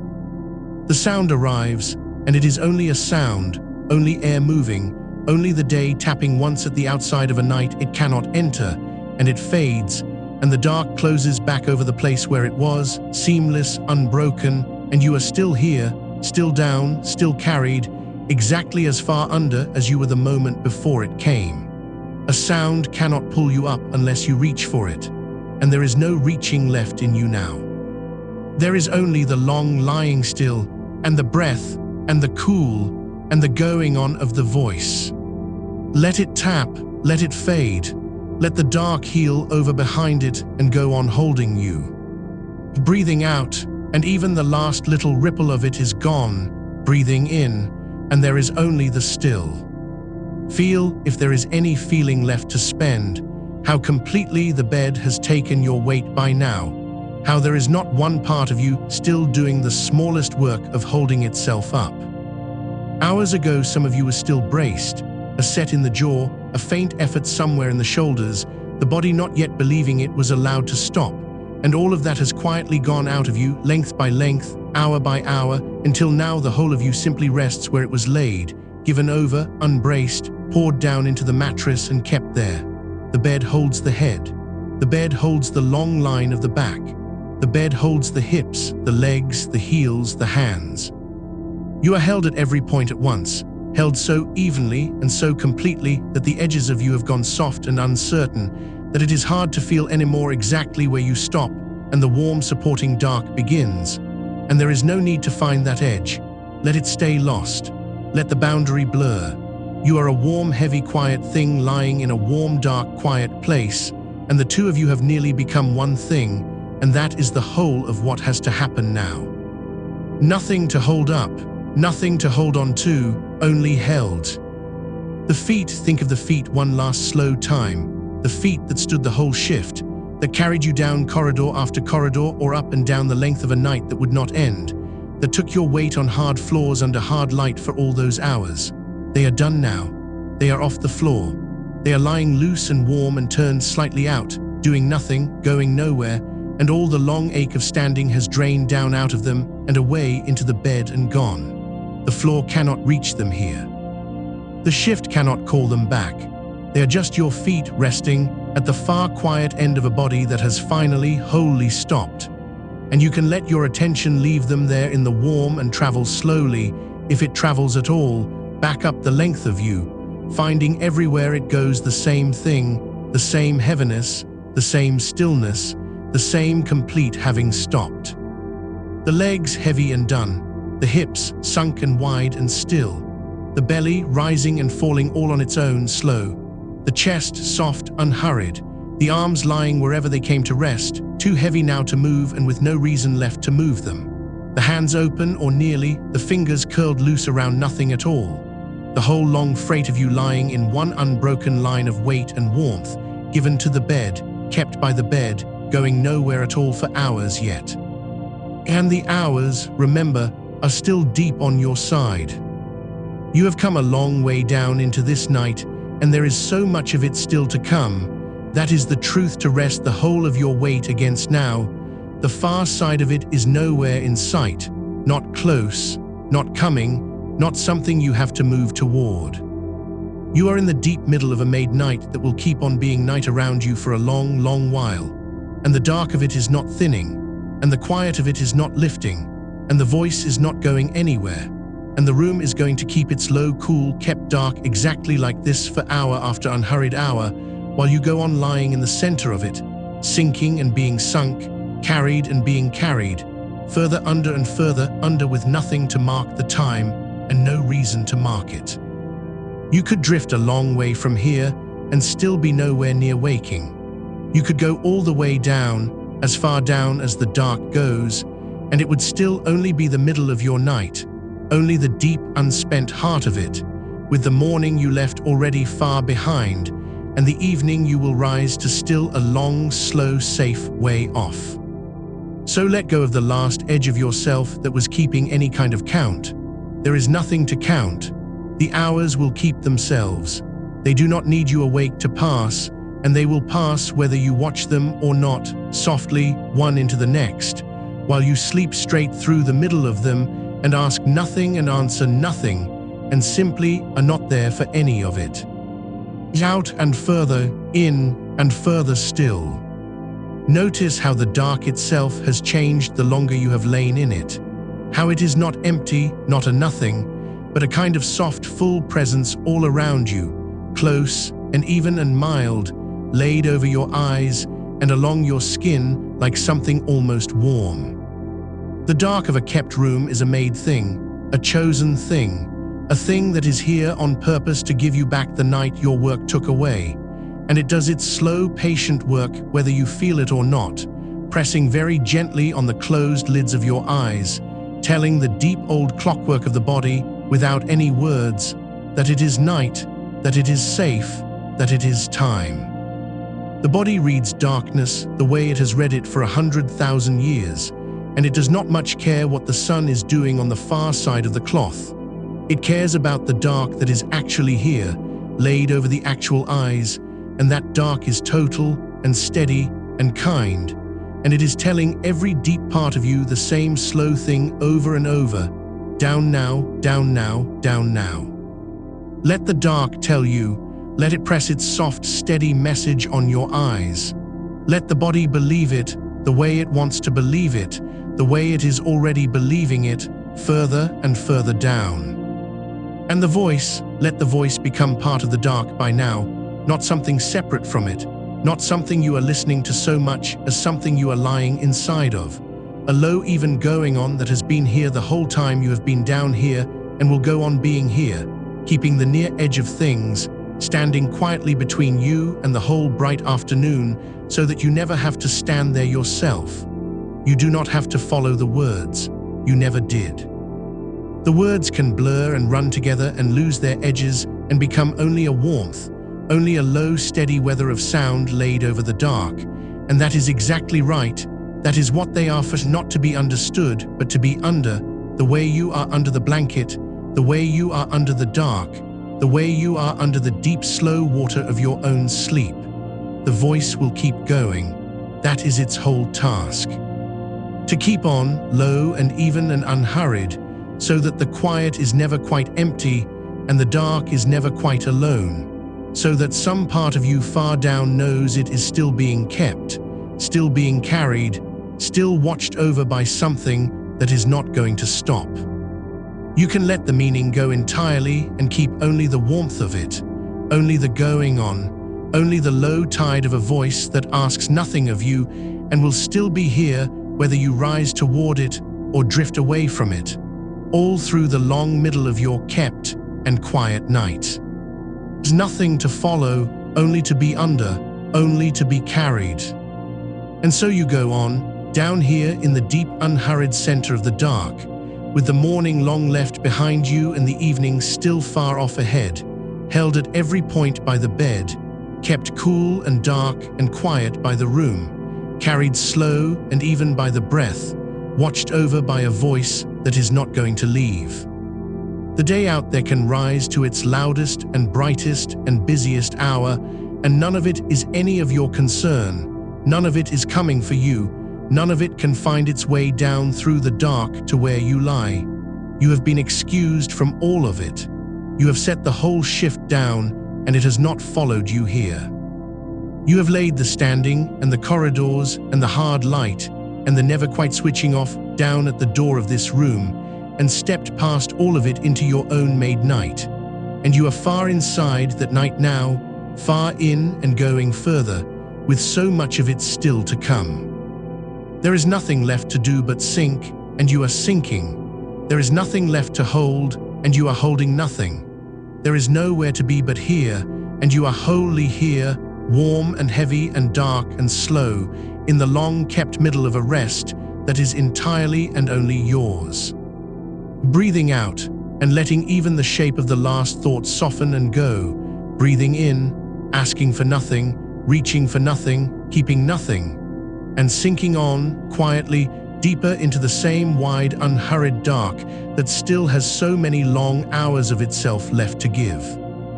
And somewhere out past the edge of all this, the afternoon has turned its long, slow corner without you, the sun that climbed all morning now leaning the other way, its angle changed against the front of the building, its light falling now from a different quarter of the sky. And none of that shift, none of that turning has reached you here.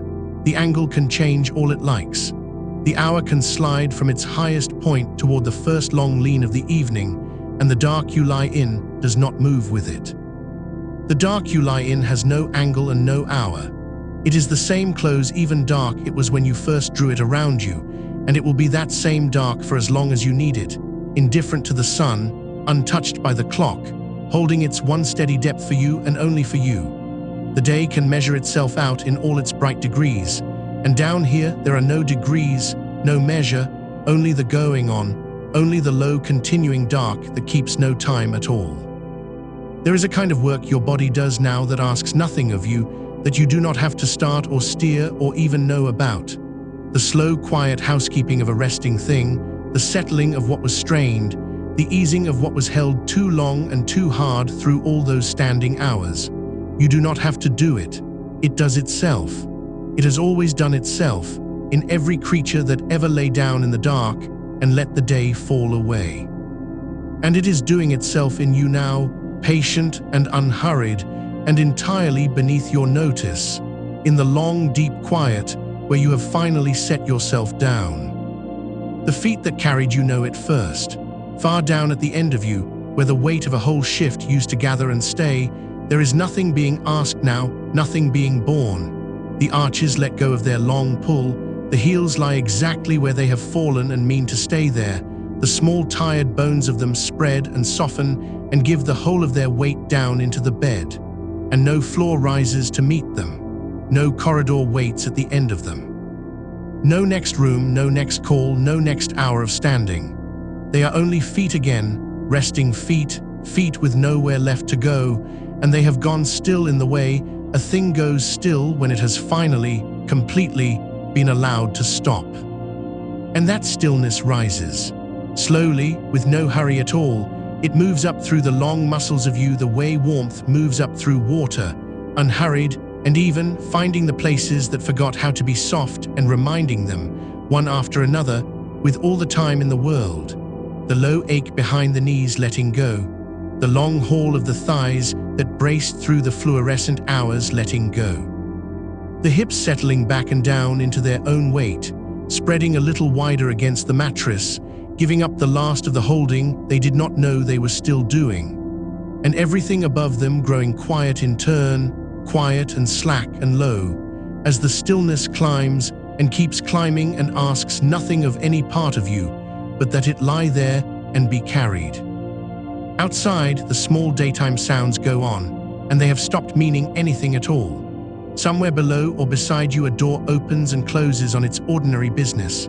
Somewhere a voice says a few words to another voice, and the words go nowhere near you. Somewhere a small engine idles and moves off and is gone, and the going of it is just another soft thread woven into the low weather of the afternoon, no more urgent than wind, no more yours to answer than the sound of a bird would be.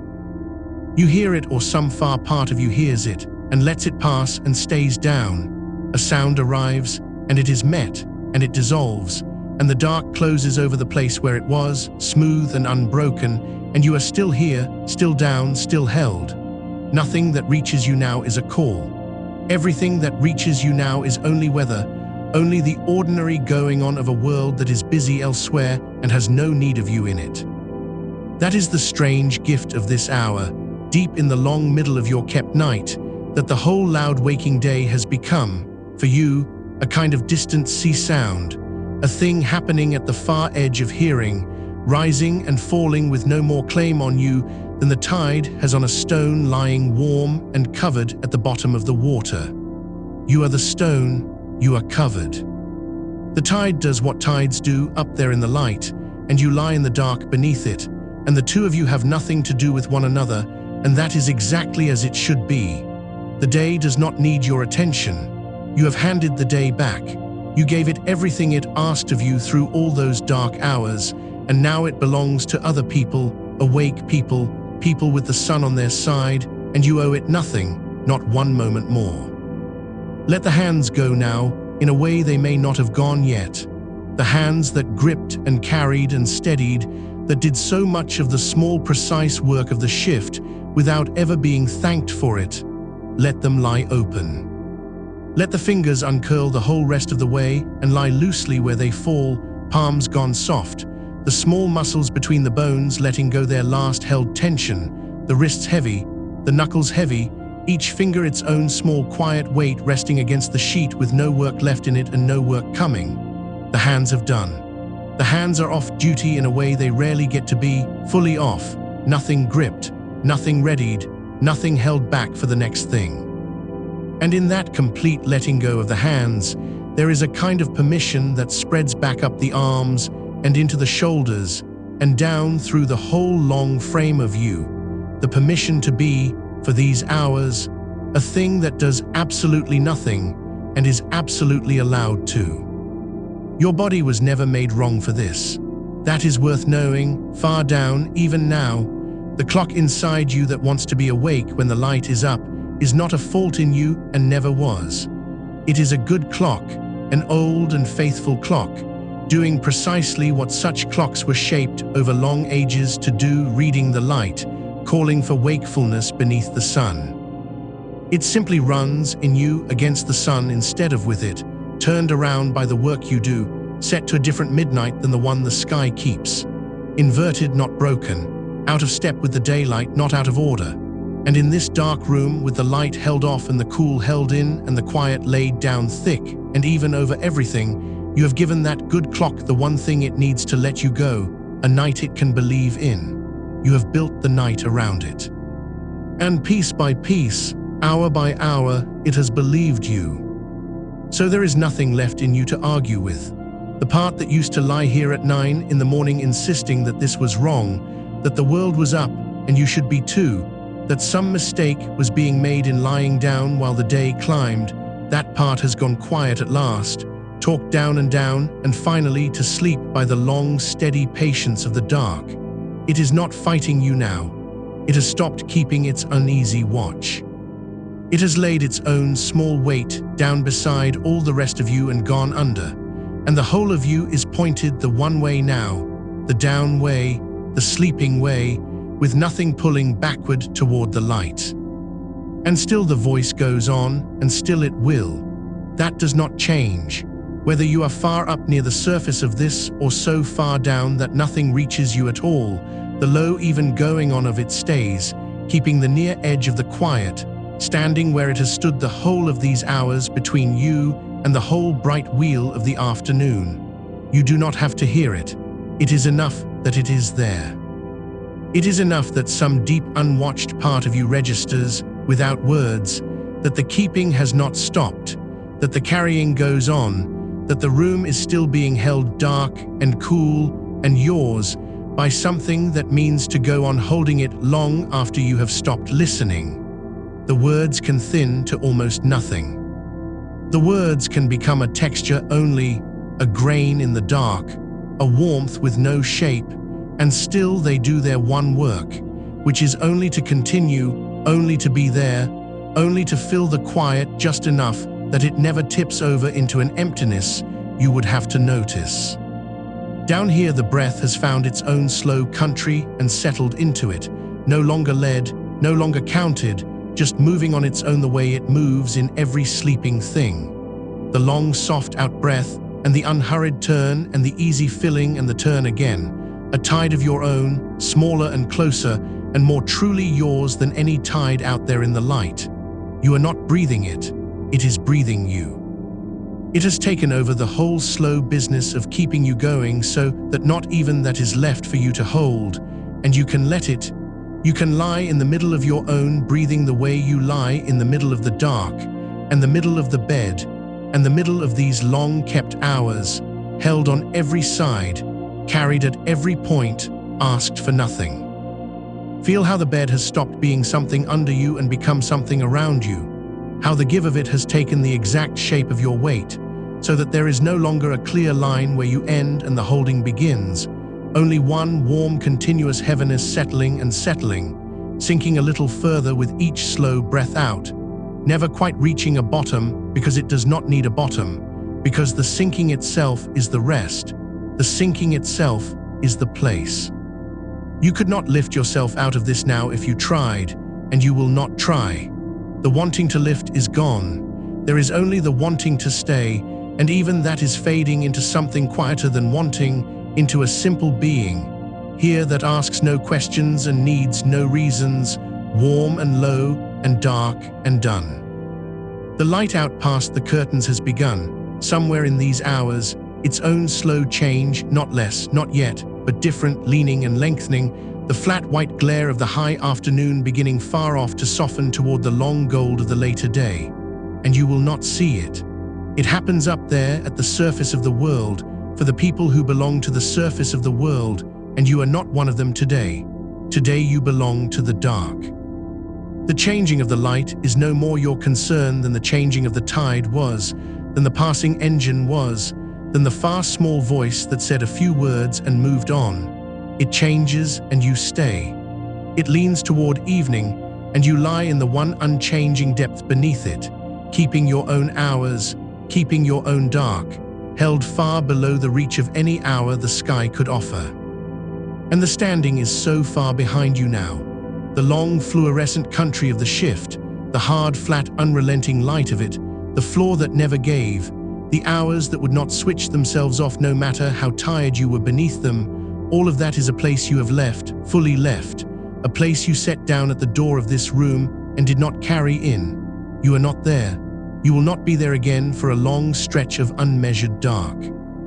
The alertness that would not come down on command has come down anyway, not because you ordered it to, but because you stopped ordering anything, because you lay in the dark long enough and let the voice go on long enough and let the breath slow long enough that the thing simply loosened its grip and slid, at last, off the edge of you and away. It is gone. The keyed up, wired open, still half on feeling you carried in through the door has drained out of you into the dark and not come back. And in its place, there is only this weight and warmth, and the slow tide of the breath, and the low continuing voice, and the deep unhurried middle of a rest with hours of itself still left to give. So there is nothing to reach for.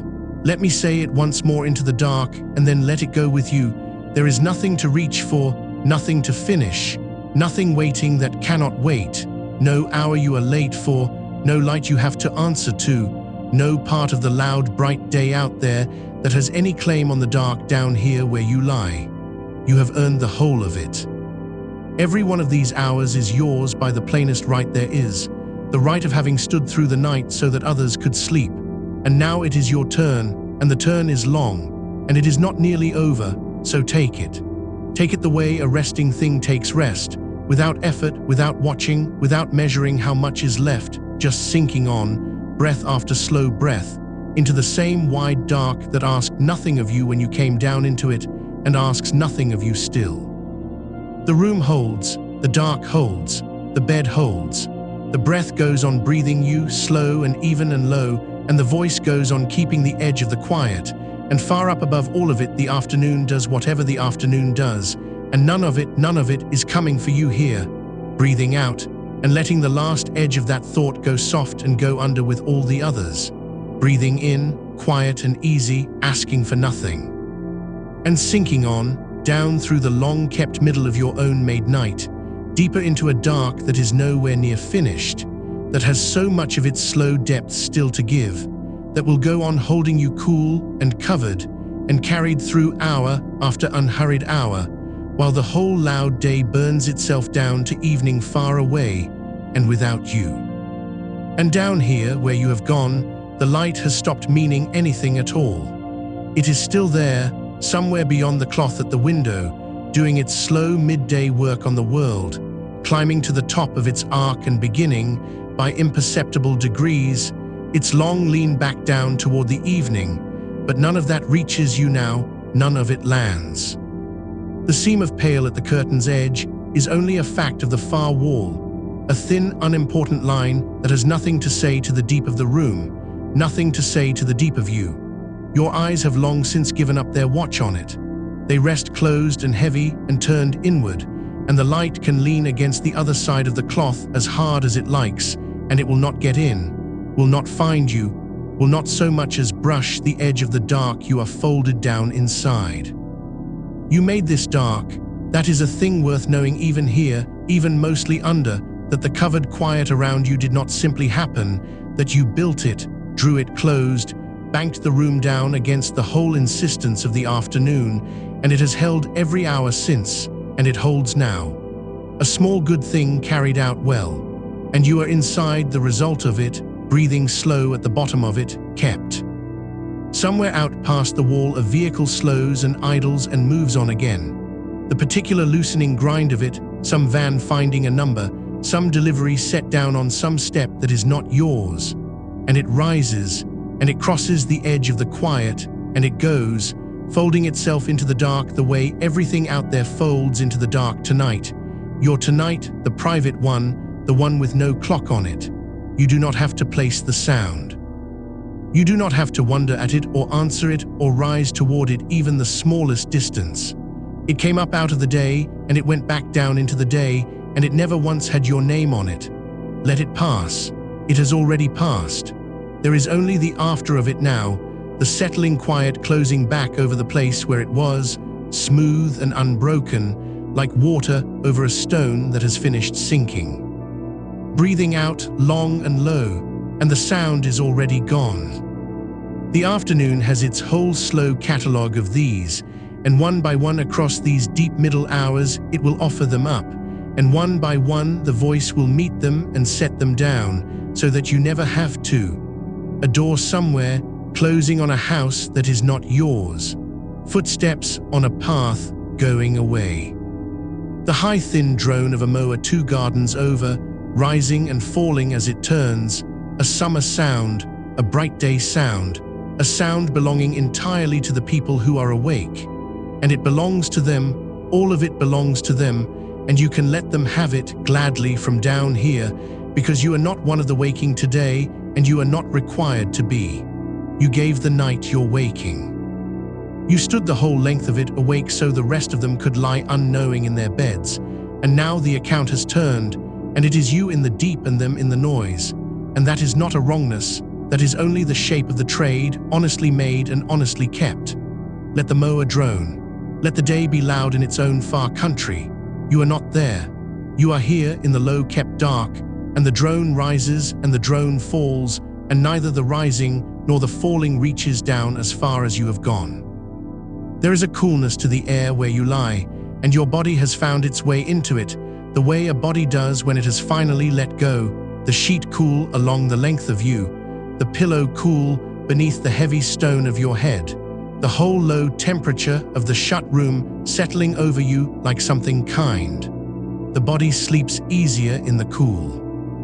It is one of the quiet mercies that day sleepers learn without ever being told, that a room banked down and cool holds you under better than a warm one, that the drop of it is a kind of permission the body reads without needing the words, and you gave yourself that permission when you closed the room down, and now the cool lies along your skin and the warmth lies deep beneath it, in the middle of you, in the slow furnace of the chest, and the belly where the breath keeps its low fire going.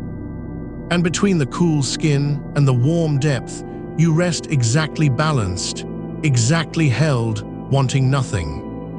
And the breath has become a thing that no longer needs you. You may have noticed, somewhere at the soft edge of noticing, that you stopped doing it a long while back, stopped drawing it, stopped shaping it, stopped counting the length of it out, or timing the long ease of the fall. It breathes itself now. It has taken over the whole slow work of keeping you low and even and unhurried, out and in, a tide that does not need a hand on it, a rhythm older than any effort you could bring, and it will go on exactly like this through all the hours still ahead, whether you attend to it or not. So you need not attend to it. Let it breathe you. Let the tide of it carry the small boat of you on its own, out into the deep and dark and back, out and back, while the far day burns down to its evening, without you, and you feel none of the burning. Down through the length of you, everything has grown quiet in its own way, each part in its own time settling to the same stillness. The feet that stood the whole night on the flat, unforgiving floor lie now utterly at rest, heavy and warm at the far end of you, the ache long since gone out of them, nothing left in them but weight, the good dead weight of a thing that has finished its standing and will not be asked to stand again for a long dark while. And the legs above them, loosened, given over, sunk into the bed with no work left in them, no next place to carry you to, no corridor at the end of them, only the deep still length of them lying easy in the dark, and the long muscles of the back that held you upright through hour after fluorescent hour, that carried the whole weight of the shift and never once got to put it down while the shift was on. They have put it down now fully into the mattress that takes it all and asks for none of it back. The bed carries what the back carried. That is its whole job tonight, and it is doing it, and it will do it for as long as you lie here, hour on hour, so the back can be nothing but soft, nothing but resting, nothing but a warm, loosened weight sinking down through the dark.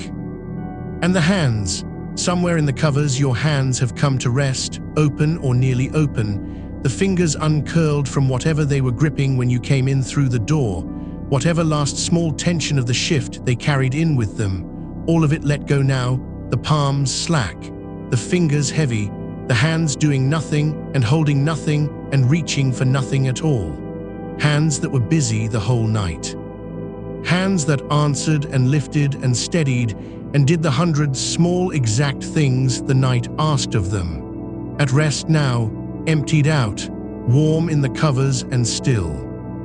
Even the face, even the small tired muscles of the face, around the eyes, across the brow, along the jaw, all the places where the long effort of staying awake against the grain of the body used to gather and hold, even those have let go now, smoothed out, gone slack and easy and untroubled in the dark, the jaw unclenched, the brow unlined, the whole face resting the way a sleeping face rests, given over, unguarded, needing to arrange itself for no one. There is no one to see it. There is nothing to hold it ready for. It can simply be soft, and it is soft and heavy and still, sunk into the cool of the pillow, while the breath goes on breathing you, and the dark goes on keeping you, and the hours go on being yours. Out past the window, the light will have shifted its angle by now, though you cannot see it and would not care if you could. The high hard overhead glare of the true midday has begun, by slow degrees, to lengthen and lean, to take on the first faint warmth of the long afternoon slide, though it is far too early yet for any of that to show as color, far too many hours still, before the day begins in earnest its burning down toward the evening you will wake into. But it has turned. The top of the arc is behind it now. Everything out there is on the long, slow way down toward the dark, moving in the same direction you are moving, toward the same evening. The difference only that the day must travel the whole loud, bright distance to get there, and you have already arrived, already gone down ahead of it into the dark. It is only now beginning to lean toward. You are hours early into the night. You beat the whole sky to it. And you will lie here in your own arrived dark, deep and covered, and done with the standing, while the sky takes its long, slow, ordinary road down to meet you. A sound at the front of the house, the soft clap of the mail slot, a thing pushed through and let fall, the small flat sound of it landing on the floor inside. And it lands, and it means nothing, and it stays exactly where it fell. Whatever it is will still be there, unmoved and unurgent, hours from now, when the night that is yours is finally done. And until then it is only a fact of the hallway, a small paper fact lying quiet on the floor, wanting nothing from you, waiting without impatience, the way everything out there in the loud day is content, tonight, to wait. You do not rise for it. You do not lift so much as an eyelid toward it. The sound came, and the voice met it, and the sound is set down now beside all the others, in the growing soft pile of things that surfaced and were let go, and the quiet closes back over the place where it was, and you sink on, a little further, into the deep, unbothered dark that no small clap of paper could ever reach. This is the thing the voice is for. Not to fill the quiet does not need filling, but to stand at the edge of it all these hours between you and the day, so that each sound the afternoon sends up finds the voice first and never has to find you. The van, the door, the mower, the slot, the far bright ordinary noise of a world going about its middle-of-the-day business. The voice takes each one as it comes, meets it, names it, sets it down, and lets the quiet seal back over, so that down where you lie there is only ever the low continuing murmur and the slow tide of the breath and the deep-held dark, hour after hour, unbroken. You do not have to keep the watch is kept. Someone is standing at the edge of your night the way you stood at the edge of theirs, and you can let go all the way down into the middle of it and trust that the edge will hold, because it is holding, because it has held every hour so far, and it is holding now. And your body knows this, even asleep or nearly. It has stopped bracing. You may remember from other days, from harder days, the way the body used to lie in the daylight coiled and half ready, one ear still up, some part of it never quite believing it was allowed to fully go, the leftover charge of the shift still humming in the arms, the mind still turning over the last hours of the night, the whole system refusing, against every wish, to accept that the sleeping could begin. That is not tonight. Tonight the body uncoiled a long time ago, the ear came down, the half-readiness dissolved. The charge drained off into the dark and did not come back, and the mind slowed and thickened and finally stopped its turning, and somewhere across these deep middle hours, the last of the not quite believing gave way to this, the full soft belief of a body that has finally been convinced, all the way down, that it is safe to sleep, and safe to keep sleeping, and safe to go on keeping sleeping for hours yet, through all the bright loud middle of a day that has no claim on it at all. Your clock is not broken, it never was. It is only turned, only running its faithful old circle a half turn out of step with the sun, keeping its own true time in its own true way, and tonight, in the dark you made, it has been allowed at last to run the way it wants to run, to fall when it wants to fall and rest when it wants to rest, undisturbed. That is all this quiet is. Not a fight won against your body, but a fight finally set down. The room made dark enough and cool enough and quiet enough that the old faithful clock could simply do what it does. And it is doing it, turning you down and down through the long, low arc of its rest exactly as it was always able to, if only the day would let it. And tonight the day is not being let in. Tonight the day stays out past the cloth at the window, and the clock turns, and you go down with it, easy and unbroken, into the deep of a rest that is not stolen and not fought for, but simply, at last, allowed. So there is nothing left to do but be carried. The breath carries you, the dark carries you, the bed carries the whole long weight of you, and the voice carries the edge of the quiet, and the slow-turned clock carries you down through hour after unhurried hour, and not one of these things needs anything from you in return, not effort, not attention, not even the small work of believing in them. They hold whether you believe or not. They are holding now. And far away, in its own bright country, the afternoon leans a fraction further down its long slope toward the evening, and a mower falls quiet somewhere as someone finishes and goes in, and a van finds the last house on its round, and the ordinary loud machine of the daylight world turns over and over without you, wanting you for nothing, missing you not at all, content to let you lie exactly where you are, down in the cool, kept dark, deep in the middle of your own made night. With so many slow hours of it still to come, still to give, still folding out ahead of you unhurried and unmeasured and entirely, entirely yours. Breathing out into all that dark, and the out-breath goes on longer than you could have made it go, longer and softer and lower, sinking as it goes. And there is no in-breath to wait for, no next thing to reach for, only the slow tide taking it back on its own, in its own time, without you. And you sink on, further down the long-turned arc, deeper under the cool and the quiet and the covered dark, while the far day burns itself slowly and harmlessly down toward an evening that is still hours and hours from here, and none of it is coming for you now. And the house has learned you're quiet now. It has settled around you the way a house does in the long middle of an afternoon, its small tickings and its settlings gone soft, its warmth spread even through the rooms you are not in, holding the one dark room at its center like a held breath that never has to be let go. The walls stand between you and the brightness, and they ask nothing. The floor holds the bed, and the bed holds you, and none of it stirs. Somewhere a pipe cools and shifts a fraction and is still again, and that small sound is not for you, does not reach for you, only passes through the far edge of the quiet and is gone, folded back into all the other unremarkable sounds of a building, keeping its patient watch, while the one inside it sleeps on through the day. You do not have to track any of it. That is the deep mercy of this hour.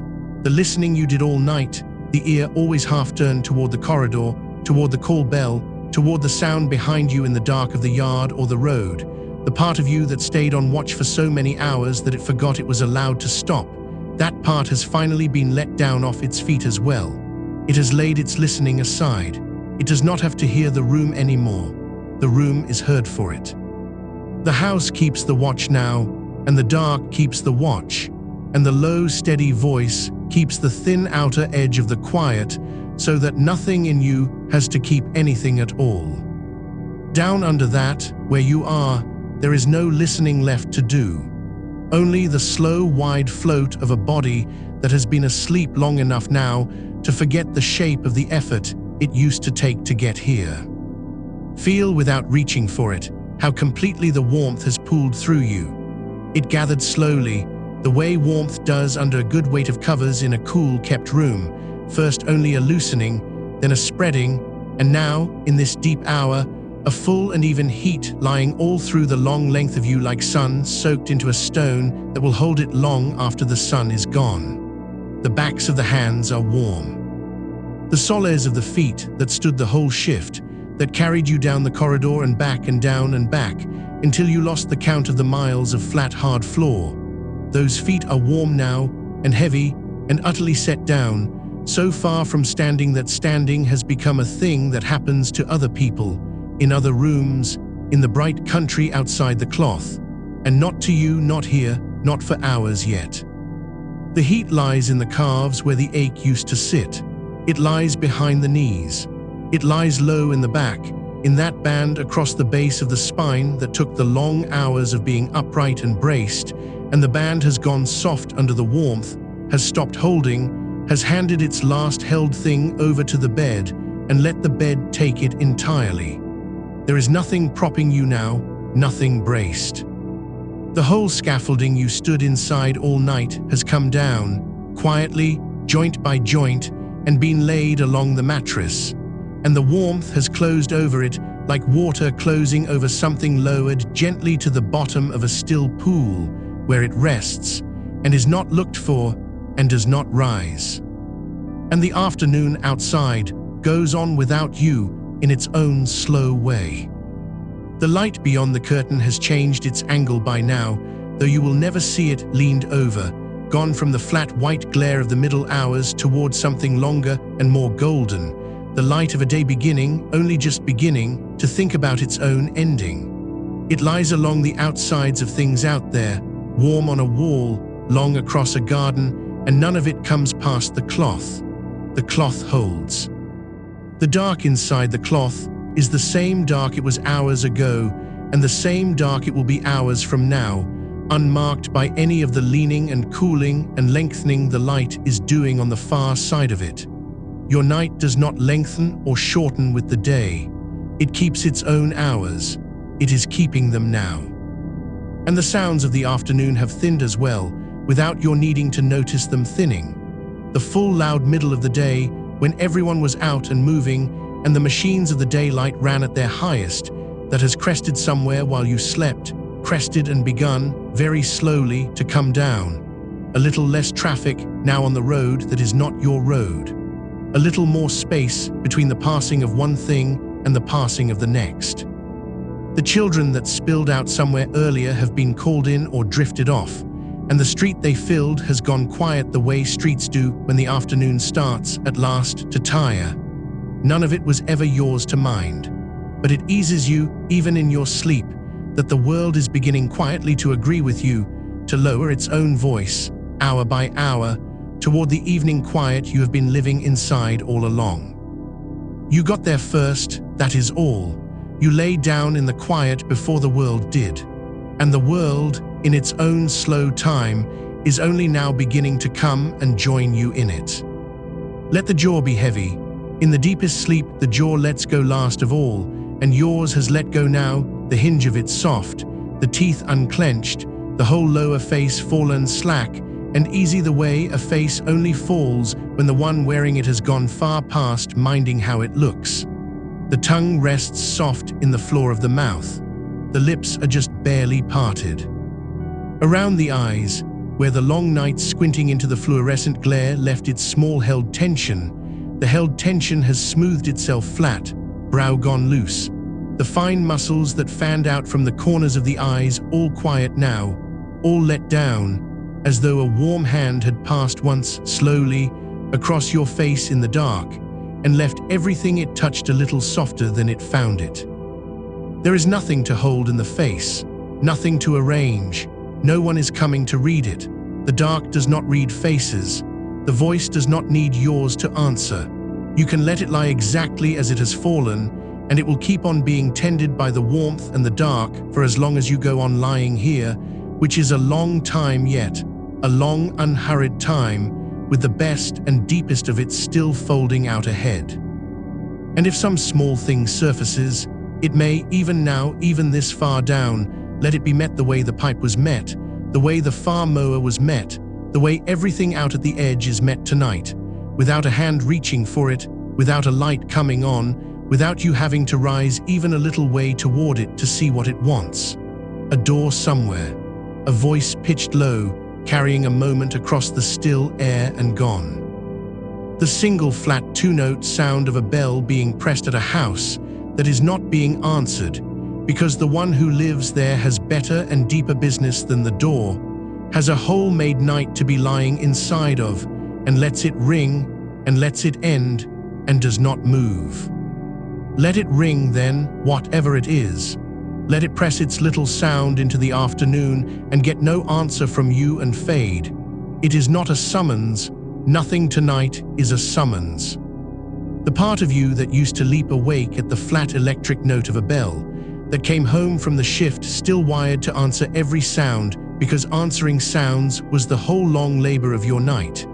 That part can lie still through this one, and the next one, and every one that comes, and learn, sound by unanswered sound, that here in the dark you made, the bells are not for you. The knocks are not for you. The deliveries find their houses and leave their parcels and drive on, and not one of them, not one, has any business with the quiet room where you are lying, or any power to reach the deep place you have gone down into, hours under the surface of the loud, bright, ordinary day.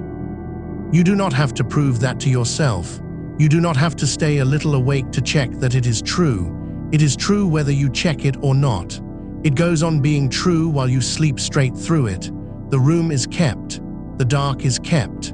The watch is kept for you by things that do not tire, and you are excused, wholly excused, from the keeping of anything at all. Feel the weight come again, that slow settling weight that has been deepening through you hour on hour, a little heavier each time the breath goes out, until now the whole of you lies pressed so gently and so completely into the give of the bed that there is no longer a clear line where you stop and the holding begins. The shoulders have spread. The spine has lengthened and softened along its whole slow curve. The hips have let their last weight down. And underneath all of it, the mattress has taken the shape of you and holds it, exactly, tirelessly, the way still water holds the thing it has closed over. No effort in the holding, no strain, only a patient upward steadiness meeting the full downward weight of you and answering it everywhere at once, so that you can be as heavy as you truly are and still be perfectly, entirely carried. And being carried, there is nothing to do but go on being carried. The breath does not need you. It has found its own long, slow shape and it keeps it, the out-breath spilling away soft and unhurried and low, sinking as it goes, and then the quiet turn and the next breath drawn in on its own without any asking, small and even, and let go again into the dark. You are not breathing it, it is breathing you.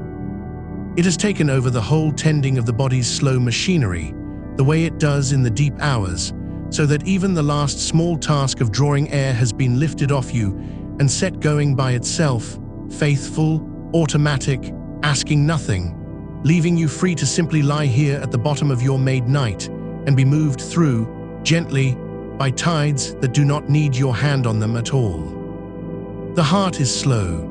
It has come all the way down from the pace it kept through the shift, the braced quick pace of a body that spent long hours being ready, and it is slow now, and easy, a long soft beat with room around it, keeping its patient time down in the warm dark of you the same way the slow-turned clock keeps its patient time down in the warm dark of the night you built. They are running together now, the heart and the clock, both of them slow, both of them true, both of them turning you gently on toward hours of rest that are still, even now, mostly ahead of you and not behind. Because you are not near the end of this, let that settle through you down where you can feel it without waking to it. You are far from the end.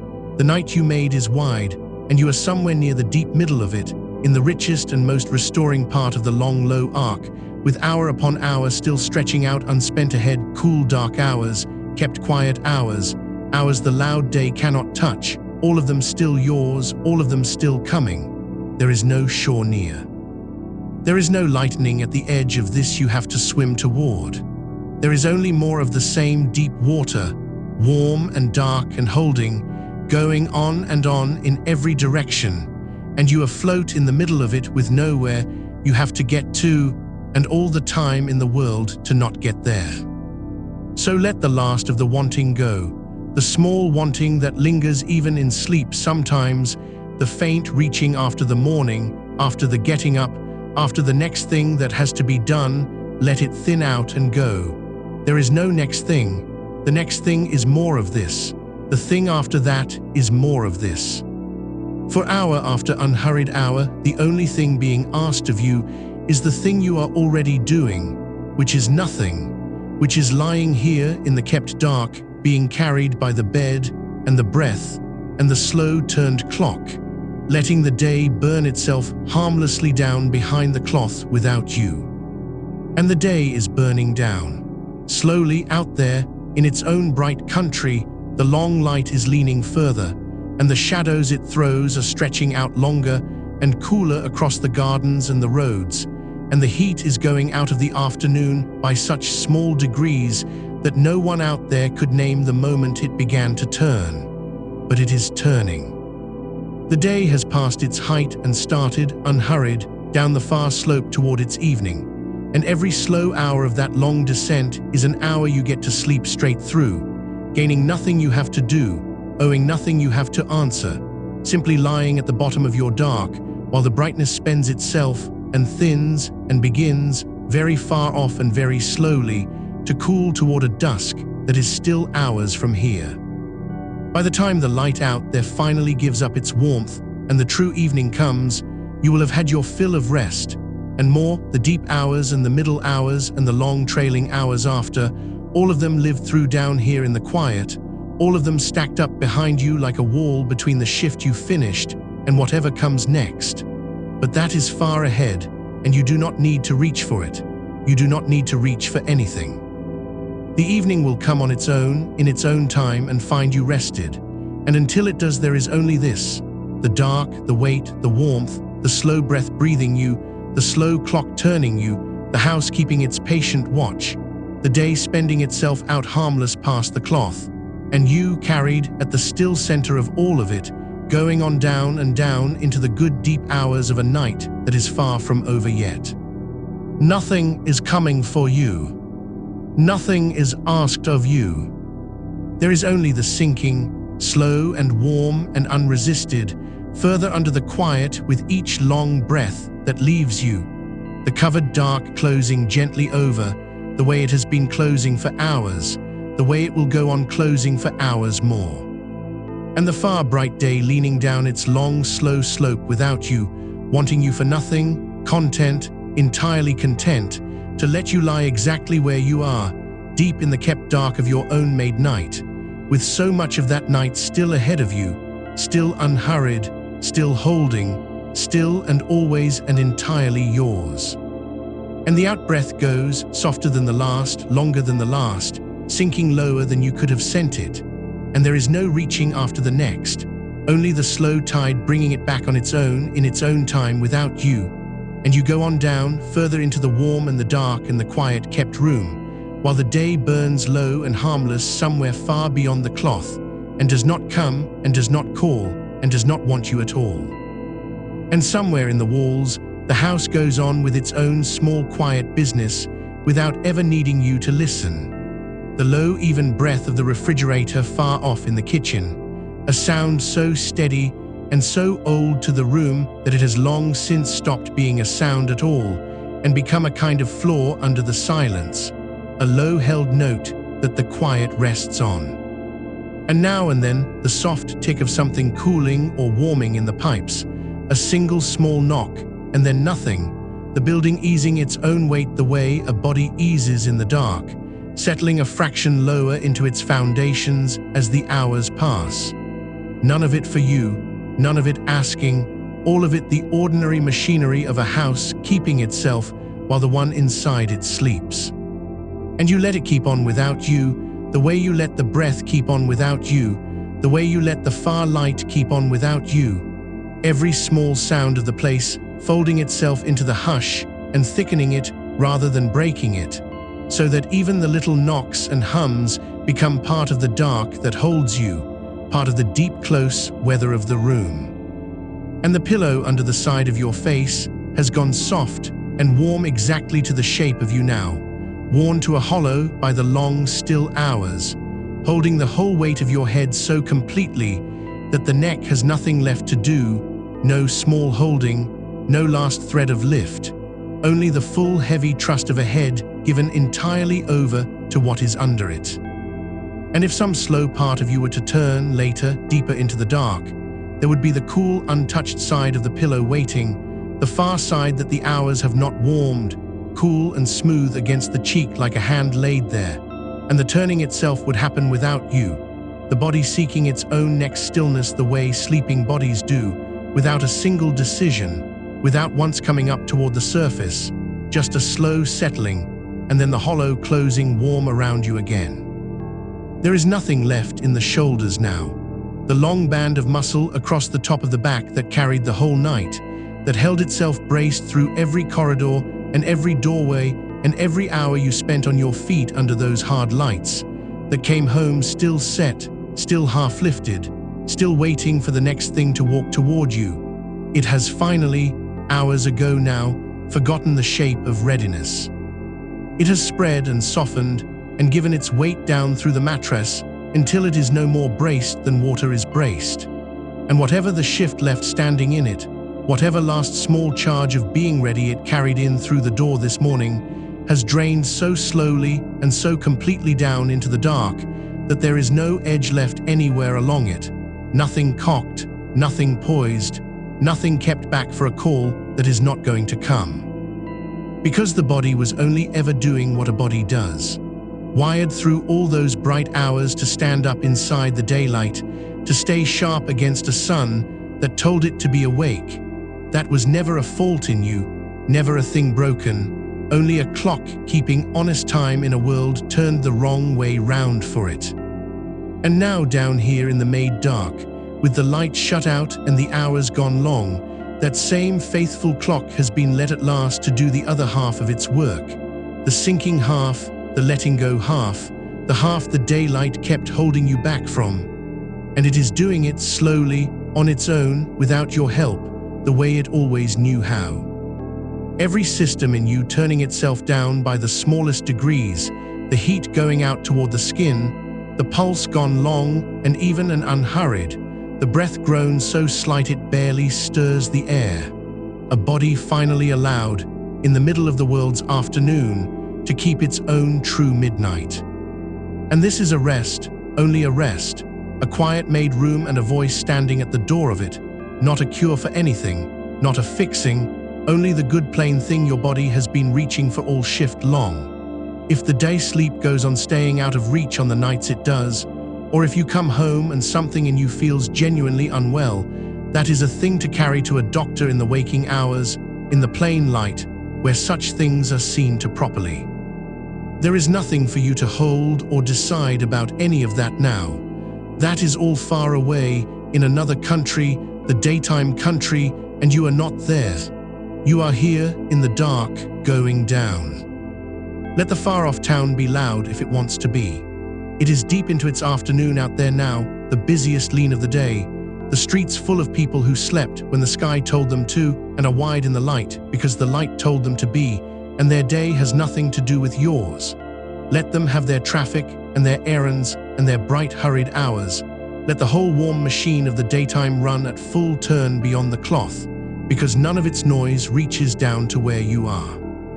It comes to the glass, and it stops at the glass, softened and flattened, and turned to a far grey murmur no louder than the sea heard from very far up a hill.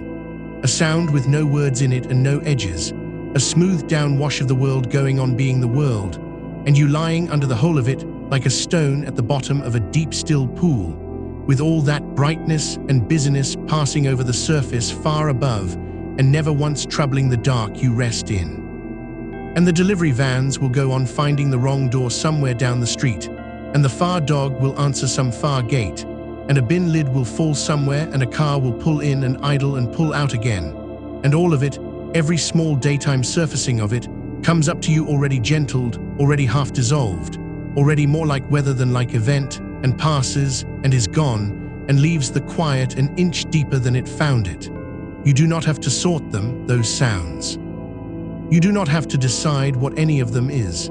That work is done. The listening part of you was set down hours ago with the rest of the shift, and it has not had to lift itself once, and it will not have to lift itself now, because there is nothing out there in all that bright noise that is coming for you, nothing in it addressed to you, nothing asked.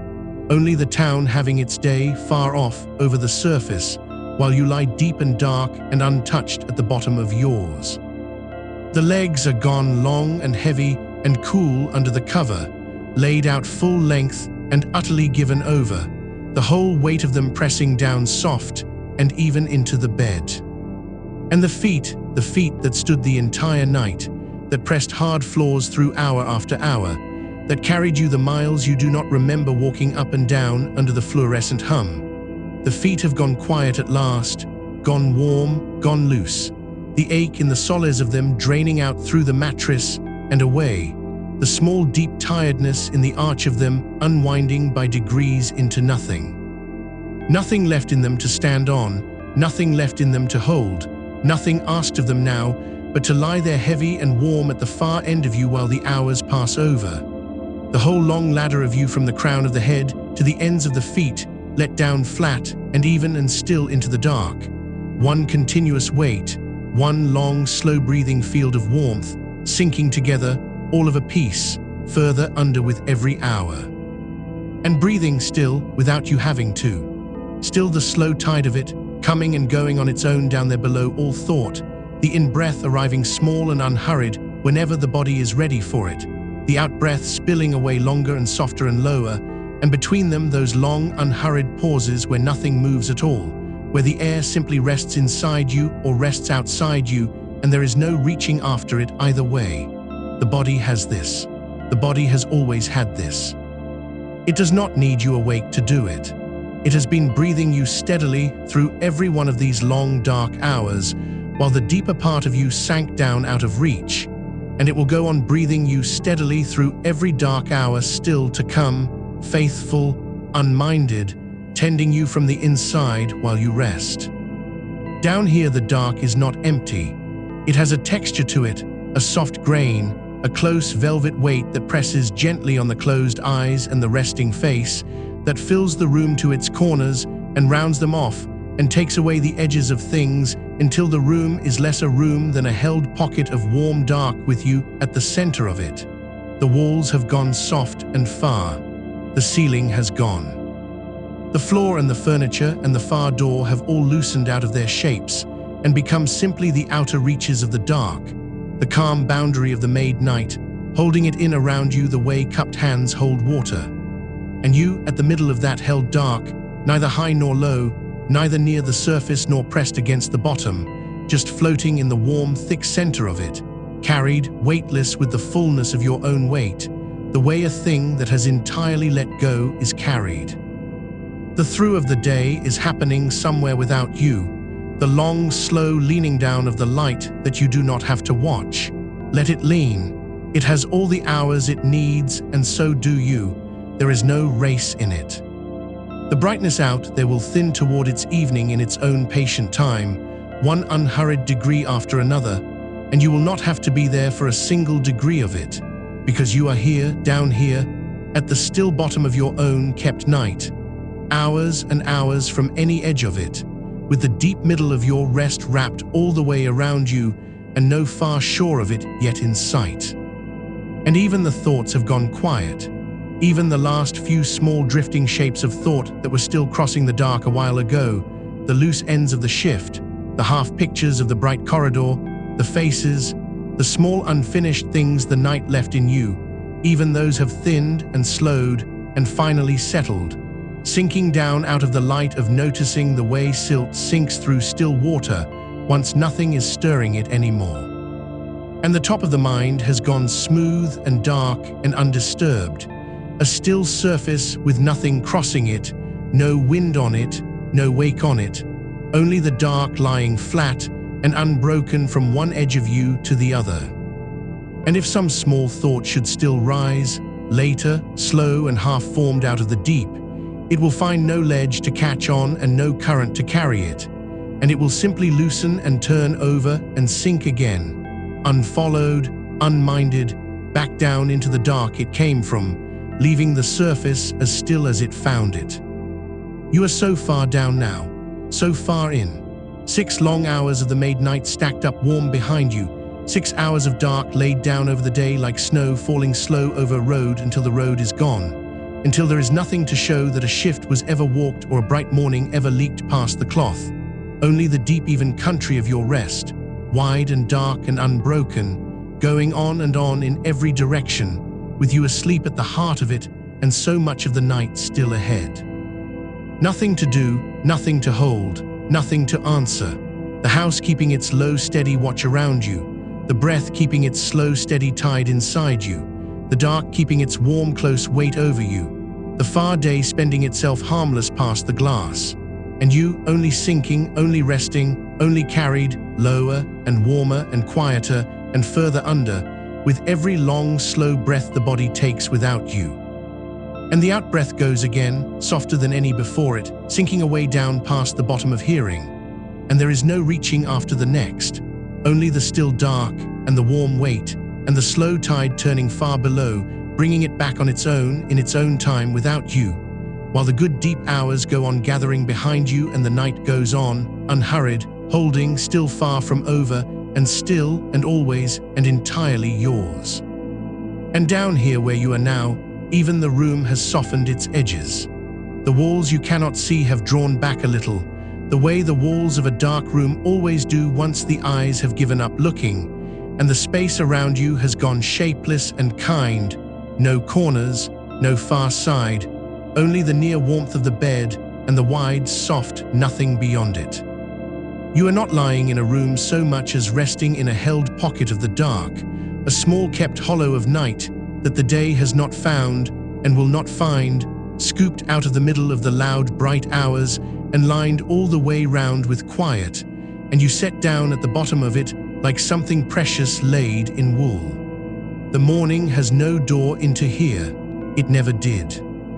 It presses its brightness against the far side of the cloth and gets no further.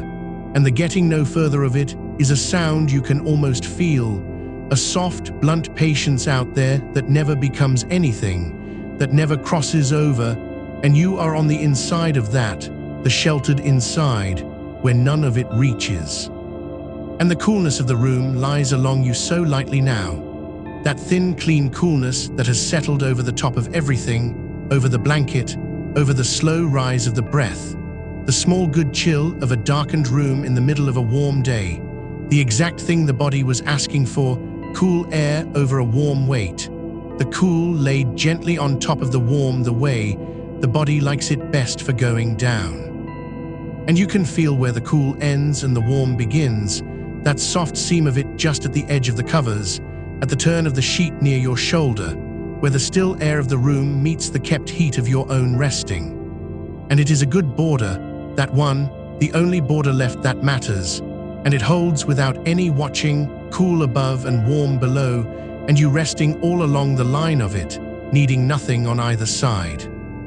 The pillow has taken the whole weight of your head by now, all of it. However long ago it was that the last small holding let go in your neck, the pillow took what was handed to it and has been carrying it faithfully ever since, without tiring, without shifting, and your head has sunk that last quarter-inch down into it, that only happens near the very bottom of sleep, when the last thread of lift finally pays out, and the skull rests as heavily as a stone in sand. And the ear that lies against it hears only the near-close hush of your own body, the soft, muffled country of it, the long tide of the breath, and under that, slower still, the low, unhurried keeping of the heart, gone quiet and even and far away, doing its patient work down there in the warm dark without any help from you, ticking the good hours over one slow beat at a time. Somewhere far above all this, the day has climbed to its full height and started, already, its long, imperceptible leaning back down, but that is a rumor up there, a thing happening to the roofs and the streets and the bright, indifferent sky, and none of it is happening to you. You are under the day now the way a stone is under a river, the whole loud brightness of it moving over the top of you and past, ceaseless and busy and going somewhere, and you not moving at all, not carried by any of it, only lying still and cool and covered on the dark bed of it while all that hurry pours over and away. The river of the day can run as fast as it likes up there. Down here nothing runs. Down here the one slow current is the breath, and it is not going anywhere either, only turning, only tiding, only coming and going in its own kept place, in no hurry to arrive. And the small dark behind your eyes has deepened and gone soft and stopped showing you anything. For a long while near the beginning, there were still faint drifts of light in there, the pale ghost shapes the eyes make out of nothing, slow smears and dim grains moving across the inside of the closed lids. But those have thinned away too, the way the last coals settle and dim, and the dark behind your eyes has gone as full and as even as the dark of the room, until inside and outside are the same single dark now. One unbroken quiet with no line between the dark you are lying in and the dark you are looking into, and you afloat in the middle of it with nothing to see and nothing asked of the seeing, the eyes resting deep and still in their own warm shadow, done, entirely done, with their long, bright night of watching. Those eyes worked so hard. Think, just once and gently, and then let it go how long those eyes stayed open under the hard white light, how many hours they held themselves wide against the pull of the small hours, checking, reading, watching the doors and the dials and the faces, kept open by nothing but your own will long after the will was tired. And how they are closed now, both of them softly, fully, with no light to hold against and no reason left to open, the muscles all round them let go, the small tightness that lived at the outer corners for the whole length of the shift let go, the little held frown between the brows smoothed all the way out and gone. The eyes have been given back the dark. That is the whole of what they wanted, all shift long, and they have it now, and they are lying in it up to the brim, and they will not be called on again for hours. And the hands have forgotten they are hands. However they came to rest a long while ago, that is exactly how they have stayed, curled a little, open a little, palms gone soft, the fingers with no shape they are trying to hold, no grip anywhere in them, nothing gathered, nothing carried, all that reaching is finished. All the small 100 graspings of the shift, the things picked up and set down and picked up again, the trolley, the rail, the wheel, the tray, the door, The hands have laid every one of them down and are holding nothing at all now, and the not holding has spread all the way up through the wrists and into the forearms until the whole long length of each arm lies there slack and heavy and done, poured out along the bed like something set down at last, and not meant to be lifted for a good while yet. The feet, too, that carried you the whole bright length of it, they are just warm shapes now, far down at the end of you, under the good weight of the covers, pointing wherever they happen to point, asking nothing. All those miles of standing hours, all that hard bright ground walked over and over across the long middle of the night, the ache that lived in the solace of them, the low burn that would not quite quit even when you finally sat, all of it has drained down and out and away, gone soft, gone quiet, the feet gone as still and unbothered as two stones warmed by a fire, no weight to bear, no floor to press, nowhere at all left to walk. The standing is over. The whole long standing of it is over, and the body knows, all the way down to its farthest corners it knows, and it has let the standing go. And so the last of it leaves you, that fine hard wire that the shift strings through a body, the one that hums on after the shift is long finished, the one that kept you turning things over in the dark of the drive home, the one that had you still braced for the next call, the next light, the next thing needing you, long after there was any call to answer. That wire has gone slack at last, all the way slack, both ends let loose, and the low hum of it has faded down under the hush and stopped. There is nothing to be ready for now. Nothing is coming. No bell, no buzzer, no page, no name spoken sharp across a room. None of it is coming, not down here, not for hours, and the deep part of you that stood watch for all of it has finally understood that it is off duty and has sat down and set its weight down and closed its own eyes and let the watching fall away. You do not have to be alert. Let that be the truest thing in the room. You do not have to be alert for anything at all. For so many hours being alert was the whole of the job, the thing you carried and could not put down, the sharpness you held at the front of yourself all night long, and it is not needed here. It has been laid aside like a heavy coat taken off inside a warm door. You can feel the lightness of where it was.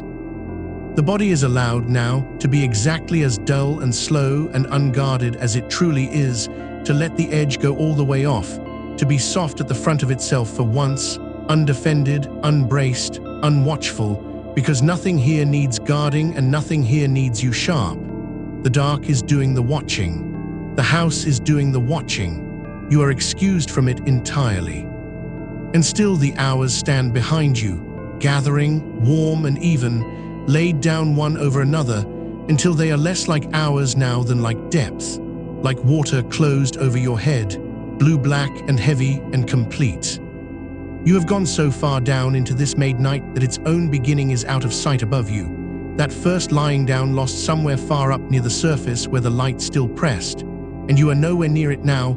You are down in the deep even middle where the water is oldest and stillest and least stirred, where nothing from the surface reaches, where the loud bright fact of the day is only a pale far shimmer too high up to matter, and the going down has not stopped. There is no floor to this. It only keeps opening softly beneath you, one more fathom and one more, warmer and darker and slower the further you sink, and you sinking still, unhurried, unafraid, with all the time there could ever be. Let the day keep its business up there. Let the deliveries come and go on their far bright rounds. Let the doors open and close somewhere off in the loud world. Let the phones ring in other rooms in other lives. Let all of it run its errand and pass. None of it is an errand of yours. You have handed the whole of the daytime over. You are not needed for any of it. Every busy sound the world can make out there is just the world minding itself, the world keeping on without you, and it can keep on perfectly well without you for a good long while yet, and the knowing of that has stopped being a worry and become a kind of rest all its own. The deep ease of being, for these hours, no use to anyone, wanted by nothing, off in your own kept dark, where the whole insistent day cannot reach in and lay one single small task on you. And if the surface should stir far up, a track changing gear on the road, a voice on the pavement, the small blunt knock of the ordinary morning going about itself. It reaches you now only the way weather reaches the bottom of the sea, which is to say not at all, which is to say as the faintest far pressure that changes nothing and moves nothing and passes before it has even finished arriving. You are too deep to be reached by it. The sound comes down a little way through the water and loses its edges and loses its meaning and softens into nothing long before it gets to where you are lying. And it leaves you exactly as it found you, still and heavy and warm and gone. You do not have to rise to meet a single sound. Let them all stay up there where they belong, small and far and harmless, the little noises of a day that is not yours to attend, and let yourself stay down here where you belong now, in the still deep dark, unmoved by any of it. The breath knows the way from here. It has known the way all along, and it is walking it now without you, that slow, soft path down and down, the long, even out breath leaning you a little deeper each time it leaves, the quiet turn at the bottom, the small, unbidden filling, the lean again. You have stopped doing it. It does itself. It has taken the last small task of the body onto itself, and it carries it gladly, tide after tide after tide, asking nothing of you but that you keep lying here and let it, which is no task at all, which is only the willingness to keep on resting, and you are more than willing, you are all the way given over. You could not lift a finger to change it now if you tried, and there is no reason under any sky to try. So let the good hours keep stacking. There are more of them ahead than behind, and even the ones behind are still holding you, still warm, still doing their slow, deep work down in the body where you cannot watch it, the long, careful mending that only happens this far under, the settling of the nerves, the loosening of the held places, the quiet righting of a body that spent its night against the grain of the light. None of it needs your help. It goes on best when you are furthest from it, and you are very far from it now, down past all helping, down where the only thing asked of you is to stay and be still and be carried, and you are doing all three without effort, without thought, without any part of you left over to do anything else. The room holds, the dark holds, the cool lies quiet on the warm, the pillow keeps its faithful weight, the far day leans harmlessly toward its evening behind the cloth, spending itself, thinning by slow degrees you will never have to see, and the hours you have not yet slept lie ahead of you soft and unbroken and full, a whole long country of night still waiting, unwalked, unhurried, entirely yours to sink through. And you go on sinking, gentle and slow and sure, deeper into the kept dark with every tide the breath turns for you, lower and warmer and further under and further still, while the night goes on holding, and the morning stays shut out, and nothing at all is asked of you now but to keep drifting on down. And somewhere out past the cloth the light will have changed again by now, though you will never have to know it, turning from the thin white of the true morning into the fuller gold of the middle of the day, the color it takes when the sun has climbed as high as it means to go. It leans against the far side of the curtain, the way warmth leans against a closed door, patient and shut out, and it cannot come in, not really, not to where you are, only a faint dimming and brightening at the very seam of things that your closed eyes long ago stopped bothering to read. You have handed all of that back. The whole broad daylight machinery of the world, the hours with their numbers, the slow arc of the sun across a sky you are not under, you have set it all down outside the door with the shift, and you are keeping none of it, and it is keeping on perfectly well without you, as it always has, as it always will. Down here there is no such thing as noon. Down here there are no hours with names. There is only the dark and the warm and the long, slow turning of the breath and the deep, even country of the rest you are moving through, and none of that has a clock anywhere near it. The middle of the day can burn itself out however it likes up there against the cloth. It is not your business now. Your only business is this stillness, and you are seeing to it beautifully, without lifting a hand, without meaning to, simply by staying exactly as you are. Feel how the sheet has warmed to you by now. However cool it was when you first lay down, hours back, it has taken the shape of your warmth and given it back to you, so that there is no longer any edge between you and the bed, no cool place and no warm place, only one continuous mildness that holds you the whole length of your body. The cloth beneath you has gone soft as breath. It does not press, it only receives. Wherever your weight leans into it, it has already made room, already softened to meet you, so that there is nothing left anywhere along the back of you to brace against or settle further into. It is all already settled, all already met, all already at rest. And where the air lies against the parts of you the blanket does not cover, the side of a hand, perhaps, the edge of your face, a shoulder turned toward the room, it lies there cool and unmoving and kind, the still, cool air of a room made dark on purpose, a room you have turned into your own held pocket of night in the middle of a bright and busy day. That coolness on the skin is a good thing, a small friend to the sleeping body, the little downward drop the body waits for before it lets go all the way. It has it now. It has had it for hours.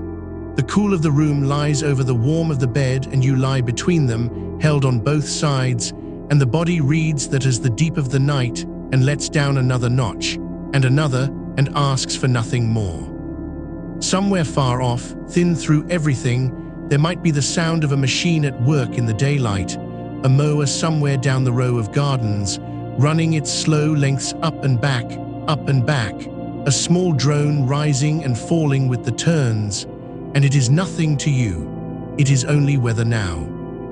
It comes in flattened and blunted and stripped of all its meaning, no more a call to you than the sound of wind in a hedge, and it rises and falls out there at the far edge of hearing, and you let it. You let the whole slow, patient sound of somebody else's ordinary afternoon run its lengths up and back, without ever once reaching in to trouble you. It even helps a little, that steady far-off droning, the way a distant even sound can smooth the last of the silence's edges, can give the ear something soft and shapeless to lean on, so it stops listening so hard, so it stops waiting for the next thing, so it lets go of its long night shift habit of standing guard, and simply floats on the blur of the far-off day like a leaf floating on slow water. Let the ear rest too. It has stood watch all night. It has flinched at every alarm and every call and every hard, bright sound of the shift, and it has earned this, the right to hear a sound and do nothing, to let a sound arrive and pass and mean nothing at all, over and over, until even the trying to hear has gone soft and given up and drifted down after the rest of you into the dark. There is a kind of quiet that only comes this many hours in, not the quick quiet of the first lying down, when the body is still ringing faintly with the shift, and the mind is still setting down its last few things, but the deep, worn, smooth quiet of the long middle of the rest, when all of that has already fallen away, hours ago, and what is left is only the plain fact of a body sleeping, unhurried, uncrowded, with nothing pulling at it from anywhere. You are in that quiet now. You have been in it a long while. It has closed over you the way still water closes over something set gently down into it, without a splash, without a ripple, without any mark left on the surface to say you ever went under, and you did go under, all the way under, and the surface far above you has long since gone smooth and dark and forgotten. Let the face go on resting. There is a great deal of the day's holding that lives in the face, and yours has been letting go of it for hours now, so slowly you never felt the letting, the brow gone smooth and wide and unwritten, no thought creasing it, nothing gathering between the eyes, the lids lying full and heavy over the eyes, so heavy now they have forgotten they were ever meant to open, so still the eyes beneath them have stopped their searching and gone quiet in their own soft dark. The jaw hanging loose and low the way it only hangs in the deepest part of sleep, the teeth unclenched, the tongue soft, the whole lower face given up entirely to the pull of the pillow. Even the small muscles no one ever notices, the ones around the eyes and the mouth that hold the day's expressions all through the waking hours, Even those have put themselves down, one by one, until there is nothing left in the whole of your face but the plain, slack piece of a person who is entirely, thoroughly, deeply asleep. And below the face, the throat has softened, and below the throat, the breath goes on turning, low and even, at the slow tide pace it found for itself hours ago and has kept faithfully ever since. You do not count it, you do not shape it. It has gone on beneath your knowing this whole long while, and it will go on beneath your knowing for hours yet. That patient rise and long slow fall, the small pause where everything hangs still and quiet, the gentle drawing back in over and over without a single thing asked of you, a tide with no one watching it, keeping its own time in the dark. Let it keep that time. Let it carry you the way it has been carrying you. There is nothing you could add to it and nothing you would want to take away, and so there is nothing left for you to do but be carried, which you are doing, which you have been doing for a long time now, without effort, without thought, without any small held-back part of you still standing off to the side and keeping watch. The bright day thins itself out there against the cloth, and you do not have to watch it thin. The far-off machine runs its lengths and goes quiet at last, and you do not have to notice that it has stopped. The gold at the seam of the curtain will lean by slow degrees towards something softer, later, lower, and you will sleep straight through the turning of it, straight through the long, slow afternoon, down here where none of it can reach and none of it is asked of you. The day is spending itself on your behalf up there so that you do not have to spend a single moment of it. Every bright hour that passes over the roof is an hour nearer your evening, an hour of daylight used up and carried off without your having to be awake through any of it. And it goes so gladly, it slides away so easily, hour laid down after hour, while you lie here far beneath it all and gather back everything the night took. And the gathering back goes on, deep in the body, in the places no thought can reach and no effort can help. The long, slow mending keeps on with its quiet work, the tired muscle of the legs that stood the whole shift, softening and knitting and letting go. The small stores the body ran down in the long fluorescent hours filling again, gently, in the dark, at the unhurried pace such things are only ever done at, the pace of a body left completely alone to see to itself. You cannot feel it happening, and you are not meant to. It happens best exactly here, this far down, this far from any watching, in a stillness so complete that the body finally trusts it has been given the whole long stretch of undisturbed dark it needs, and sets about its own slow writing without a single interruption. You have given it that. By doing nothing at all, by only lying here and staying under, you have given the body the one thing it could not make for itself, the deep, uncrossed hours, the long, unbroken dark, the sealed and silent room where the mending can run all the way to its end. So there is nothing left undone, nothing waiting on you, nothing that needs you to surface and see to it. Everything that has to happen is already happening, down in the deep of you, without your help and beyond your reach, and everything that had to be set down has already been set down, hours ago, out past the door with the shift and the light and the long-standing night. You are as free of it all now as a person can be. There is not one thing in the whole wide, bright world above the curtain that has any claim on you here, not one sound that can call you, not one hour that can hurry you, not one small worry left with the strength to lift its head this far down in the dark.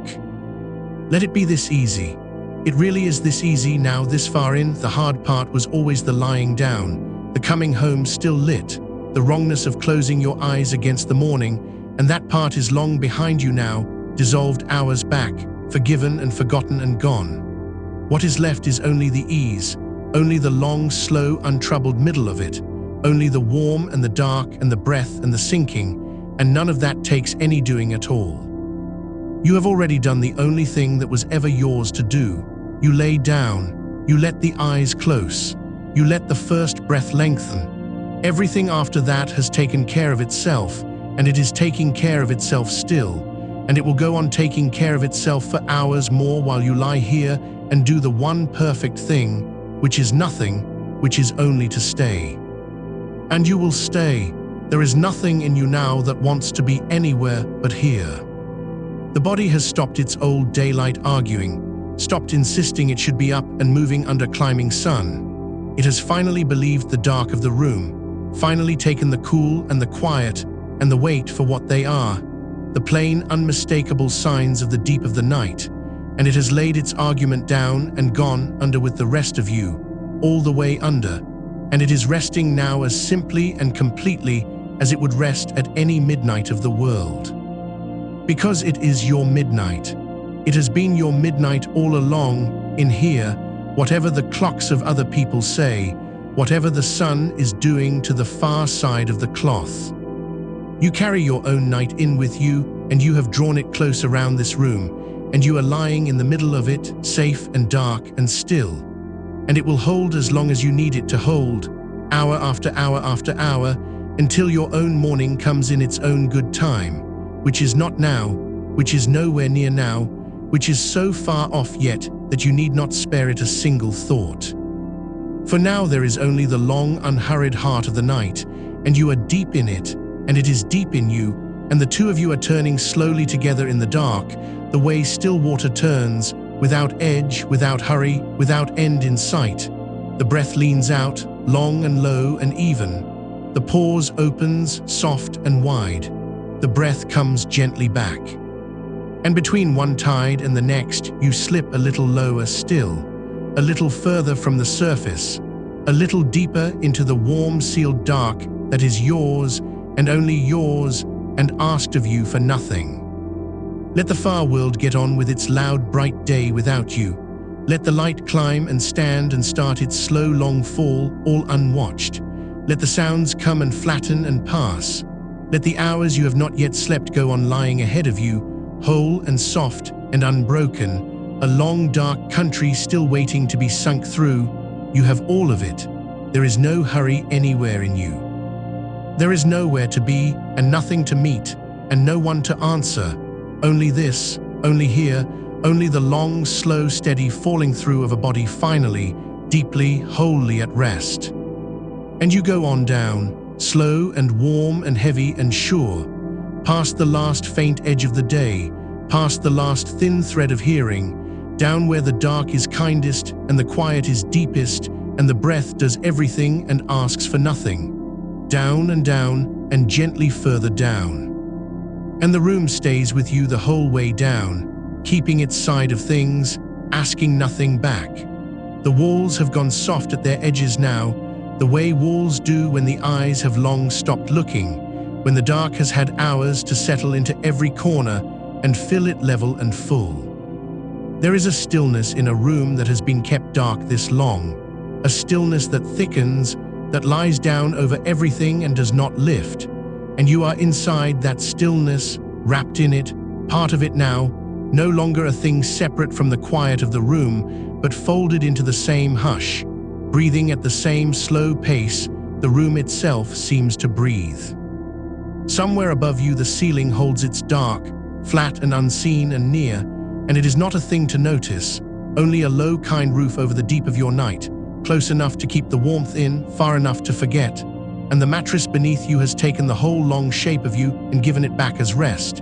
Every place your weight lies down met and answered and held, so that there is no single point on all of you that must do any holding of its own. The bed does it. The dark does it. The hours do it. You are carried, and you have been carried a long while now, and you will be carried a long while yet.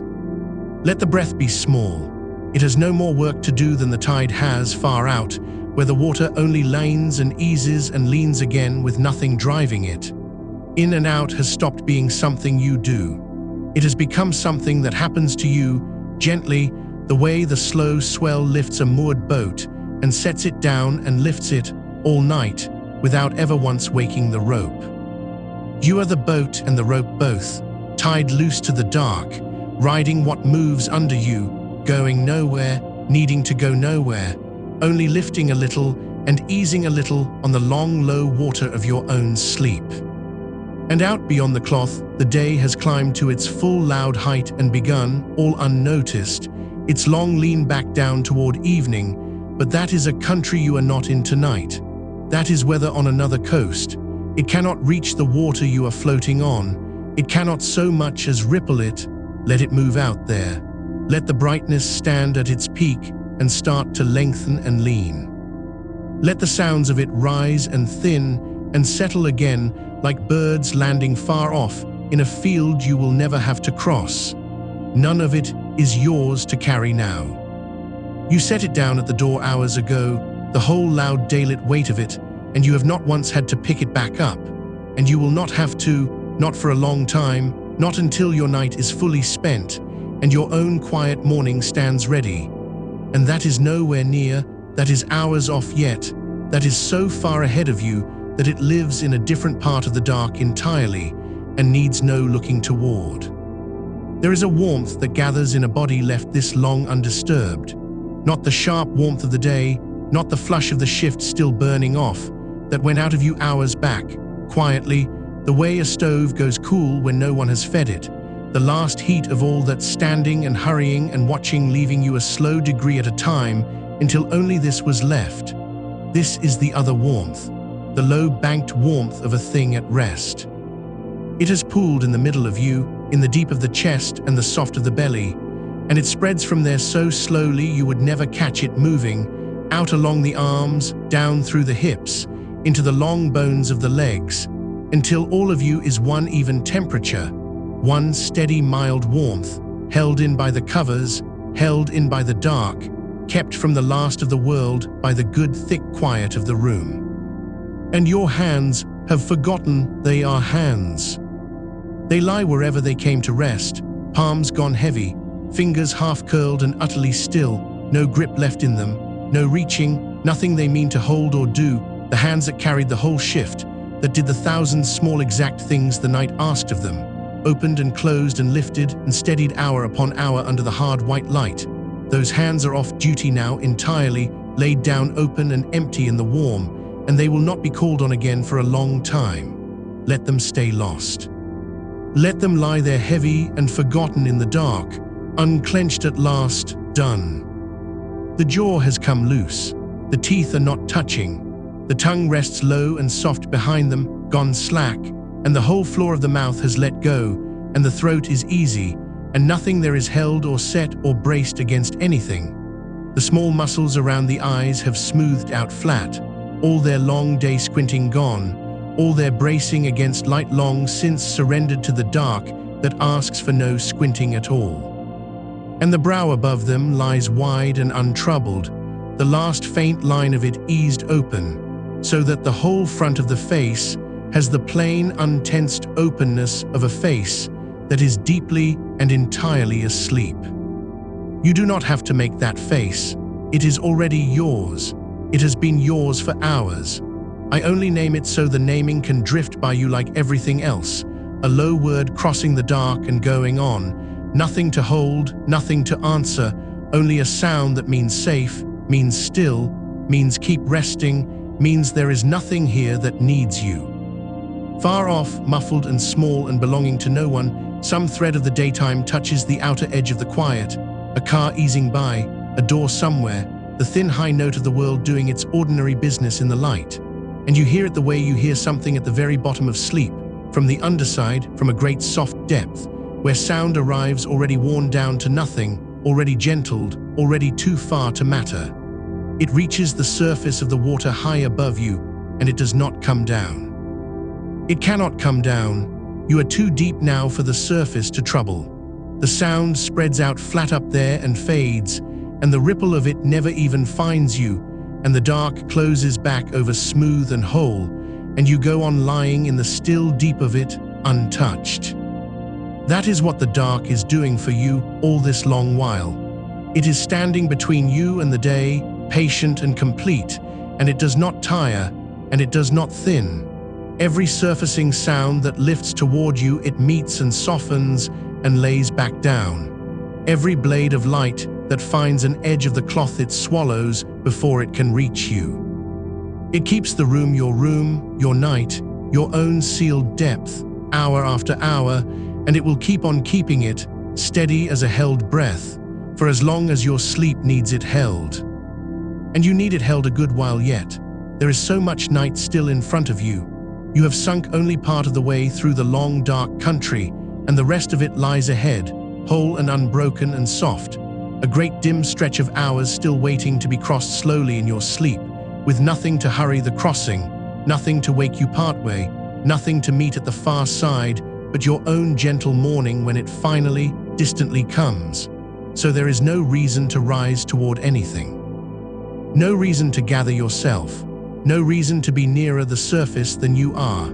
You can let yourself lie exactly as deep as you have fallen, and deeper still, sinking on through the dark as slowly and surely as something settling to the floor of a calm sea, where nothing moves but the slow drift down, where the pressure is only a kindness, where the last light gave out long ago and was not missed.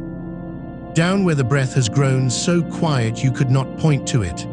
Down where the body has stopped being a set of separate parts and become one long warm weight, one even field of rest, laid full length in the dark and held. Down where thinking has gone slow and thick and finally almost still, the last few thoughts drifting far apart now, each one softer and smaller than the last, each one dissolving before it can quite finish, none of them needing to finish, none of them meaning anything you must do. Let them go unfinished. Let them thin out and scatter and sink. There is nothing you need to think through here. The thinking part of you has earned its silence too, and it is taking it, quietly, the way the rest of you has taken the dark. The clock of the outside world can keep whatever time it likes. Let its hands climb and cross and fall. Let its bright noon come and stand and go. In here there are no hands and no numbers, only the slow, even turning of your own deep night, the breath leaning out and easing back, the warmth holding steady, the dark keeping its faithful watch, and that is all the time there is, and it is enough, and it is soft, and it asks you for nothing at all. You are not out of place. Understand that low and deep in the part of you that used to argue, you are not sleeping wrong. You are not lying here against the grain of anything that matters. The body was only ever asking one thing, to run its own night whenever its night was owed, and here you have given it that, exactly that, and it has stopped its old daylight quarrel and thanked you the only way a body can, by going all the way down, by resting this fully, this simply, this well. There is nothing broken in you. There is only a night that comes when your work says it comes, and you are in the deep of that night now, and the deep of it is treating you as gently as any midnight ever treated anyone. So lie there and be treated gently. Let the room go on holding its dark for you. Let the far day go on without you, needing nothing, missing nothing. Let the warmth stay banked and even in the middle of you and spread out slow to the ends of you and hold. Let the breath keep its own small tide, leaning out, easing back, without you tending it, without you counting it, without you doing one single thing to it at all.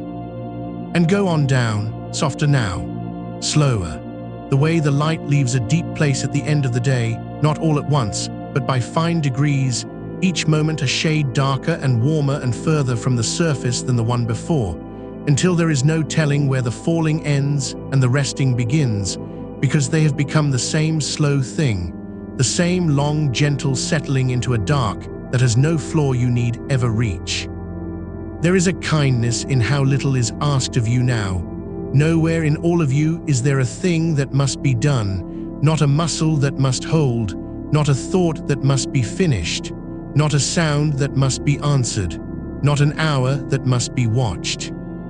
The whole apparatus of the shift, the whole long readiness of the working night, the part of you that stayed sharp under the lights, that stood and moved and stayed alert on command hour after hour, has finally been let all the way off, and it has sunk down with the rest, and it lies still now in the warm, drawing its own slow breath, asking to be woken by nothing. You gave it back its rest. It took it.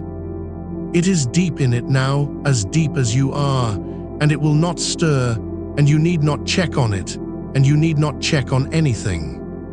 Only lie here, only be carried, only go on turning slowly in the deep warm dark with the breath leaning and easing under you like water that has forgotten the shore. The night is wide open ahead. The room is sealed and dark and yours. The far world is a rumor too small to reach you, and you are further down than the rumor can travel, and going further, unhurried, unbothered, unafraid, wrapped warm and heavy and whole in the plain deep quiet of your own true midnight. Down past where the sounds still carried, down past where the light still found an edge, down past the last faint pull of the day that used to argue you awake and cannot find you now, down into the still scent of the dark, where the breath is only a slow, soft coming and going, where the weight of you is fully given and fully held, where there is nothing left to do and no one left to be and nowhere left to go, only here, only warm, only dark, only deep, only rest. And still there are hours. Feel how many hours, not as a weight, as a softness, as a long dark room stretching away on every side of you with no wall in reach, all of it yours to lie down in, all of it quiet, all of it kind. You have not spent the night. You are barely partway through the spending of it. The best of the depth is around you and more of it still lies ahead. And there is time, so much time, more time than you could sink through if you tried.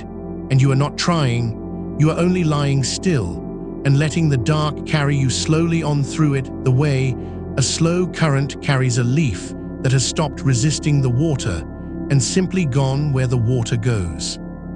Go where the dark goes. Lean out with the breath and ease back with it and lean out again, and each time drift a little lower, a little softer, a little further from anything that is not this. The room holds, the night holds, the warmth holds. Nothing that could reach you is coming, and nothing that is coming can reach you, and there is nothing in all the long dark ahead but more of this same slow kindness, hour upon unhurried hour of it, laid out soft and whole and waiting, asking of you only what it has asked all along, nothing, nothing at all, only to stay, only to sink, only to rest. So stay, so sink, so rest, down where it is warmest, down where it is stillest, down where the breath does everything and you do nothing and the dark keeps its long, faithful watch over the both of you. Slow, now slower, down past the edge of the words themselves, past where the voice still shapes the dark, into the plain, wide quiet underneath it, where nothing is said because nothing needs saying, where the night simply holds you and you simply let it. And gently, gently further down. And under that quiet, deeper still, there is a warmth that has nothing to do with the day outside. It is your own warmth now, gathered and kept, the heat of your own slow blood moving through you at its own patient pace, asking nothing, keeping you, the way a banked fire keeps a room without a flame. You made this warmth by living through the long, cold hours of the shift, and now it is yours to lie in, yours to be kept by, and it holds you the way nothing out there could. Nothing out there is this close. Nothing out there is this soft. Nothing out there knows where you have gone. Let the hands go on being warm. Let the wrists go on being warm, and the long bones of the forearms, and the soft inside crook of the elbow where the pulse used to hurry and has stopped hurrying now. All of it warm, all of it slow, all of it laid down and left. The arms have carried enough. Whatever they lifted through the night, whatever they steadied and held and set right, they have set the last of it down, and now they only rest, heavy and warm along your sides, doing nothing, wanting nothing, gone soft as rope let loose on a still deck. And the far world goes on without needing your hands in it. Somewhere out past the sealed dark, the morning is filling up with its small errands, the kettles and the keys, the engines turning over, the doors that open and swing shut, the whole bright machinery of everyone else's beginning. And none of it is yours to tend. Not one turn of it waits on you. You have stepped out of that stream and into this stillness, and the stream closes over the gap where you stood and flows on, and does not miss you, and does not need you, and lets you go. Let it go on without you. That is the whole permission of this hour, that the day can run its full loud course from end to end, and never once require you to open your eyes. You are excused. You were excused the moment you lay down, and the excusing holds all the way through the brightness, hour after hour, until the light thins again at the far edge of it and gives you back your natural dark. There may be a sound, There is nearly always a sound, a far door somewhere in the building, a voice pitched to the daytime, careless of you, not meaning you, never meaning you, a vehicle slowing in the road and moving on. The small clatter of a world that thinks it is the only time there is. Let each one arrive and let each one pass, the way a slow tide lets a far gull cross the sky above it and does not rise to follow. The sound is out there, you are in here. And the distance between the two of you is made of everything soft, the sealed dark, the drawn heavy cloth at the window, the warm long weight of your own resting body, all of it stacked between you and the noise like blanket upon blanket upon blanket, until the noise arrives already muffled, already small, already too far spent to lift you. You do not have to meet it. That is the thing your body is slowly learning, deeper down each hour, that a sound can come and go and mean nothing, that you can hear the whole shape of it arrive and fade and never once have to climb toward it. You are off duty now, all the way down to the root of you. Nothing out there is yours to answer. Let the answering muscle in you, the one that stood ready all night long, finally, wholly let go. Feel it letting go behind the eyes first, where so much of the daytime waiting lives. The small tired muscles around the eyes that held themselves open against the fluorescent hours, that squinted through the long, bright middle of the night when the body wanted dark and got glare instead. Those muscles are off now, soft now, given back the dark they were owed. No light finds them here. The window holds. The room is a kept and faithful night, and behind your closed eyes the dark is complete, and the small guards they're set down there watching and go loose. And it is such a relief to them, such a quiet undoing, to stop holding the day at bay and simply be dark. And your body believes the dark. This is the mercy of the sealed room, that deep in the old wiring of you, where the day and the night are told apart, the darkness is enough. The darkness is honest. The darkness says night the way nothing else can say it. You spent your night against the grain, awake in the lit hours, and your body did its best. And now you have made it a true dark to come home to, and the old clock in you feels the dark and loosens toward it. Hour by hour, a little more willing, a little more sure that the rest is real and allowed and safe to sink all the way into. It is not broken, that clock, it never was. It is only turned, only pointed the other way from the sun, keeping faithful time to a day of its own. And here in the dark you have made, it can keep that time in peace, unhurried, unpushed, settling at last into the long, low stretch of its own quiet hours the way it was always able to, given only the dark and the stillness and the time. You have given it all three, so let it settle. Let it run slow and true down in the warm of you, marking off the deep hours one soft beat at a time, in no hurry, in no doubt, at rest. And down below the clock, below the last faint thought of time at all, the breath goes on. You are not steering it now. You gave it back to itself a long while ago, and it has gone on without you, patient and even, the out-breath long and the in-breath small, the whole slow bellows of you working away in the dark on its own quiet errand of keeping you alive and asleep at once. Let it. Let the breath do the whole of the work. There is nothing you could add to it.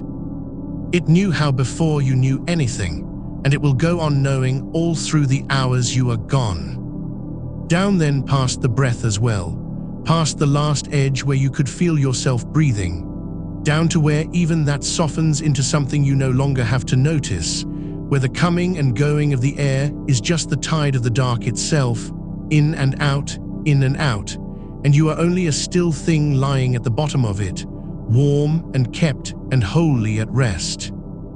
The bed has you completely now. There is no part of you it is not holding. The whole long back of you, from the crown of the head to the heels, given over to it, sunk into it, every point of you supported so evenly that the edges of you begin to blur, and you cannot quite feel where the warmth of your body ends and the warmth of the bed begins. You are not lying on it anymore. You are lying in it, folded down into it, held on every side, as though it had risen up soft around you while you weren't watching and closed you in like water, closing warm over a stone dropped slow to the seabed. And on the seabed, there is no morning. The light that troubles the surface never reaches down this far. Whatever brightness is climbing the sky out there, whatever the hour has become while you sank, none of it travels down to where you are.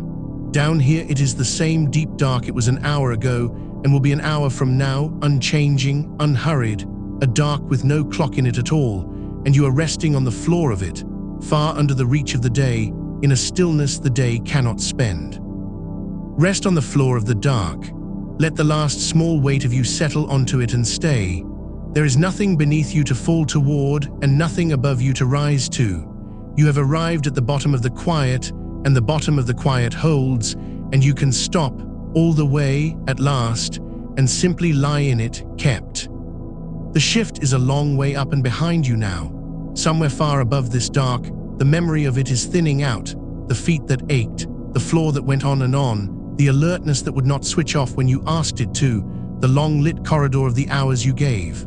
All of it up there at the surface, growing smaller, growing softer, letting go of you as you let go of it, until it is only a pale shape far overhead, no weight in it anymore, nothing in it that can reach down and pull you back.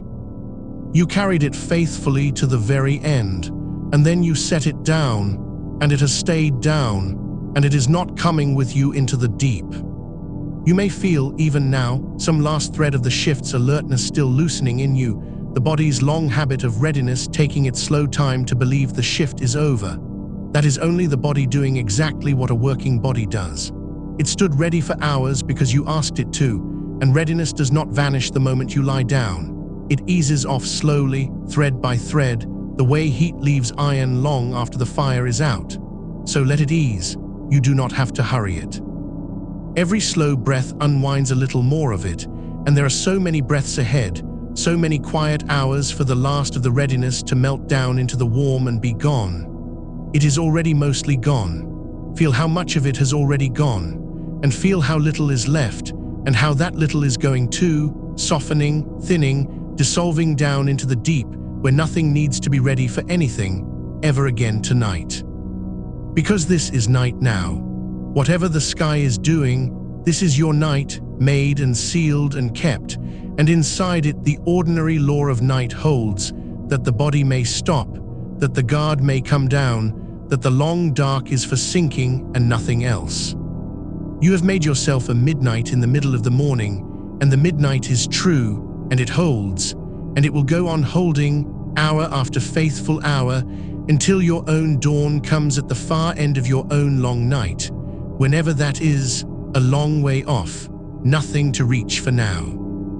Nothing to reach for now, nothing at all, only the dark and the warmth and the weight and the slow tide of the breath far below you, and the long room of hours stretching away on every side with no wall in reach. Somewhere out there the morning goes about its bright business, and here you lie under all of it, sunk past its reach, folded into a dark of your own making, held and warm and heavy and done. The far sounds come and thin and vanish. The light presses at the edges of the cloth and cannot get in, and you go on lying still at the bottom of the quiet, further down than any of it can travel, further down than you were an hour ago, and still, very slowly, still going further. Let a soft heaviness gather now in the long muscles of the legs, the thighs that stood you up through hour after hour, that did not sit when they wanted to sit. Let them go dead heavy and warm, sunk into the bed, done with holding you upright, done with all of it. The knees unlocked and easy, the shins and the calves gone soft and loose. And the feet that walked the whole long floor of the night and never once got to stop. The feet at last set fully down, warm, still, unweighted, floating a little in the dark, done walking, done standing, done. Nowhere left to walk to, nowhere left to stand. The floor of the night is behind you, and there is no floor down here, only the soft holding dark, and the feet know it, and they rest the way they have wanted to rest for hours, wholly, gratefully gone. And up through the heavy warm legs and into the deep of the body, let the same softness rise and fill. The hips, sunk and open, given over to the bed. The low back that carried the long shift, easing flat and warm and letting go of the last of its holding. the belly rising and falling, slow, unhurried, the only slow motion left in you. And the chest, wide and warm and unhurried, the breath moving through it like a slow tide moving through a quiet harbor at the dead low turn of the night, when the water barely moves at all. The barely moving hour, that is where you are now. The turn of the tide, the flat calm, the place where the water forgets which way it was going and simply rests between one direction and the other. You are in the flat calm of yourself, the low, dead still turn of your own long night, where nothing is rising and nothing is falling and everything only rests, held level, held warm, held dark. And it will hold like this for a long while yet. The tide is in no hurry to turn back. The dark is in no hurry to thin. The hours ahead lie flat and calm and dark, one folding softly into the next, and you have only to lie here in the flat calm of them and let them pass over you slow, one after another, asking nothing, taking nothing, only carrying you gently on. Carried, still carried, always through all of it carried. You are not holding yourself here. Nothing you do keeps you down in this dark. It holds you without your help, the way the deep water holds what has sunk to it, without effort, without asking, simply because that is what the deep does. It keeps what has come to rest in it. And you have come to rest in it, fully, finally, and it keeps you. So you can stop keeping yourself. You can set down even that, the last quiet effort of staying, of being here, of being anyone at all lying in the dark. Let even that go loose. There is nothing you have to be down here, no name the dark needs from you, no self the quiet is waiting to hear, only a warm and breathing weight at the floor of a long dark, kept and held and slowly carried, and that is enough, that is all of it, that is the whole of what this hour asks, only to be here. Only to be warm, only to be dark, only to be still. And still the hours go on ahead of you, dark and soft and whole. You are nowhere near the end of them. The long night is barely turned. The best of the deep is around you, and more of it lies ahead than behind, and there is no edge of it anywhere near, no thinning, no far pale line of morning, only more dark, more warmth, more of this same slow, faithful holding, laid out ahead of you as far as sinking can reach. So sink, there is all the time there is. Sink slow, sink soft, sink down past the flat calm into the stiller water underneath it, where even the turn of the tide does not reach, where the dark is oldest and warmest and most fully your own, down where nothing is asked, down where nothing is kept but you, down where the far bright morning is not even a rumor anymore, not even a small far sound, not even the memory of a sound. Gone quiet, all of it, gone dark, all of it, gone soft and warm and far away, all of it, everything that is not this, and this stays, this holds. This carries you on, slow and sure, through the deep middle of your long-kept night, hour upon unhurried hour, asking nothing, taking nothing, only holding you warm and heavy and whole at the still floor of the dark.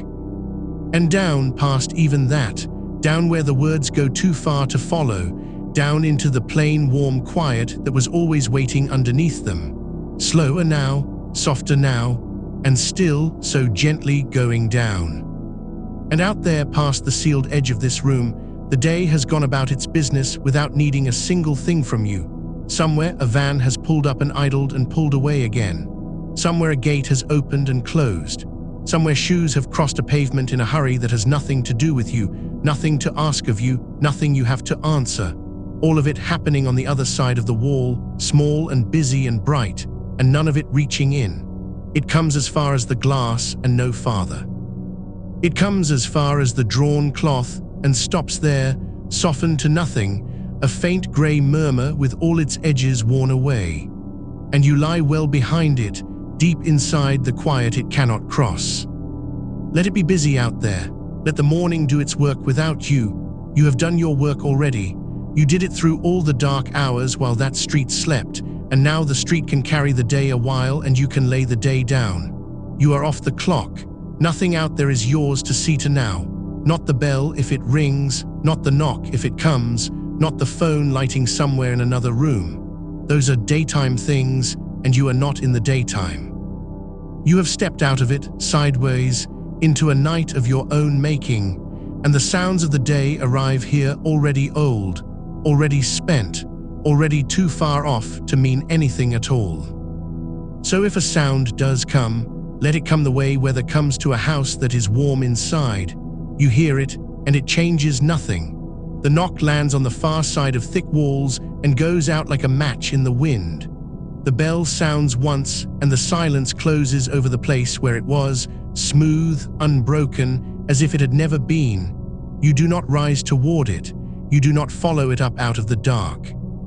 You feel it touch the surface far above you, and you feel yourself stay exactly where you are, low and warm and held, while the small sound drifts off and dissolves and is gone, and the deep quiet has already forgotten it. Nothing up there can reach this far down. Nothing bright can find you here. And here, where you are, the warmth has settled in all around you like something poured. It has filled the small space between you and the covers and grown still there, a close and even warmth that moves when you move and holds when you hold, wrapped along the whole length of you, gentle at the shoulders, gathered at the low of the back, pooled soft behind the knees. You have made this warmth simply by lying here. Your own slow heat, kept close, given back to you by the dark and the cloth and the stillness, until you lie in a shape of warmth exactly your own size, exactly your own shape, and there is no cold edge anywhere for the day to get in by. Feel how the covers rest their small weight along you, not heavy, only present, a low, steady pressure that follows every line of you and asks you to hold none of it up. The weight lies over the chest, and the chest lets it. The weight lies over the arms, and the arms let it. It lies along the tops of the legs and down over the feet, and everywhere it lies, the body underneath it gives that last half-inch and settles, and stays settled, pressed gently down into the give of the bed by something that only wants you lower. Nothing is holding you up against it. You are letting it press you down, and it is pressing you down, and the two things agree, and you go on sinking by that agreement, quiet inch by quiet inch, into the warm. The feet that carried the whole of the shift, they are done now and they know it. All those hours upright, all that standing and crossing and turning back, the long bright corridors of it, the hard floors that gave back nothing, the feet held you up through every step of that, and now no step is asked of them, not one, not for a long time yet. Feel them lie over on their sides, loose at the ankle, the toes uncurled, nothing left to brace against, nothing left to carry. The ache that walked home in them has been leaking out slowly into the warmth of the bed this whole while, and there is almost none of it left now, only a heavy, grateful stillness where the standing used to be, spreading up from the soles, filling the arches, settling the heels deep into the soft. The feet have set the shift down. The feet are asleep before the rest of you. Let them be. Let them lead the way down. And that ache travels up and thins as it goes, up through the tired length of the shins, up into the long muscles of the thigh that brace through the small hours and can stop bracing now, all the way up. Each part of you handing its tiredness down into the mattress and getting back nothing but weight, nothing but rest, nothing but the permission to stay exactly this still. The body that stood all night is lying all day, and the lying is undoing the standing slowly, honestly, in its own time, and there is nothing you need to do to help it along. It knows the way down. It has only been waiting for the quiet, and the quiet is here, and it has begun. Somewhere in the walls, the house makes its small daytime sounds, the tick of something warming, the low breath of air moving through a vent, a pipe settling with a sound like a word half-spoken and then let go. These are the sounds of a building standing in the sun, and you know them, and they do not concern you. They are the house keeping the day off you. The house stands out there in the light, taking the warmth of it on its roof and its bright walls, holding the whole glare of the morning on its outside, so that in here, at the middle of it, in this one dark room, none of the glare gets through. The house is doing its part. It faces the day so you don't have to. Let it stand out there in all that brightness and keep this small dark for you at its center, the way a hand keeps a flame. And the light does press at the edges. You can feel that it is there, a thin pale line where the cloth doesn't quite meet the wall, a faint grey seam of mourning laid along the border of the dark. But see how it stays there. It comes to the edge of the covering and it stops. It has no power past that line. It cannot cross the floor to you. It cannot climb the bed. It lies pinned at the margin, thin and flat and far, and the whole broad middle of the room stays dark, stays deep, stays yours. You are not near that edge. You are here in the center, in the fullest of the dark, and between you and that thin pale seam there is a whole width of quiet the light will never walk across. Let it glow there, small and far, at the rim of everything. It only marks the shore. It only shows you how far inside you have come. Because you have come a long way inside now, a long way down from the person who stood at the door an age ago with the night still ringing in them, the shift still loud in the arms and the eyes, the day already too bright at the windows. That one is far behind you now. You have traveled down and away from that one for hours, slow and steady, out of the noise and into the hush, out of the light and into the dark, out of the standing and into this deep and gathered lying. And the distance you have come is real and it holds, and you do not have to come back up over it. You get to stay down here at the far still end of the journey for as long as the night is long, and the night is long, and barely half of it has passed. Feel the breath, low and slow, going about its quiet work without you. You are not breathing it. It is breathing itself, the way it does when you are far enough down, an easy rise, a longer fall, a small stillness at the bottom before the next slow rise begins. You do not reach for the next breath. It comes on its own, unhurried, from somewhere beneath all effort, and each fall of it lets you a little lower, and each stillness at the bottom holds you a moment in the pure quiet before lifting you gently on. In and out, slow and soft, the tide of it matched to the tide of the dark, the two moving together, carrying you the same way, down and down and down. And the mind that would not switch off, that came home still lit, still running the corridors, still going over the hours and the faces and the 100 small things left half done. See how quiet it has gone. It ran itself out slowly, the way a wheel spins down when the hand comes off it, round and round, slower, slower, the thoughts stretching out and going soft at the edges, the loud ones sinking first, then the quick ones, then the small circling ones, until only long, slow shapes drift through now, far apart, meaning less and less, arriving from nowhere and going nowhere and asking nothing of you at all. You do not have to follow them. You do not have to finish them. Let them drift by overhead like slow cloud over deep water, and let the water stay dark and still beneath, undisturbed, unbothered, far below the last of the drifting. There is nothing left to solve tonight. There is nothing to keep track of. Everything that seemed urgent when you carried it in through the door has quietly agreed to wait. It will all be there later, in its own time, when your night is done and you rise into your evening, and not 1 hour before. For now it waits, set down, out of reach, out of mind, and none of it can call you up from here. The shift is over.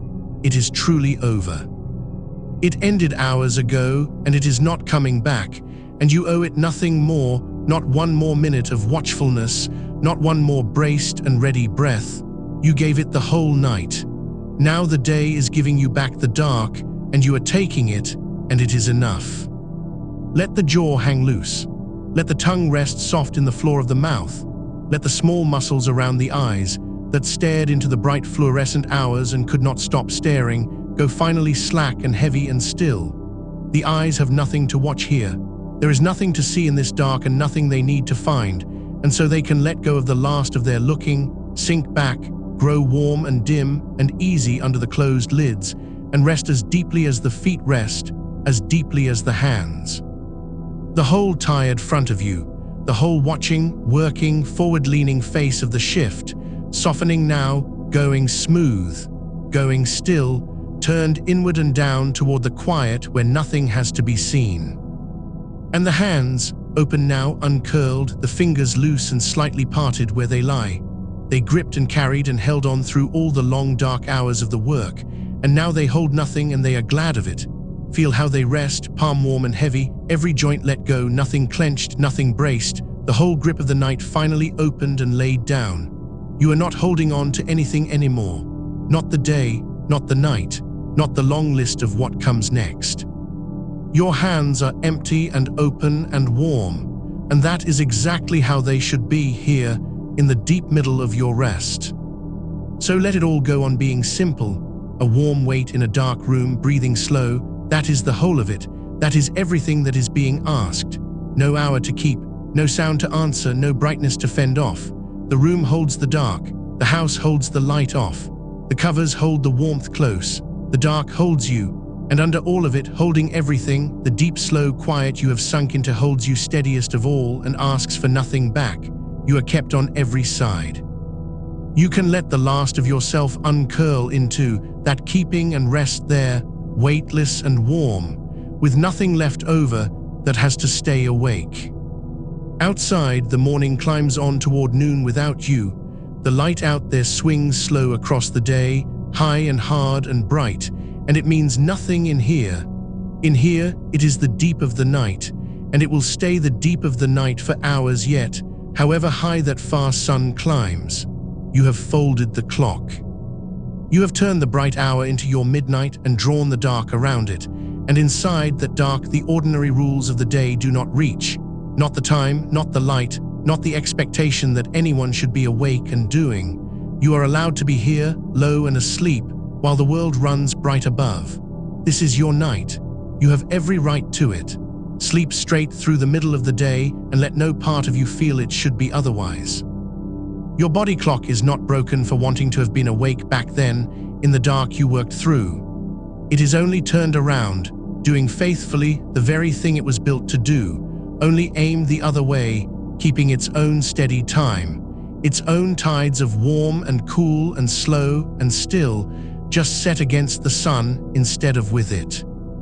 And here now, in the cool and the dark and the quiet, you have given it everything it was asking for, everything it needs to believe that night has come, and it believes you. The dark says night, the cool says night, the stillness says night, and the old faithful clock inside you hears all three and lets its tide go all the way out and lets you all the way down, exactly as it should, exactly as it would in any true and honest dark. There is nothing wrong with you. There is only a tired body, being told at last that it is night, and believing it and resting. And if some far part of you still half listens toward the day, still keeps one thin thread running up toward the surface, toward the light, toward the sounds of everyone else's morning, let even that thread go slack now. You don't need it. Nothing up there needs your listening. Let the thread go loose and drift down after the rest of you, down out of the brightness, down into the warm, until there is no part of you left up at the surface at all, until all of you, every last watchful thread, has come down into the deep and gathered here, warm and whole and heavy, at the still floor of your own long night. Slower now and slower still, the breath long and low, the weight complete, the dark unbroken all around. There is nothing to reach for, there is nowhere to be. There is only this warmth, this dark, this slow and faithful holding, and the long calm hours of it still stretching on ahead, more night than you could ever need, laid down soft in front of you, waiting to carry you further. So go on, sink on. Let the quiet take the next of you and the next in its own slow time. Down where the day cannot follow, down where the sounds go too soft to hear, down into the plain warm dark that has been holding you all along and holds you still, and will go on holding you gently, evenly, hour after unhurried hour, as you settle deeper and deeper and let the long night carry you softly on. And notice, if any small part of you still cares to notice, how little of you is left doing anything at all. The hands that carried the whole long shift, that pushed and lifted and held and steadied, hour upon hour under that hard bright light, the hands have nothing in them now, no grip left, no task. The fingers loose and slightly curled where they lie, warm along their whole length, each one heavier than you would ever bother to lift. You set them down when you came home, though you may not have felt it happen. You are only feeling it now, the moment your hands stopped and stayed stopped and grew warm with the stopping. Let them stay. There is nothing for them to reach toward through the whole long middle of this day. Whatever wants doing out there in the bright will be done by other hands. Yours are off the clock. Yours are here in the warm, emptied of everything and glad of it. And somewhere past the curtain the day is going about its loud small business. A car door, a voice calling to another voice, an engine turning over and pulling away down the street. None of it is a summons. Let each sound arrive already softened, already halfway to nothing, the way a sound arrives through deep water to something resting on the floor of it. You hear, and it does not matter that you hear. The hearing costs you nothing now. A sound comes and lands soft and is gone, and you are exactly as low and as heavy as you were before it came. That is the whole trick of it, and you have already learned it in your sleep without trying, to let the day be loud somewhere above you and to stay down here anyway, unbothered, unbudged, holding your own dark around you like still water holds the deep. So let the street have its morning. Let the deliveries come and go up and down the block, doorbells for other doors, footsteps on other paths. You are not on that list. Nothing out there is waiting for you to rise and answer. You answered enough all night. You have earned this one long stretch of answering nothing at all. And the not answering is its own soft weight, laid over you now, pressing you kindly further down into the warm. Feel how the bed has taken the whole shape of you by now. Not the sharp first lying down, when the body still holds some of its own weight out of habit, still braced somewhere, still half ready. That is long gone. You have been down so long that the mattress has learned you, has warmed to the exact map of your back and your shoulders and the backs of your legs, and gives against you everywhere at once, so there is no edge left between where you end and where the holding begins. You are not lying on the bed so much as settled into it, sunk to your own quiet level, the way a stone settles into soft ground over a long still season and is simply held without effort on either side. And the pillow under your head, feel the plain kindness of it, the whole weight of your head given over entirely, the neck with nothing left to do, the small muscles that held your head up through every hour of that shift finally, completely off duty. Your head is heavy. It is meant to be heavy. Let it be as heavy as it truly is, and let the pillow take all of that, take the full honest weight of it, so that not one thread of holding runs up your neck anymore. The jaw loose. The space behind the eyes gone dim and wide and soft.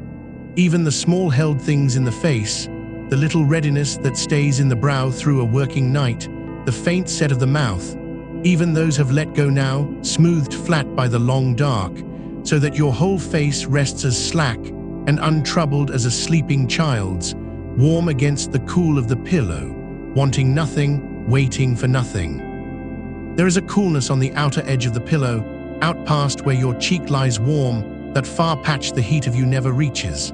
Feel it there if you like, without moving toward it. Just knowing it is there is its own small ease, the cool at the edge and the warm in the middle, and you cradled in the warm, in the exact center of your own kept dark, the way the night is coolest at its far rim and warmest close in where the sleeper lies. Everything the room is doing, it is doing for this. The dark drawn close, the air gone still and cool above you, the one warm hollow of the bed holding the whole low weight of you. A private night, built room by room while you weren't watching, and finished now and holding. Breathe and let the out-breath be the longest, softest thing you do. The whole chest settling down after it, a fraction lower than before, the way a tide goes out not all at once, but in long, patient reaches, each one leaving the shore a little quieter. You do not have to make the breath. It is making itself now, slow and low and even, down at the pace of deep rest, needing nothing from you at all. Just let it go on beneath you like a slow sea beneath a drifting boat, carrying you, rocking you, so gently you can barely tell the rocking from the stillness.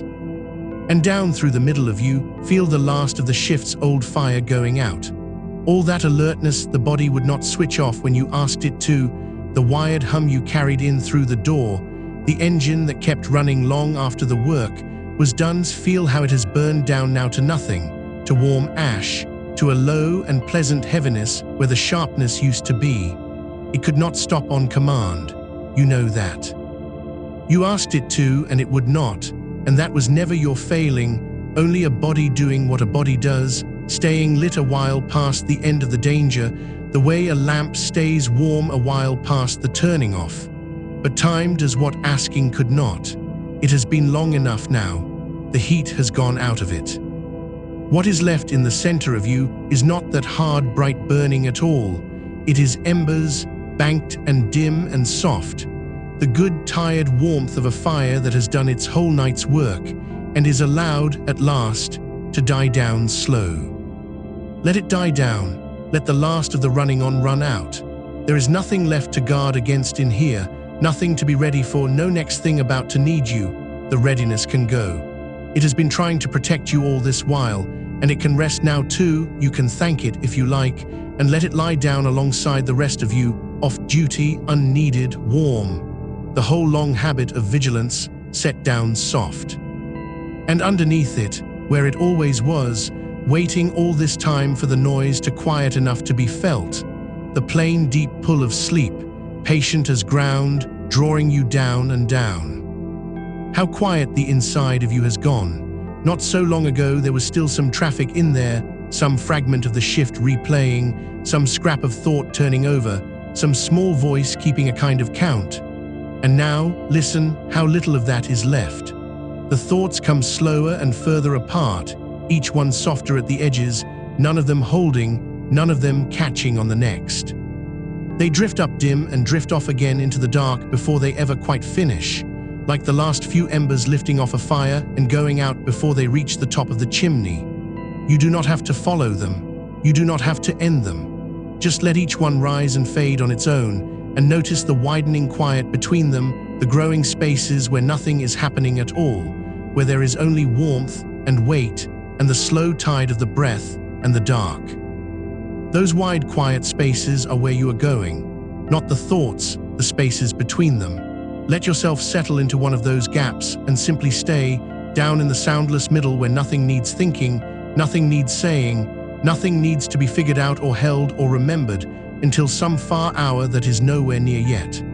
The whole rest of the day is out there ahead of you, unclaimed, unhurried, more of it than you could ever spend, and none of it wants you yet. Every one of those bright hours will pass over the top of your dark without once reaching down to touch you. You will not feel them go. You will only be here, low and warm and gone, while they slide by unnoticed overhead, one and then the next, and then the next, quietly using themselves up so that you don't have to. Let the far sun climb to the top of its arc and start the long, slow fall down the other side, and let none of it be your concern. Its whole bright noon means nothing down here.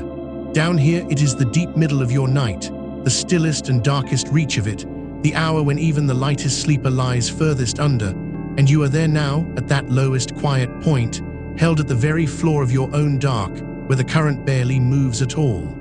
You have come all this way down. There is no further to fall and no reason to rise.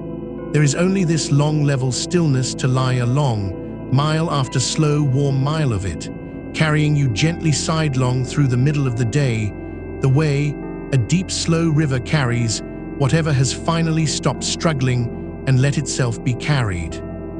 And your legs feel the whole long weight of them settled into the bed, the way stone settles, the way something set down for good settles and does not shift again. The feet that stood the entire shift, that carried you up and down those bright hard hours and ached with the standing, feel how far from all of that they are now. No floor under them, no weight to bear, nothing to stand on and nothing to walk toward. They have gone soft and heavy and warm at the far end of you, past caring, past aching, so loose and so far down that you would have to think a long moment even to find them. Don't bother to find them. Let them stay lost in the warm. Let the whole lower length of you sink on past feeling into that deep dumb heaviness that is the body's own way of telling you it has finally, fully stopped. Everything has stopped. The hands stopped. The head stopped. The legs and the feet stopped. The breath slowed to its lowest slow tide.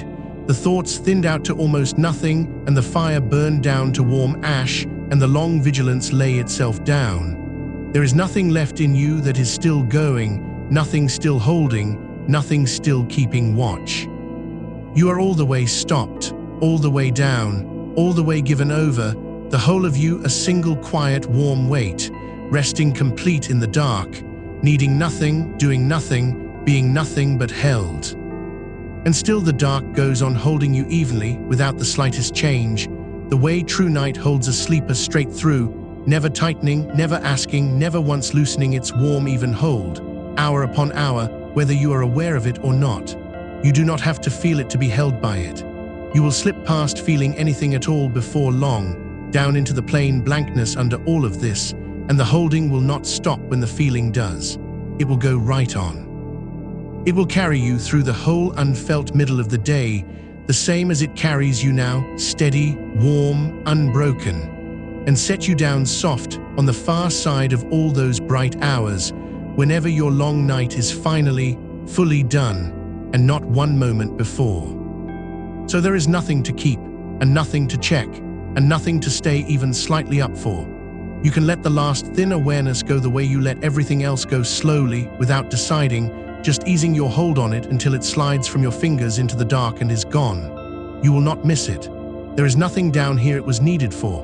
Let it go and go down after it, into the wide, soundless warm, where even the sense of being here at all grows dim and spare and finally still. Slower now, and slower, the breath so long and so low it nearly disappears between one and the next. The spaces gone wide and dark and empty and kind, the weight complete, the warmth complete, the dark unbroken all the way to the edges of you and past them, out into a night that has no far wall at all, only more soft dark, and more, further than you will ever need to travel. Let the quiet come up over the last of you now, the way still water closes over something that has finally sunk all the way to rest. Let it close soft over your slow breath, and your warm heavy weight, and the last dim flicker of your listening, until there is no surface left anywhere above you, no light leaking down, no sound reaching through, only the deep even dark, and you far down inside it, held and held and held. Down where the day cannot follow, down where the hours go by without a sound, down in the plain warm dark that asked nothing of you from the start and asks nothing of you now, that only holds, and goes on holding gently, evenly, through the whole long climbing bright of the afternoon you will never feel, and lets you rest, and lets you sink, and carries you softly, slowly, on through the middle of your kept and quiet night. And on through the quiet middle of it, where nothing needs you and nothing calls. The holding does not stop, the dark does not thin, you go on resting exactly as you are, needing nothing more than this. There is nothing now to add and nothing to take away. You are simply here, laid down, let down, all the way arrived. The bed beneath you does the whole of the work.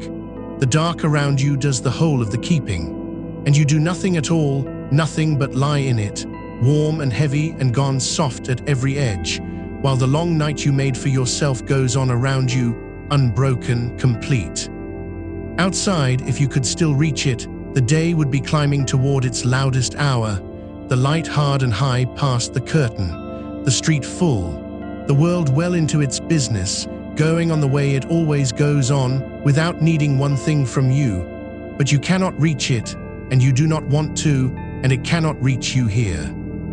It has become only a far dim rumor at the top of a deep still water, and you are far below the reach of it now, down where the light does not come and the noise does not carry. Let it climb, let it clatter, let it get on with its bright loud day up there without you. Down here it is night, your kept and quiet night, and it holds. Every sound that finds its way in from up there, a door, an engine, a voice, a bell, reaches you already softened, already spent, already turning to nothing before it ever touches you. You do not have to send it away. You do not have to do anything with it at all. It arrives small and it passes small, and the dark closes over the place where it was, smooth, as if it had never come. Sound after sound, the whole long afternoon, met by nothing in you but this even warm dark that lets each one dissolve, and go on holding you exactly the same. Nothing up there can find a handle on you now. There is nothing left of you raised up far enough to be caught. So let the last of your listening thin. You have listened long enough. You listened all through the shift, all those fluorescent hours, ears up, watching, ready, and you can set that down too now, the listening itself, the last of the long watching laid down like everything else. Nothing needs to be heard. Nothing needs to be caught. The voice that has stood between you and the daytime can go on standing there whether you follow the words or not, and you no longer need to follow them. Let the words blur. Let them run together and go soft and lose their edges and become only a low, warm sound in the dark. No more meaning left in them than the sound of slow water or slow breath or the dark itself if the dark had a sound. You do not have to understand any of it. You only have to keep sinking. And you are sinking, so slowly now there is hardly any motion left in it, only the faintest continuing settling deeper into the warm, deeper into the held, the way something already at rest still finds, over long quiet hours, a way to rest more completely still. Down past the last place where words meant anything. Down past the last place where the day could be felt at all. Down into the plain, unlit middle where there is only weight and warmth and the even holding, and no, you left over to notice even those. Your breath has gone so long and so low now that it barely stirs you. In without effort, out without end. The out-breath spilling away into the dark so slow and so complete that for a moment there is nothing at all, no breath, no weight, no room, no listener, only the wide still dark going on. And then the next slow breath, arriving on its own, uncalled, unhurried, the body doing the whole of it without you, the way it will do it all through the hours ahead while you are gone from it. You do not have to breathe, it breathes. You do not have to rest, you are rested. You do not have to stay. You are already all the way here and all the way down, and there is nowhere further to go and nothing further to do, but let this last thin thread of noticing go slack. Let it go slack now, the last thread. The last thin sense of being someone lying in a dark room in the middle of a bright day. Let even that soften and spread and lose its shape, until there is no one lying anywhere, no room, no day, no middle of anything, only the warm dark, and the slow breath moving through it, and the deep even holding that does not know or need your name. You are so far down now that the day has no meaning here at all. 9 in the morning, noon, 3 in the afternoon, those are words for up there, for the bright world going about itself far above the still water. Down here there is no clock, and no hour, and no wrongness in any of it. Down here there is only the long night you are owed, and you are deep inside it, and it is holding you, and it will not let you go until it is done. So there is nothing left to do, nothing to keep, nothing to check, nothing to carry, nothing to be. You have set it all down, the feet, the hours, the alertness that would not switch off, the long watching, the listening, the day itself and its climbing loud light. Set it all down, one thing after another, all the long way down to here. And now there is nothing left in your hands and nothing left in your mind, and nothing left raised up anywhere in you at all. Only warmth, only weight, only the slow, low breath and the dark that has no far wall and the holding that does not stop. Rest now all the way, the whole of you given over, the whole of you down, the whole of you held and warm and still and done with the day. Down where the light does not come, down where the hours pass without a sound. Down in the plain, warm dark that only holds, and holds, and goes on holding you softly, evenly, through the whole long, unfelt bright of the afternoon, asking nothing, needing nothing, only carrying you slow and low and safe through the quiet middle of your kept night. Let go a little more, and a little more, until there is no letting left to do. Nothing to hold now. Nothing to keep. Nothing but this, warm, dark, and the slow breath, and the holding. The breath so long now, so low, barely there, spilling out into the dark, and taking the last of your noticing with it, out and away, into the wide, still soundless warm.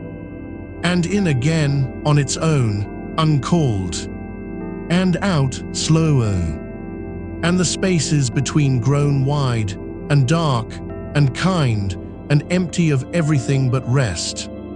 Down and softer. No day here, no hour here, no sound reaching through. Only the dark holdings, only the warmth staying. Only you far down, let go, laid down, carried. Rest, rest. The dark goes on, and you go with it, slow and low and gone. Nothing to do now but stay down where it is quiet, where it is warm, where the holding does not stop. Sink a little further into the last of the warm dark, where even this voice grows dim and thins and lets you go the rest of the way alone, down into the plains still deep where you have been headed all along. There, just there, down and staying down and held. Let the quiet have you now, all of you, the way still water keeps what has finally sunk all the way to the bottom and come to rest and moves no more. No surface above you, no light leaking down, no sound reaching through. Only the deep even dark, and you inside it, resting, resting, through the whole long day you will never feel. Held, and held, and held. Down where the day cannot follow, on and on, through the quiet middle of your night, and lets you rest, and lets you sink, and carries you soft, and slow, and far. Rest now, all the way down, and stay. The dark holds, the warmth stays, the breath goes slow, and slower, and nearly still. Rest, just rest, down in the warm, in the dark, held and gone and quiet and safe all the long way through. There is nothing more, only this, only downs, only warms, only dark, only held. Rest, rest, sleep your day sleep, your owed sleep, your deep-kept quiet sleep, and let it carry you all the way to the far soft side of all these bright hours, slow and low and held. Down, and still. Rest now and sink and stay. The night is yours. It holds. It will not let go. Rest, rest, down, warm, dark, held, and gone, into the quiet, into the still, into the long soft dark that carries you on and asks nothing and only holds and lets you sleep. And sleep, and sleep is all the way through.